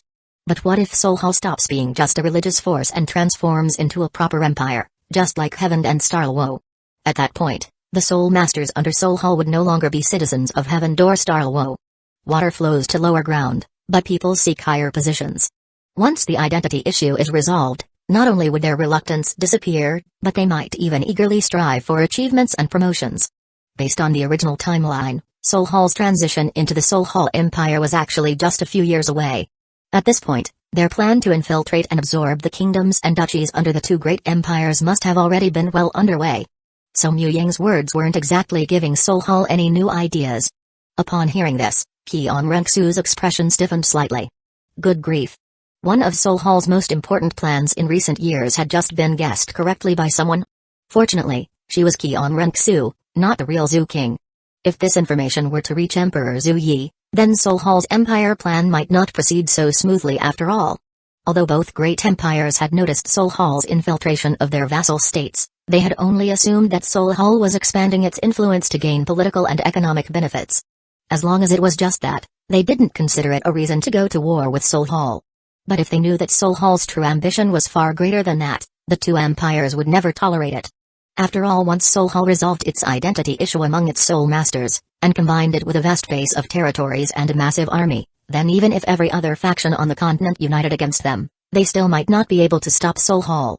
Chapter 147, The Assassin Arrives, Part 1. Perhaps because it was their first meeting, Kion Rensu did not bring up recruitment.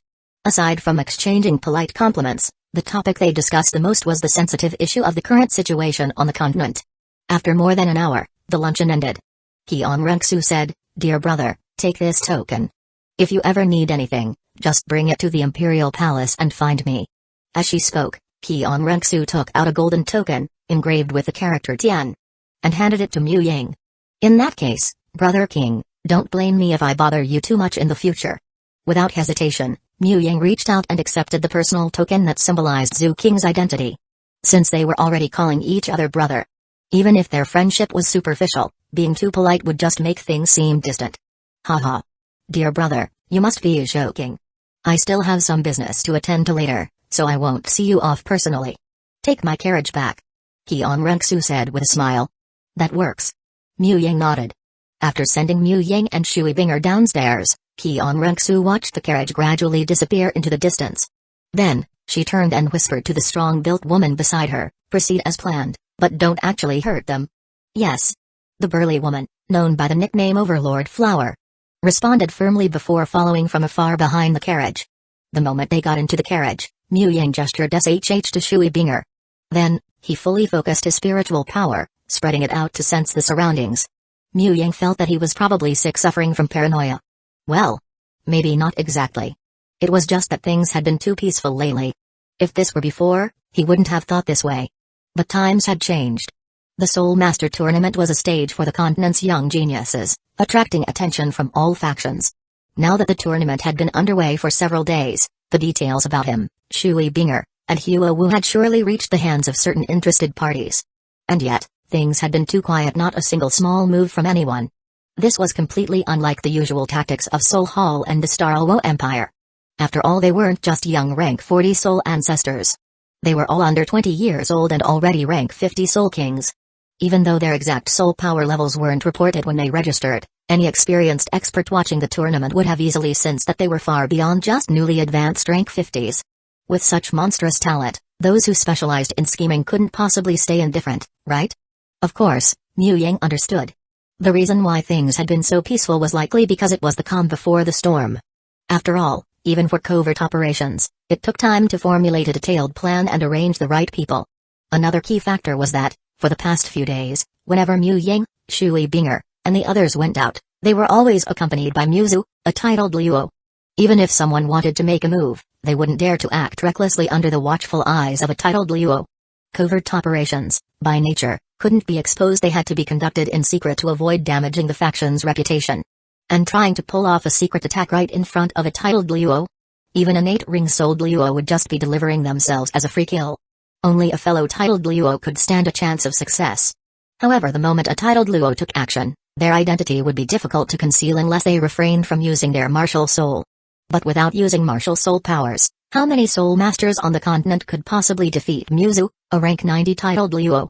Perhaps it was precisely for these two reasons that things had been so quiet over the past few days. But now the situation was different. This time, as two mere rank 50 Soul Kings, they were traveling alone, without any powerful protector by their side.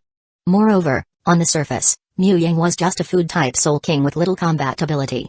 For those who had been waiting to make a move, this was a golden opportunity they wouldn't let slip away. Thus, Mu Ying had a strong feeling today, he would likely experience his first ambush in his lifetime. Suddenly, while spreading out his spiritual power to sense the surroundings, Mu Ying frowned. Within his spiritual perception, there was a powerful aura trailing behind them. To avoid alerting the enemy, Mu Ying did not actively scan the area using his spiritual power. Instead, he only passively sensed the soul power fluctuations coming from the person behind them. Although he couldn't see the person's face, he knew exactly who was following them. It was none other than the bodyguard that Zhu King had brought along, that muscular, burly woman. After all, they had just parted ways, and the woman's appearance was quite distinctive. Even if Mu Ying had memory issues, he wouldn't forget someone like her so quickly. "What's wrong?" Shui Binger asked. "Binger, stay alert. A storm is coming," Mu Ying said seriously. At first, he assumed that even if someone were targeting them, their opponents wouldn't be stronger than a rank 70 Soul Sage. After all, across the entire continent, a Soul Sage was already considered an expert. If their enemy was just a weak rank 70, Mu Yang wouldn't even need to use his battle armor or martial soul fusion technique. With his spiritual power, which was comparable to a mid-tier soul sage, and the divine illusion secret technique, he could easily deal with ordinary low-rank soul sages. If the enemy was a top-tier rank 70, as long as they weren't capable of crossing realms to fight stronger opponents, then even if Mu Yang couldn't win, he wouldn't be defeated in a short time either, and this was Heaven City, the imperial capital. Any battle between high-level soul masters would immediately attract the attention of other strong experts in the city. Mu Yang didn't even need to defeat the enemy himself. As long as he could stall for time, once the local experts arrived, the attacker would have no chance of escaping from Heaven City alive. Especially during the Soul Master tournament, if an assassin boldly attacked a genius competitor, and the assassination happened within the imperial capital, that would be a direct provocation to the Heaven Empire, one of the tournament's hosts. This was something Emperor Zhu Yi would absolutely not tolerate. Even if they couldn't track down the mastermind, how could the mighty Heaven Empire fail to capture a mere assassin? However, the current situation seemed beyond Mu Yang's expectations. Although his spiritual sense wasn't precise, based on his experience dealing with high-level soul masters, he could tell that burly woman following them was likely an 8-ring-souled Luo, and probably not a newly advanced one. Regardless of Qian Renxu's true intentions in sending a souled Luo to follow them as someone who always prepared for the worst, Mu Yang had no choice but to classify her as an enemy for now. If Mu Yang didn't know Zhu Qing's true identity, he might have assumed that this souled Luo was just a temporary bodyguard, arranged by his brother King to secretly protect him and Shui Binger on their way back to the hotel. But Mu Yang knew that Zhu Qing was actually Qian Renxu. And he also understood that before Qian Renxu fell into a romance-driven mindset, she was one of the most cunning and ruthless strategists in the world. For someone like her, sending a souled Luo to follow them definitely wasn't just for their safety. There had to be another purpose behind it. Chapter 148, The Assassin Arrives, Part 2, No such thing as kindness for no reason. If someone is acting overly friendly, they must have an ulterior motive. Mu Yang and Qian Renxu, who was disguised as Zhu Qing, were nothing more than superficial acquaintances who had just met for the first time. Their relationship wasn't nearly deep enough for such gestures of goodwill. If Qian Renxu had no hidden agenda, then from her perspective, Mu Yang and Shui Binger were simply taking a carriage ride from Purple Vine Pavilion back to their hotel. There was no danger at all. It wasn't like they were venturing into a dragon's den or a tiger's lair. Would it really make sense to send an 8-ring-souled Luo as a secret bodyguard for such a simple journey? And even if there was a need for protection, why do it in secret? Why not just have the bodyguard accompany them openly? Since she was hiding her presence, it was clear that something was off. Finishing the job? Mu Yang silently speculated about Qian Renxu's true intentions in sending an expert to follow them. No, that didn't seem right. Qian Renxu wasn't Tang Buddha. Excluding her romantic side, she was a person focused on major ambitions. For truly talented individuals, she was always genuinely interested in recruiting them. Mu Yang hadn't outright rejected either the Heaven Empire or Spirit Hall. So there was no reason for Qian Renxu to want him dead. If this wasn't an assassination, then could it be? Damn it. Was she staging a hero saving the damsel scenario just like those villainous young masters in ancient urban novels from his past life? Mu Yang, who had read countless web novels in his previous life, couldn't help but think of this possibility. Find an assassin to ambush him. Then, just as he was about to get killed, a hidden expert would appear at the last moment to save him. After being granted such a life-saving favor, wouldn't he be eternally grateful? Wouldn't his brother King eventually become his boss king? Thinking about this, Mu Yang's face darkened. Although he wasn't entirely sure, he had a strong feeling that his guess was close to the truth. And honestly, for the native soul masters who didn't have such wild imaginations, this trick would be extremely effective. After all, Zhu Qing was the crown prince and the future emperor of the Heaven Empire. With such a life-saving favor in hand, as long as Mu Yang wasn't heartless, he would inevitably see Zhu Qing as a wise ruler. Not only would his own stance lean toward Zhu Qing, but his connections including Blazing Academy and Skywater Academy would also be influenced. Compared to the cost of setting up such a staged event, this was an extremely profitable deal. Not to mention, it was far simpler and more effective than conventional persuasion. As he was pondering this, Mu Yang suddenly noticed something new within his spiritual perception. Following the hidden 8-ring-souled Luo, another figure had appeared behind the carriage, a 6-ring soul emperor. During the Soul Master Tournament, Heaven City was bustling with activity. Encountering a Soul Emperor on the streets wasn't unusual. However, this particular Soul Emperor had been following their carriage for quite some time.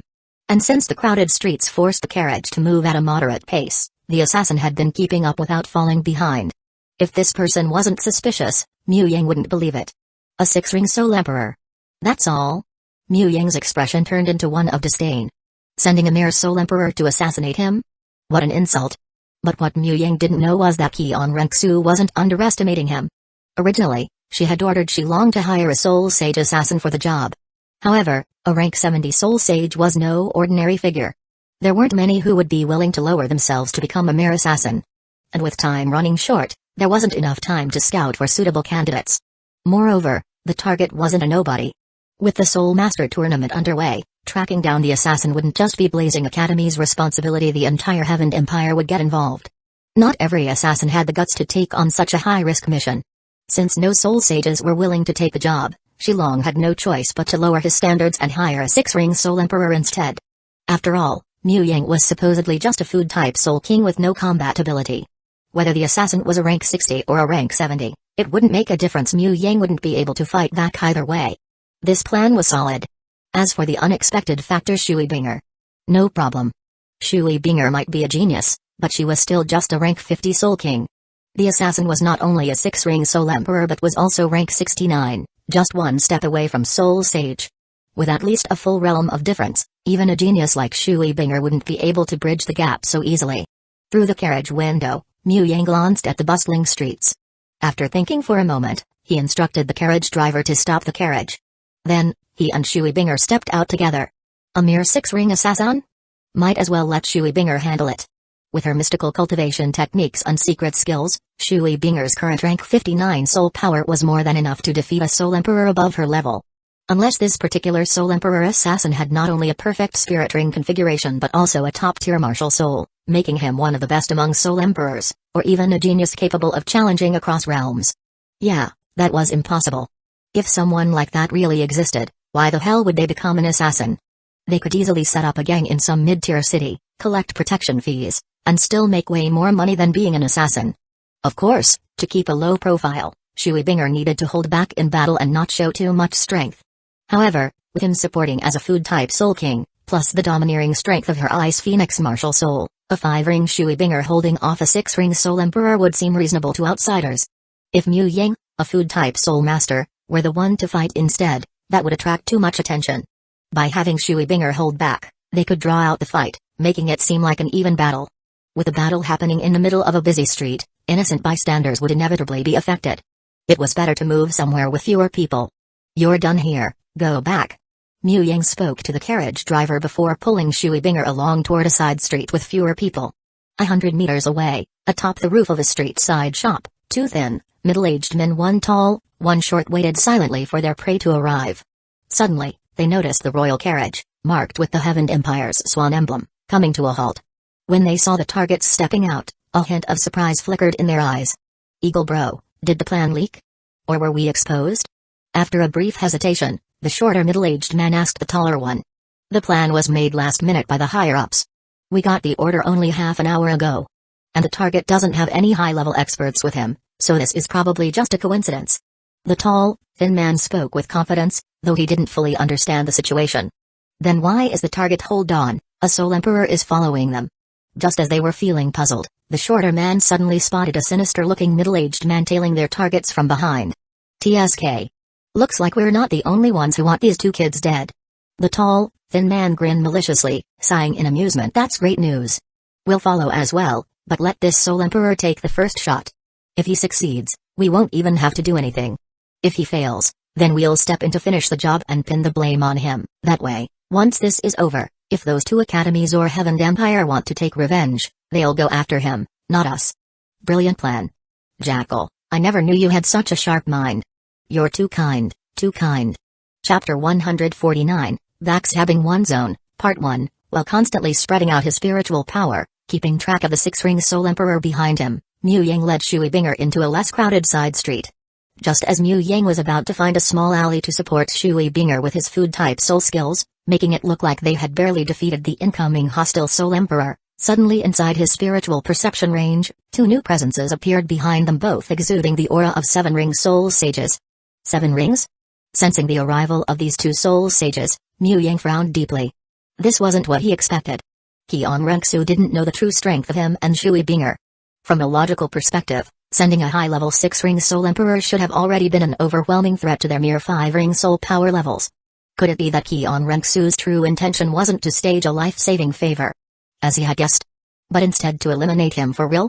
Without hesitation, Mu Yang reached into his soul tool storage bracelet and pulled out 2 golden metal spheres, each the size of a ping-pong ball, engraved with a Tyrannosaurus and a human figure.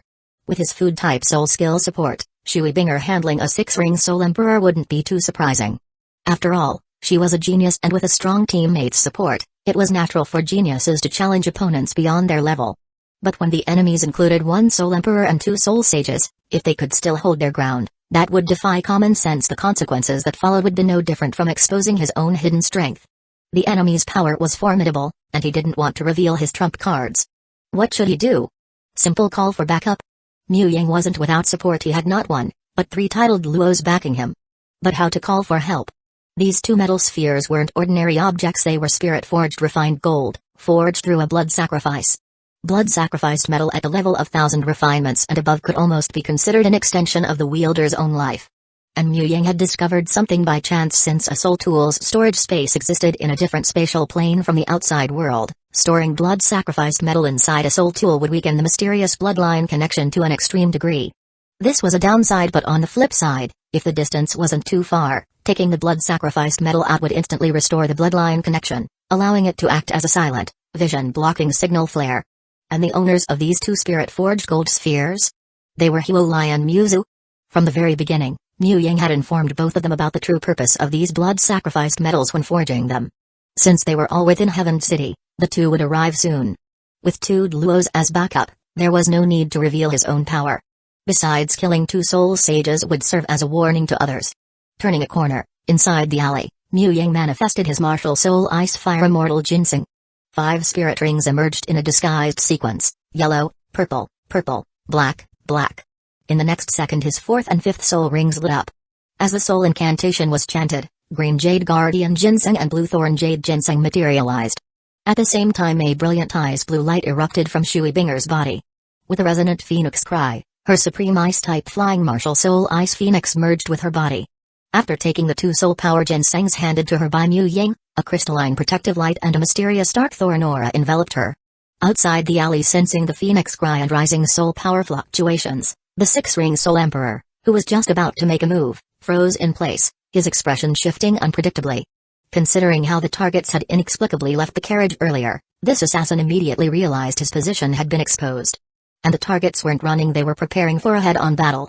After a moment's hesitation, he recalled the huge reward for this mission, and the fact that his opponents only had 5-ring soul power levels. Grinding his teeth, his face twisted into a ruthless expression. A dark glow surged around him. Beast Martial Soul Ghost Wolf. With his 3rd soul skill Ghost Wolf transformation, his body mutated into a werewolf-like form. Then he exploded forward at high speed, charging straight into the alley. Inside the alley, Mu Yang and Shui Binger, already prepared, immediately sensed the surge of soul power from outside. In the next instant, a large black figure darted into the alley at lightning speed, rushing straight at them. Not a giant black rat, but a 6-ring agility-type Soul Emperor, with a Ghost Wolf martial soul, and 6 spirit rings circling his body: yellow, yellow, purple, purple, purple, black. I overestimated you. Glancing at the purple 5th soul ring of this Soul Emperor, Mu Yang couldn't help but think to himself. A Ghost Wolf martial soul, barely reaching high quality, a 1,000-year 5th soul ring, far from ideal. Unless this guy had refined high-quality soul bones, with a high-year soul bone as his trump card, otherwise Shui Binger alone, relying on her Ice Phoenix martial soul and 5 soul skills, could completely dominate him. There was no need for his food-type soul power support at all. However, to say this Soul Emperor was the weakest among his rank wouldn't be entirely fair. A high-quality Ghost Wolf martial soul wasn't considered strong, but in the Soul Master world, it was still above the average standard. And in terms of soul ring configuration, yellow, yellow, purple, purple, purple, black wasn't the worst for a 6-ring Soul Emperor. A configuration like white, yellow, yellow, purple, purple, black would be even worse. And this was the tragedy of commoner Soul Masters in the Soul Master world. No powerful martial soul inheritance, no experts leading them in soul hunts. For commoners, reaching the pinnacle of strength was far more difficult than for those born into powerful forces. Take Shilong, for example. Even though Mu Yang looked down on his 1,000-year 5th soul ring, he wouldn't deny Shilong's talent for cultivation. With an imperfect soul ring configuration, Shilong had still trained to the level of 9-ring titled Douluo. This alone proved that his cultivation talent was far beyond ordinary people. Even if he wasn't born with innate full soul power, he must have at least been innate rank 9. Otherwise, with a flawed soul ring setup, how could he have possibly become a titled Luo? If Shilong had been born into a top-tier force, no, even if he had just been born into a mid-tier soul master family, with the best possible soul ring configuration, his achievements would have been much higher than they were now. At the very least, a rank 95 titled Luo wouldn't have been out of reach. Ghost Wolf Soul Emperor, life is hard. As a mediocre Soul Emperor, I have no choice but to become an assassin to make ends meet. Mu Yang felt lucky. Although his parents had passed away early, he wasn't completely without a background. With his aunt and uncle protecting him, he didn't have to worry about soul hunting. More importantly, it greatly reduced the danger of the tallest tree in the forest gets blown down. Otherwise, if he had been born as a commoner, even with a small cheat, even with innate full soul power and twin martial souls, he would have had only one choice: either join the 7th Treasure Glaze Tile sect or Spirit Hall to rely on their support. First soul skill Iced Seal. The moment the Ghost Wolf Soul Emperor appeared, Shui Binger's first soul ring lit up. A flash of ice blue light burst forth, and in an instant, the Ghost Wolf Soul Emperor, who was charging straight at them, was completely frozen in place. Extreme Ice Spear. Striking without hesitation, Shui Binger followed up immediately. Using a secret technique from the Extreme Ice technique, she formed an icy blue spear, then with a sharp burst of force, she threw the Extreme Ice Spear, guided by momentum and spiritual power, straight toward the frozen Ghost Wolf Soul Emperor. Chapter 150, Betrayed by One Zone, Part 2. Just as the rapidly approaching Extreme Ice Spear was about to pierce his head, at this critical moment, the Ghost Wolf Soul Emperor forcefully broke free from the Ice Seal soul skills control, relying on his soul power, which was a full level higher than Shui Binger's. Like ordinary auxiliary soul skills, when a soul master uses a control-type soul skill against an opponent with a higher soul power level, the effectiveness is inevitably reduced. Moreover, since this was a battle against a stronger opponent, Shui Binger couldn't defeat him with just a 100-year soul skill. With a loud bang, a large burst of ice crystals exploded around the Ghost Wolf Soul Emperor.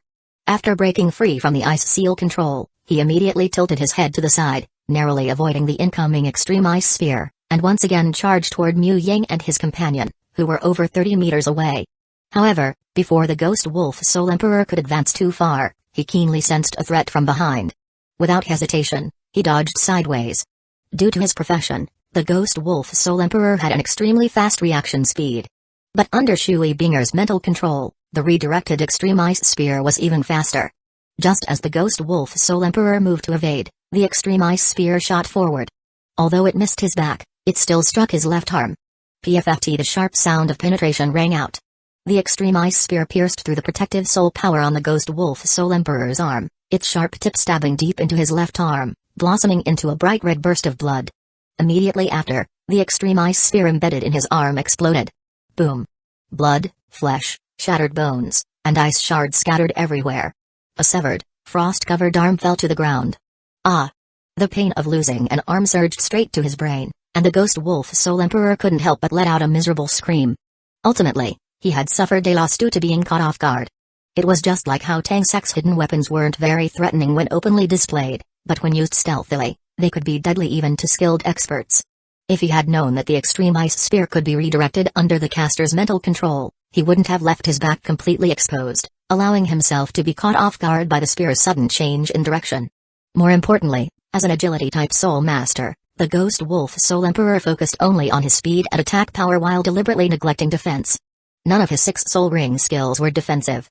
If he had a defensive soul skill, he wouldn't have lost his arm to a single spear strike and ended up crippled.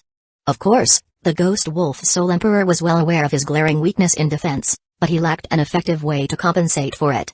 As an agility-type soul master, why would he waste soul skills on defense?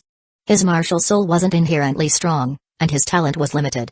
Instead of trying to be an all-around fighter, it was better to specialize in speed. Excelling in one area was far better than being mediocre at everything. Not every soul master could be like Mu Yang, achieving a perfect balance in all aspects while still excelling in every category, even surpassing top-tier specialists of the same level. Binger, hold back a little. Your strength is exceeding expectations. Seeing that Shui Binger had successfully controlled the Ghost Wolf Soul Emperor with one move and then severely injured him with the next, Mu Yang's eyelid twitched involuntarily, and he quickly sent the voice transmission to remind her. Since their opponents included a Soul Emperor and 2 Soul Sages, there was no doubt that the Ghost Wolf Soul Emperor was just the vanguard, while the 2 7-ring Soul Sages in the rear were the true main force. If they eliminated the vanguard too quickly, they would have to face the main force next. As two five-ring soul kings, lasting against two soul sages for an extended period would seem almost unbelievable to outsiders. It would be far too eye-catching. Mu Yang could understand why the assassins had attacked in two waves. The Soul Master tournament was ongoing, and Heaven Empire's law enforcement was stricter than usual. To commit murder in Heaven City, especially targeting someone as well connected as himself and Shui Binger, meant the assassins likely had no chance of escaping. Training high-level soul masters wasn't easy. If they could trade a 6-ring soul emperor to kill them, why sacrifice two 7-ring soul sages? The only reason those two soul sages were dispatched was likely as a backup plan in case the Ghost Wolf Soul Emperor failed, ensuring the assassination mission's success. And perhaps those two soul sages weren't the only backup. Could it be that the 8-ringed, burly woman who had been hiding in the shadows was also part of the plan?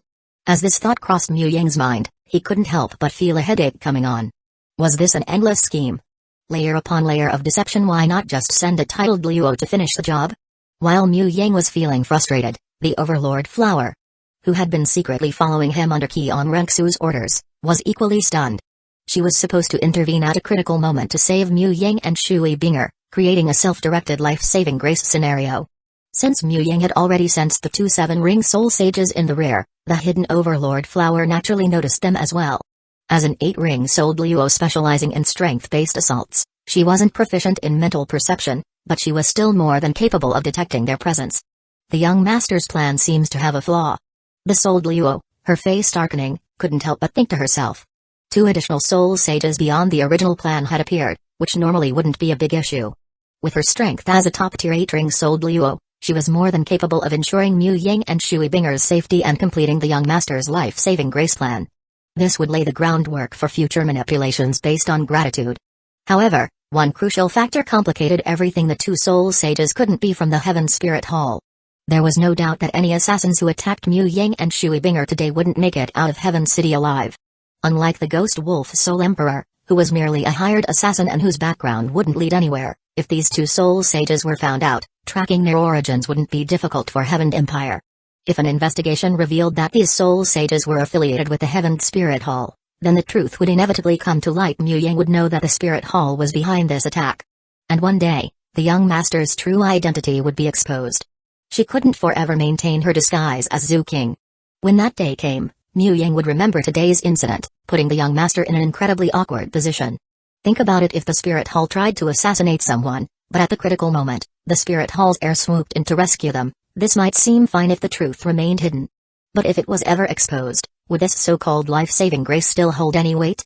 Although Overlord Flower prayed that these two soul sages weren't from the Spirit Hall, she knew deep down that they were most likely sent by Salaz. After all, only the Spirit Hall or the Starluo Empire had both the motive to assassinate Heaven's young Soul Master geniuses and the power to bear the consequences of failure. But the Soul Master tournament had just started.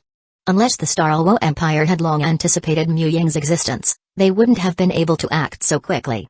With the distance between Starluo City and Heaven City spanning thousands of miles, delivering intelligence and mobilizing assassins in such a short time was nearly impossible.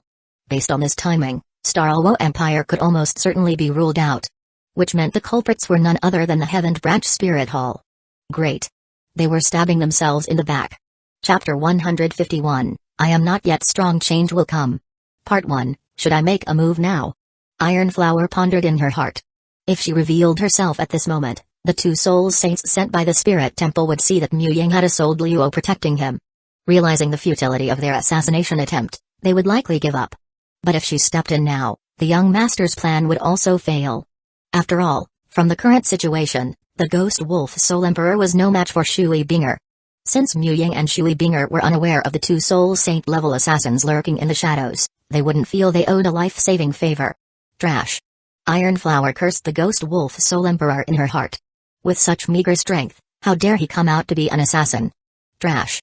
Coincidentally, as Iron Flower inwardly cursed the Ghost Wolf Soul Emperor, the two lean figures hidden in the shadows, a tall and a short soul saint, were also silently cursing.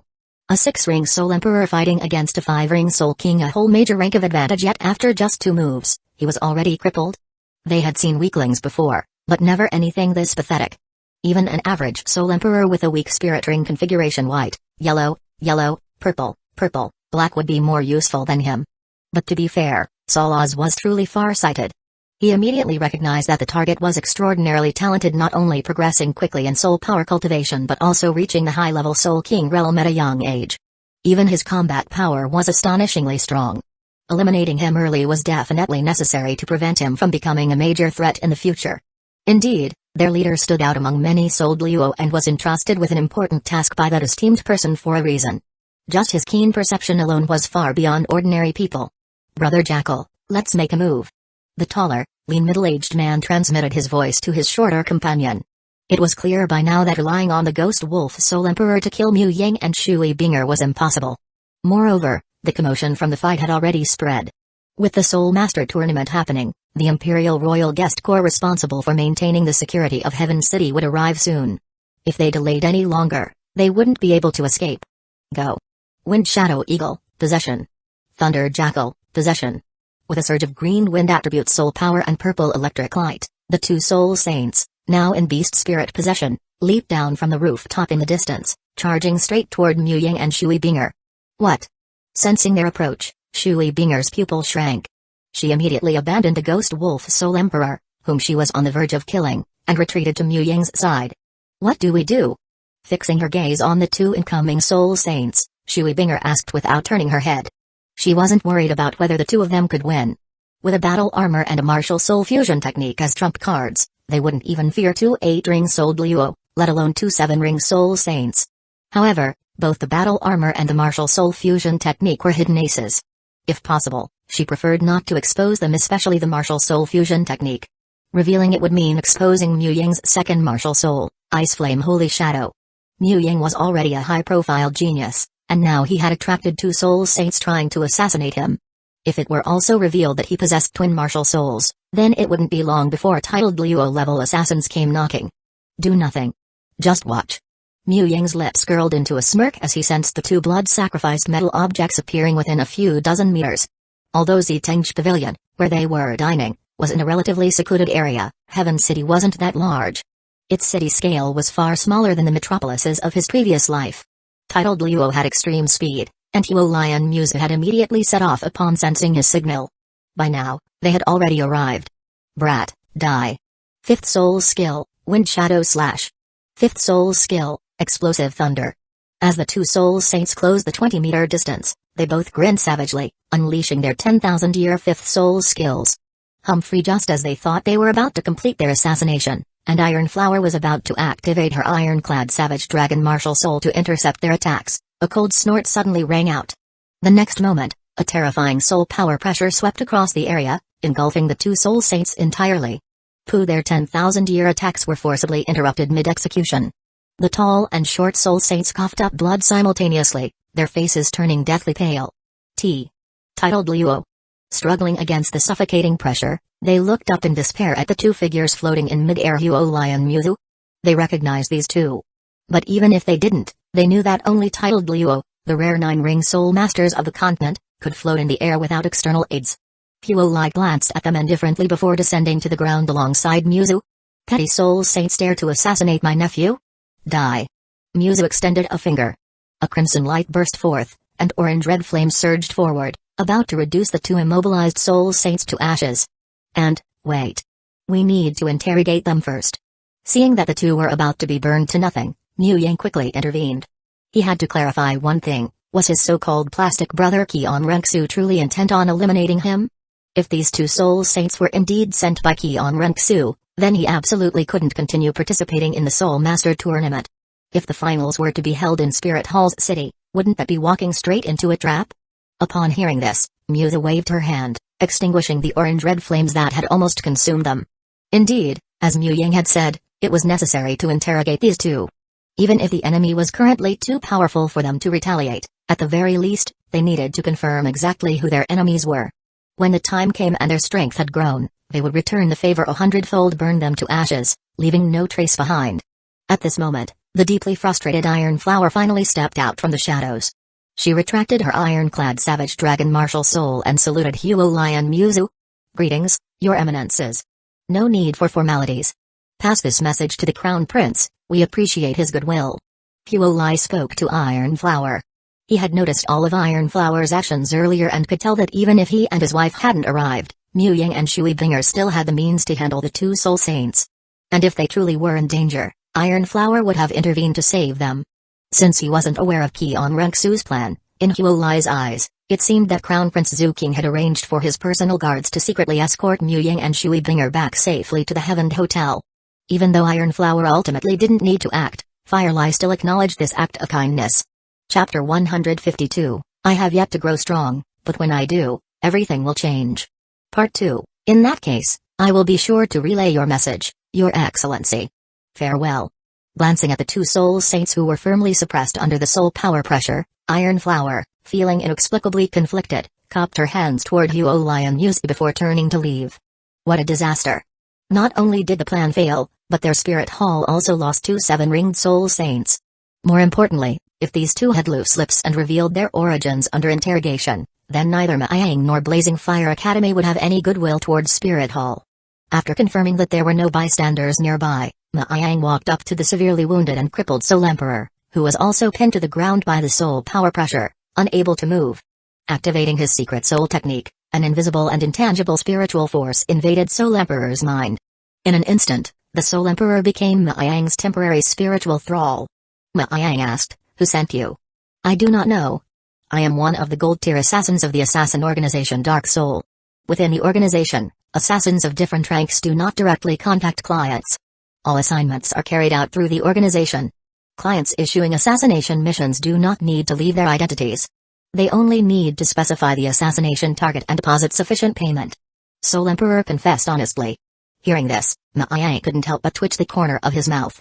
And this guy calls himself a gold-tier assassin? Looks like this so-called Dark Soul organization is nothing more than a third-rate assassin group. Of course, Maiyang had no interest in dealing with Dark Soul as long as they never appeared again. They were merely a mercenary assassin group that killed for money. The real priority was uncovering the mastermind behind this, because even if Dark Soul was destroyed, there would still be other assassin organizations like Shadow Soul or Dark Shadow. Having failed to extract anything valuable, the Ghost Shadow Soul Emperor lost his usefulness in Maiyang's eyes. With a flick of his finger, an ice blue flame appeared and landed on the Soul Emperor. The ice blue fire quickly spread and burned him to nothingness. In an instant, Soul Emperor vanished, leaving behind only a small pile of white ash and some bloodstains as evidence that he ever existed. Then, Maiyang turned his gaze toward the two soul saints. "And, what level are these two?" Maiyang asked Muzu. Their soul power levels weren't low, and since Maiyang didn't have an overwhelming advantage in spiritual strength, he wasn't certain about their exact ranks. To avoid potential backlash, he refrained from directly using his soul technique to interrogate them. The taller one is at rank 76, and the shorter one is at rank 73. Muzu replied after glancing at them. "Rank 73? That's manageable." The shorter soul saint, Egal, had a powerful attack-type martial soul, but it wasn't specialized in spiritual defense. Unless he had refined a skull soul bone to boost his spiritual power, he wouldn't be able to resist Maiyang's secret soul technique. In the next moment, an invisible and intangible spiritual force surged out, descending into Lei Chai Soul Saint's consciousness. After a brief mental struggle, Maiyang successfully took control of Lei Chai's mind. Without the needing Maiyang to ask, Lei Chai Soul Saint voluntarily confessed, "Great Master, the mastermind behind this is Salaz. About half an hour ago, he ordered us to assassinate you and Miss Binger." "Salaz?" As soon as Lei Chai Soul Saint finished speaking, Huo Lai and Muse's expressions changed drastically. Salaz was the Hall Master of the Heaven Spirit Hall, representing the face of Spirit Hall. This situation was becoming troublesome. Unlike Huo Lai and Muzu, who were concerned, Maiyang instead let out a silent sigh of relief upon hearing that the assassins were sent by Salaz. As long as it was Salaz and not Keon Rensu, that was fine. The extent of Salaz's power was limited to the Heaven Spirit Hall at most. And within the Heaven Spirit Hall, it was absolutely impossible for a titled Luo to be present. After all, as a mere Platinum Bishop, Salaz's status and authority were still inferior to the titled Elders of the Elder Hall. But Keon Rensu was different. If she truly wanted to eliminate him, forget the Elders of the Elder Hall, even the consecrated Elders of the Worship Hall wouldn't be an issue. Piecing together the available information, Maiyang roughly deduced what had happened today. It was likely that Keon Rensu, under the guise of inviting him to a banquet, lured him away from the protection of stronger individuals and orchestrated an assassination attempt. The Ghost Wolf Soul Emperor had been hired by someone under Keon Rensu's orders. At the same time, while planning this assassination, she also arranged for her own 8-ringed protector to secretly follow him. In a critical moment, this protector would rescue him, thus earning his gratitude and laying the groundwork for future recruitment. Others might say, I'd take a knife for my brother. But Kion Renksu, this plastic brotherhood specialist, instead decided to stab her brother a few times. Her schemes were practically smacking him in the face. As for the two soul saints, they were likely sent by Salaz, who had been monitoring Maiyang's movements. Upon receiving word that he was without a strong escort, Salaz hastily deployed two soul saints to take advantage of the opportunity and eliminate a potentially dangerous rising star for Spirit Hall. Maiyang, truly, Salaz is evil. Unfortunately for both Kion Renksu and Salaz, they had underestimated his and Shui Binger's strength. Kion Renksu's hired assassin was too weak, he couldn't even defeat Shui Binger. And Salaz's two soul son assassins?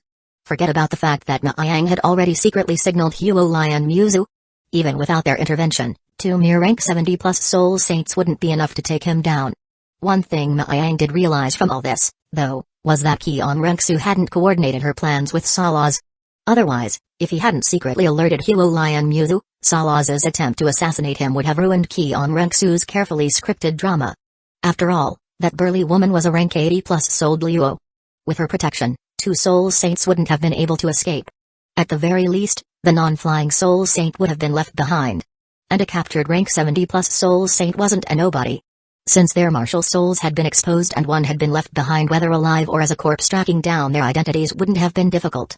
From Kion Renksu's perspective, since she had chosen the path of recruitment and put effort into crafting a self-directed, self-acted script, she definitely wouldn't have wanted to leave Maiyang with the impression that Spirit Hall was evil.